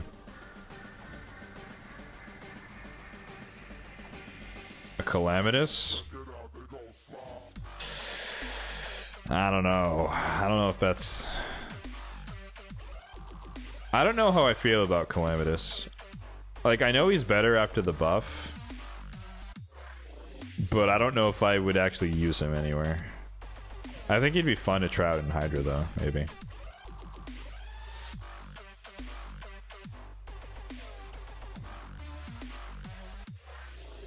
$35-star chickens. Yeah, you're up there with me, man.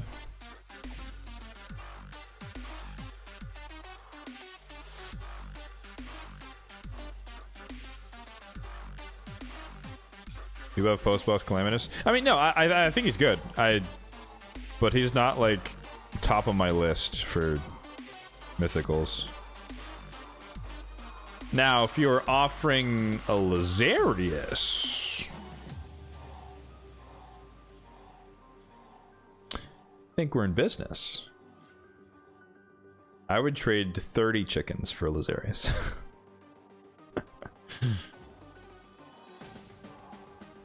Your first Lazarius? Are you saying you want 2?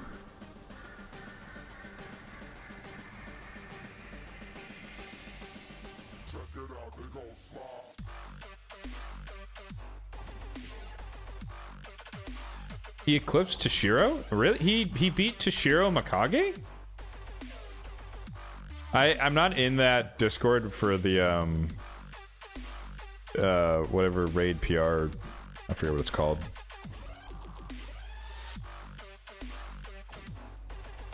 You got Ashnar, congrats! Ashnar, I've heard, is pretty good after his buff as well. Although arguably he was relatively decent before because of the anti-burn stuff. Oh, bronze! Thank you! I appreciate the Prime sub. You get 1 every month, and you chose to use it here, so I appreciate that. Thank you. I don't know how long it takes to update, but eventually that ticker is going to go to 2. So that goes towards unlocking next month's takeover. The Bezos box. That's so funny. You're not wrong.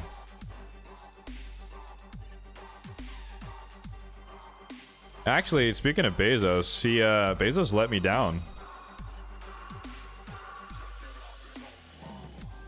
I had an order for... I guess I didn't technically order it from Amazon. But I had an order for something that apparently went through Amazon Logistics. And it said it was supposed to get here yesterday. It said, by 8 p.m. yesterday, it will be at your house. And I was like, cool, bet. It still hasn't arrived. And now it just says delayed.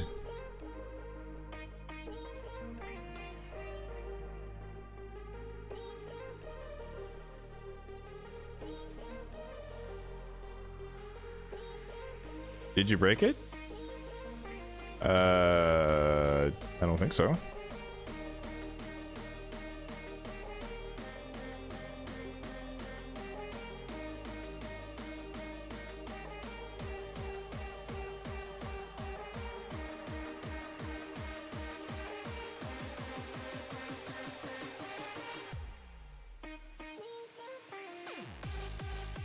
Oh.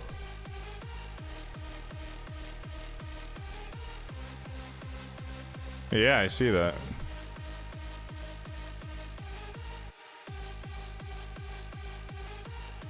Well, maybe you did break it.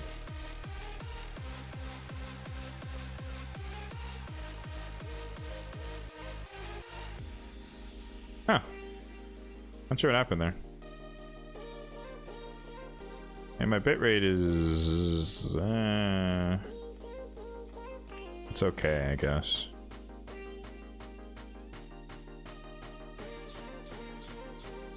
Oh, sorry about that, folks. Yeah, I'm not sure what happened there. Yeah, small buffering too. Maybe it's just my, well, might be. It has to be on my end, I guess. If it's on both platforms.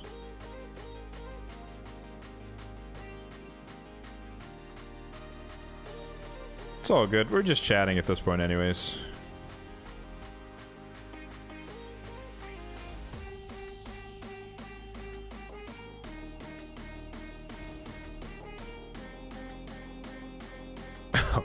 That actually reminds me. I got like, I mean, to me it's funny, like in a sad way. But my internet service provider, they sent me an email that was like, "Hey, valued customer." You know, like it was like buttering me up or whatever. They're like, "Hey, man, we're so great to have you, you know, using our service, and we're increasing the price $5 a month. Okay, bye." And it's like, wait, what? Way to bury the lead there. It's like, can't you just like, you know, be normal? It's like, we value so much, we're gonna charge you more. It's like, I don't think that landed the way you wanted it to land, guys. I feel like if you're talking about like a price hike, you should be more like apologetic, not like ass kissing.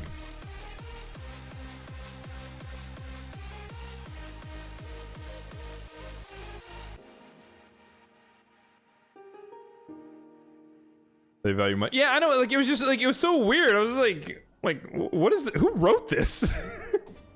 Thank you so much for paying us money. Pay us more money. Okay, you couldn't just skip to that part. Hey man, sorry, times are tough. We need to increase our rates. Like, all right, cool. But like the weird compliment thing is just like, okay. Anyways, you love your guys who's accounted for the turtles. I started off using guys to counter the turtles, and then there was a little too much swift parry going on, and so I switched back to Nishak. Also, weak hitting Raph and then having him like kill someone and block revive was really annoying. So I'd rather let Mikey be the last one to live because he's the worst.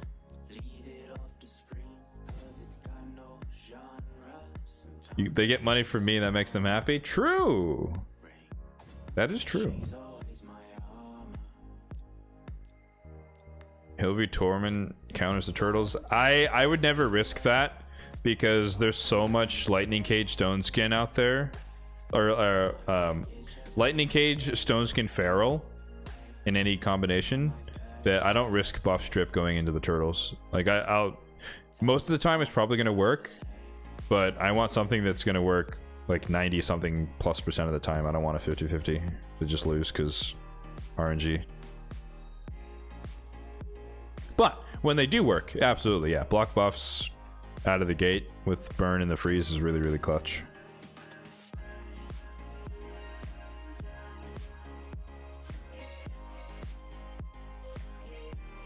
Nell? Where'd Nell come from?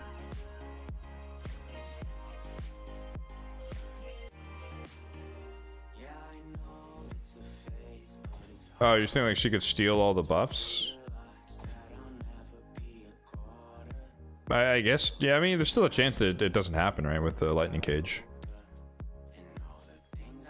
But in my mind, I'm thinking of like the worst, the most difficult turtle team. Obviously, like if they're just like naked, then yeah, Hilby Tormund's guaranteed to work. But like the 5-star across the board Stone Skin Feral, Stone Skin Savage team, you know, good luck. You could strip everything off, or you don't, and then Leo one taps your entire team and you die, you know. So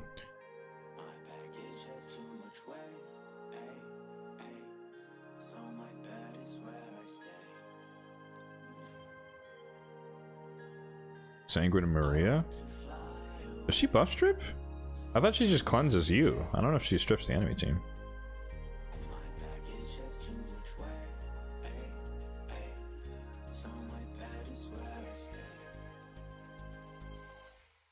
Oh wait, Sanguine. Oh, I'm thinking the wrong person. Sanguine Maria. Yeah, I'm Dead Horde.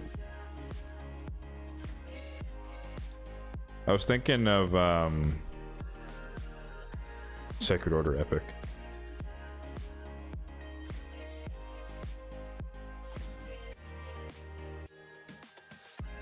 Does Sky Touch Shaman decrease speed bypass immunity gear?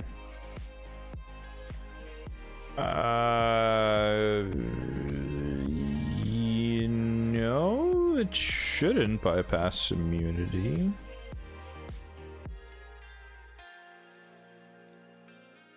On paper. I wouldn't think so, at least. But that doesn't really hold much water, unfortunately. I'm not a game dev, and that may or may not be a bug, so.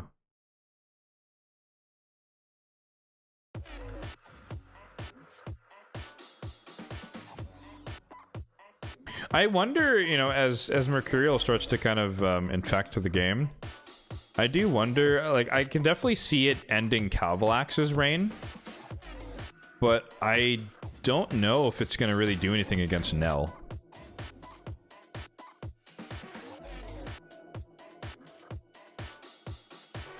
Unless it will permanently block every tick of poison because it was not an attack until the total guard stack is gone. But you know, someone's gonna hit you eventually, so I don't know.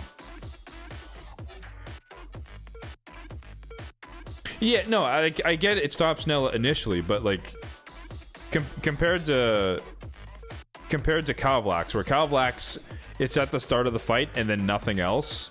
But Nell, it's like someone, you know, Arbiter breathes on you and then Nell can do her thing, right? So, and I think that's more likely to happen still. Like, or like that's, I don't think that's like you're guaranteed to avoid a Nell because you have one stack of total guard. Unless you go first.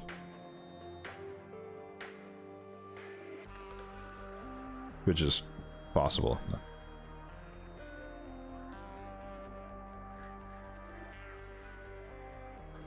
Did I? Oh.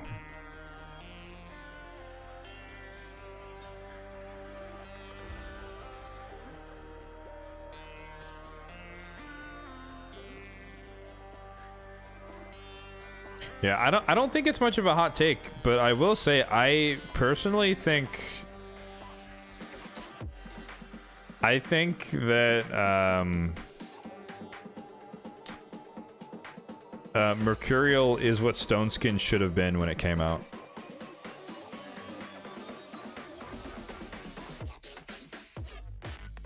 Having Stoneskin is too powerful, and Mercurial is what Stoneskin should have been. It saves you from, you know, the basic one-shot type stuff, but it's also really easy to get rid of. Versus Stoneskin, which protects you from practically everything, and then it's also practically impossible to get rid of.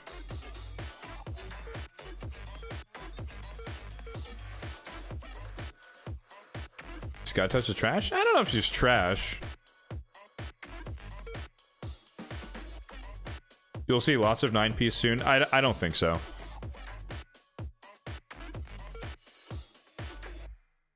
I disagree. I don't think you're gonna have good enough sets to have multiple champions in 9-piece Mercurial and to have them function at the same time. Although you could argue if you have 9-piece Mercurial, you don't really need to function. Fair enough. But I think that would be a little too easy to deal with. But I guess if you pick Marius or something, then maybe you have a little bit more of an advantage.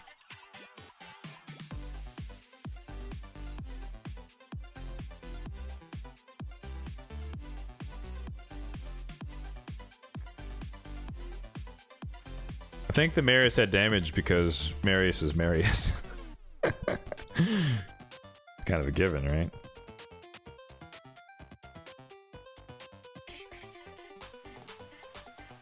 Although, I don't know. I don't really think Marius is broken though, which is probably kind of weird for me to say for those who know me, but he hits hard, but it's not like crazy hard, and it's like really, really, really gear dependent, which it's like that's how it should be, right? Like a terribly built Marius tickles versus like an average Siegfried will still one-shot your team, you know?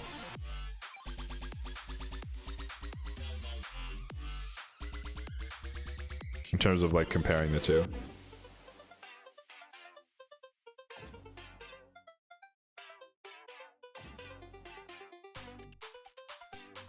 Chigornell is a nasty combo.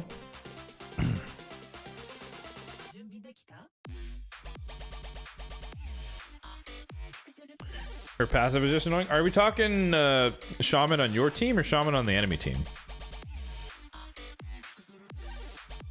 Because from my experience, the Shaman on the enemy team, she never procs a fear on herself and she always cleanses. Because LOL RNGesus.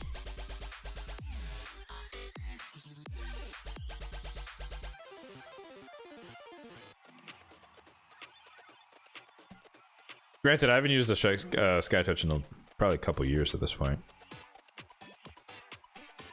I might have used her for if there was like a Barbarian hard mode Faction Wars trial for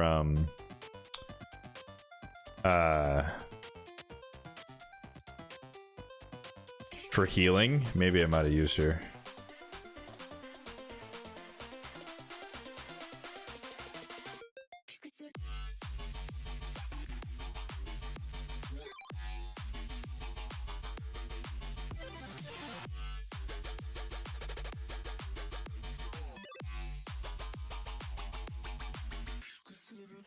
Okay, there we go. Yeah, I don't know why the sub goal thing wasn't updating. Like it's showing, well, on my end it was showing 2, but it was displaying the 1. I don't know. There we go. It's updated now.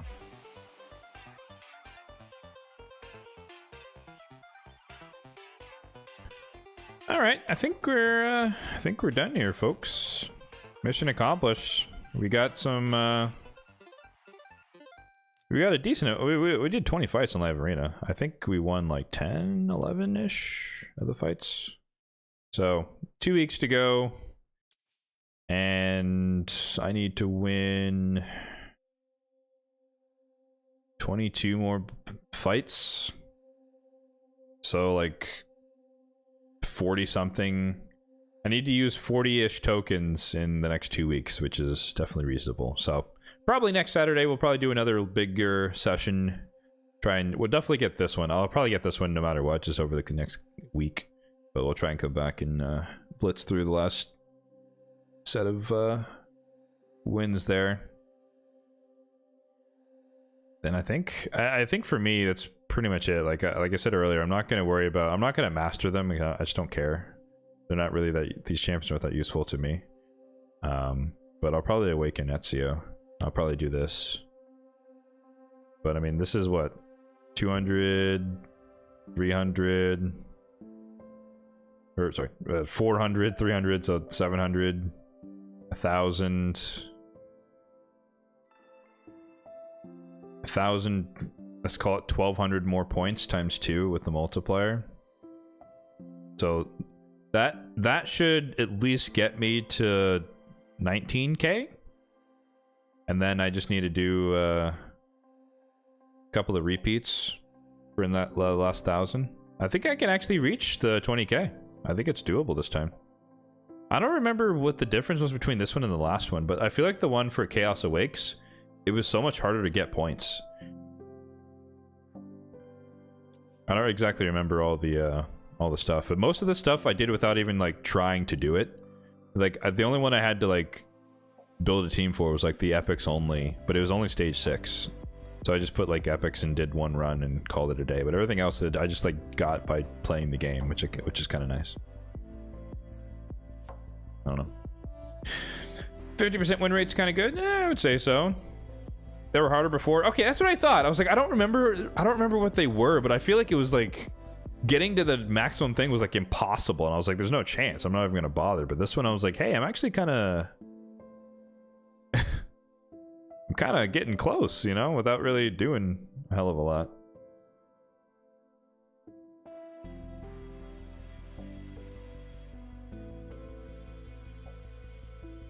Further in Curse City.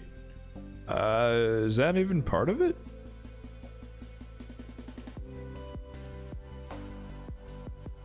I don't know if there's anything tied to the Curse City in this one. Oh, double bosses? I think that's the only thing though, right?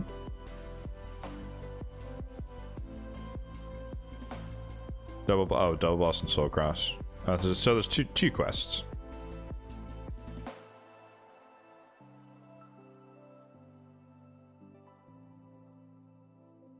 There's a ton? I only see 2.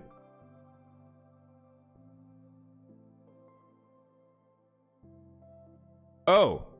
Oh, wait, okay, there's 4. Okay. That's fair. Yeah, okay, I see those. 8. Am I blind? There's 8? There's double boss, awaken stage.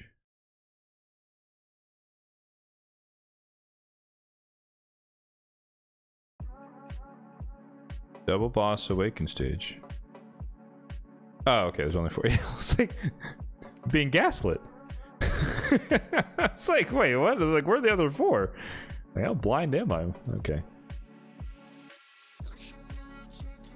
Like, I know I need glasses, but...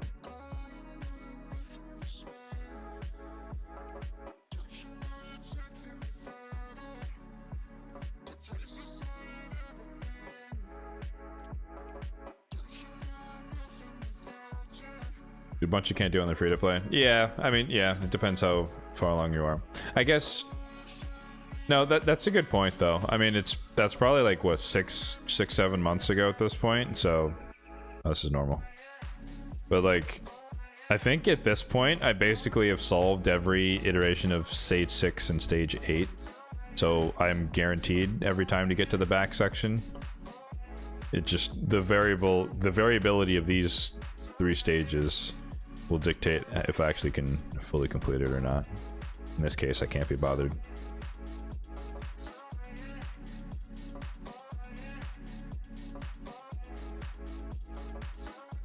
Alright, we got a 6-star Odin.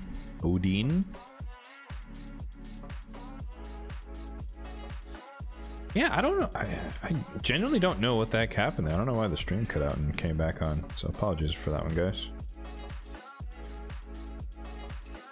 But it is time for me to go. So let's see if we can find somebody to raid on the Twitch.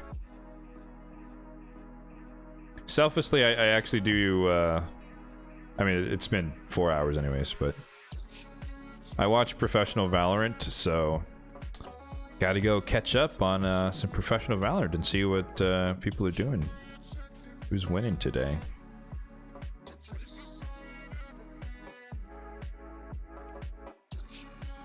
Have a good one. Thank you, appreciate it.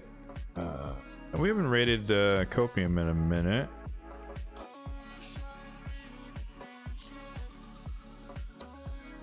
Same category.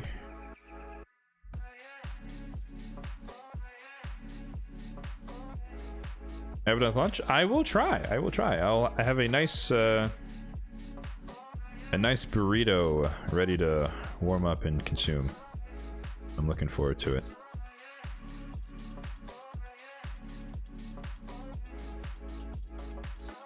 All right. So yeah, as the upper left of your screen shows, we are 40% of the way towards unlocking the takeover stream for February. So we have plenty of time. There's no rush, and as Bront was gracious enough to do, you can give your air quotes free Prime sub if you want to put it towards that. But yeah, we're just it's a raffle. You can sign up on the link. Oops, I just pasted that twice. But you can sign up for your chance to win said takeover, PvE takeover, if you fill out the survey there on YouTube there. Or you can also do takeover, exclamation point takeover on Twitch, and you can get the same link. So there you go. And yeah, no, guys, it's always a pleasure. These streams are super, super fun to do. It's good to hang out with people, chat about whatever's going on in the game, just have a good time. So appreciate all of you for hanging out, as always. Next stream should be the same time, 10 a.m. Pacific, next Saturday morning. So hope to see you all there. And yeah, have a good rest of your day, and take care.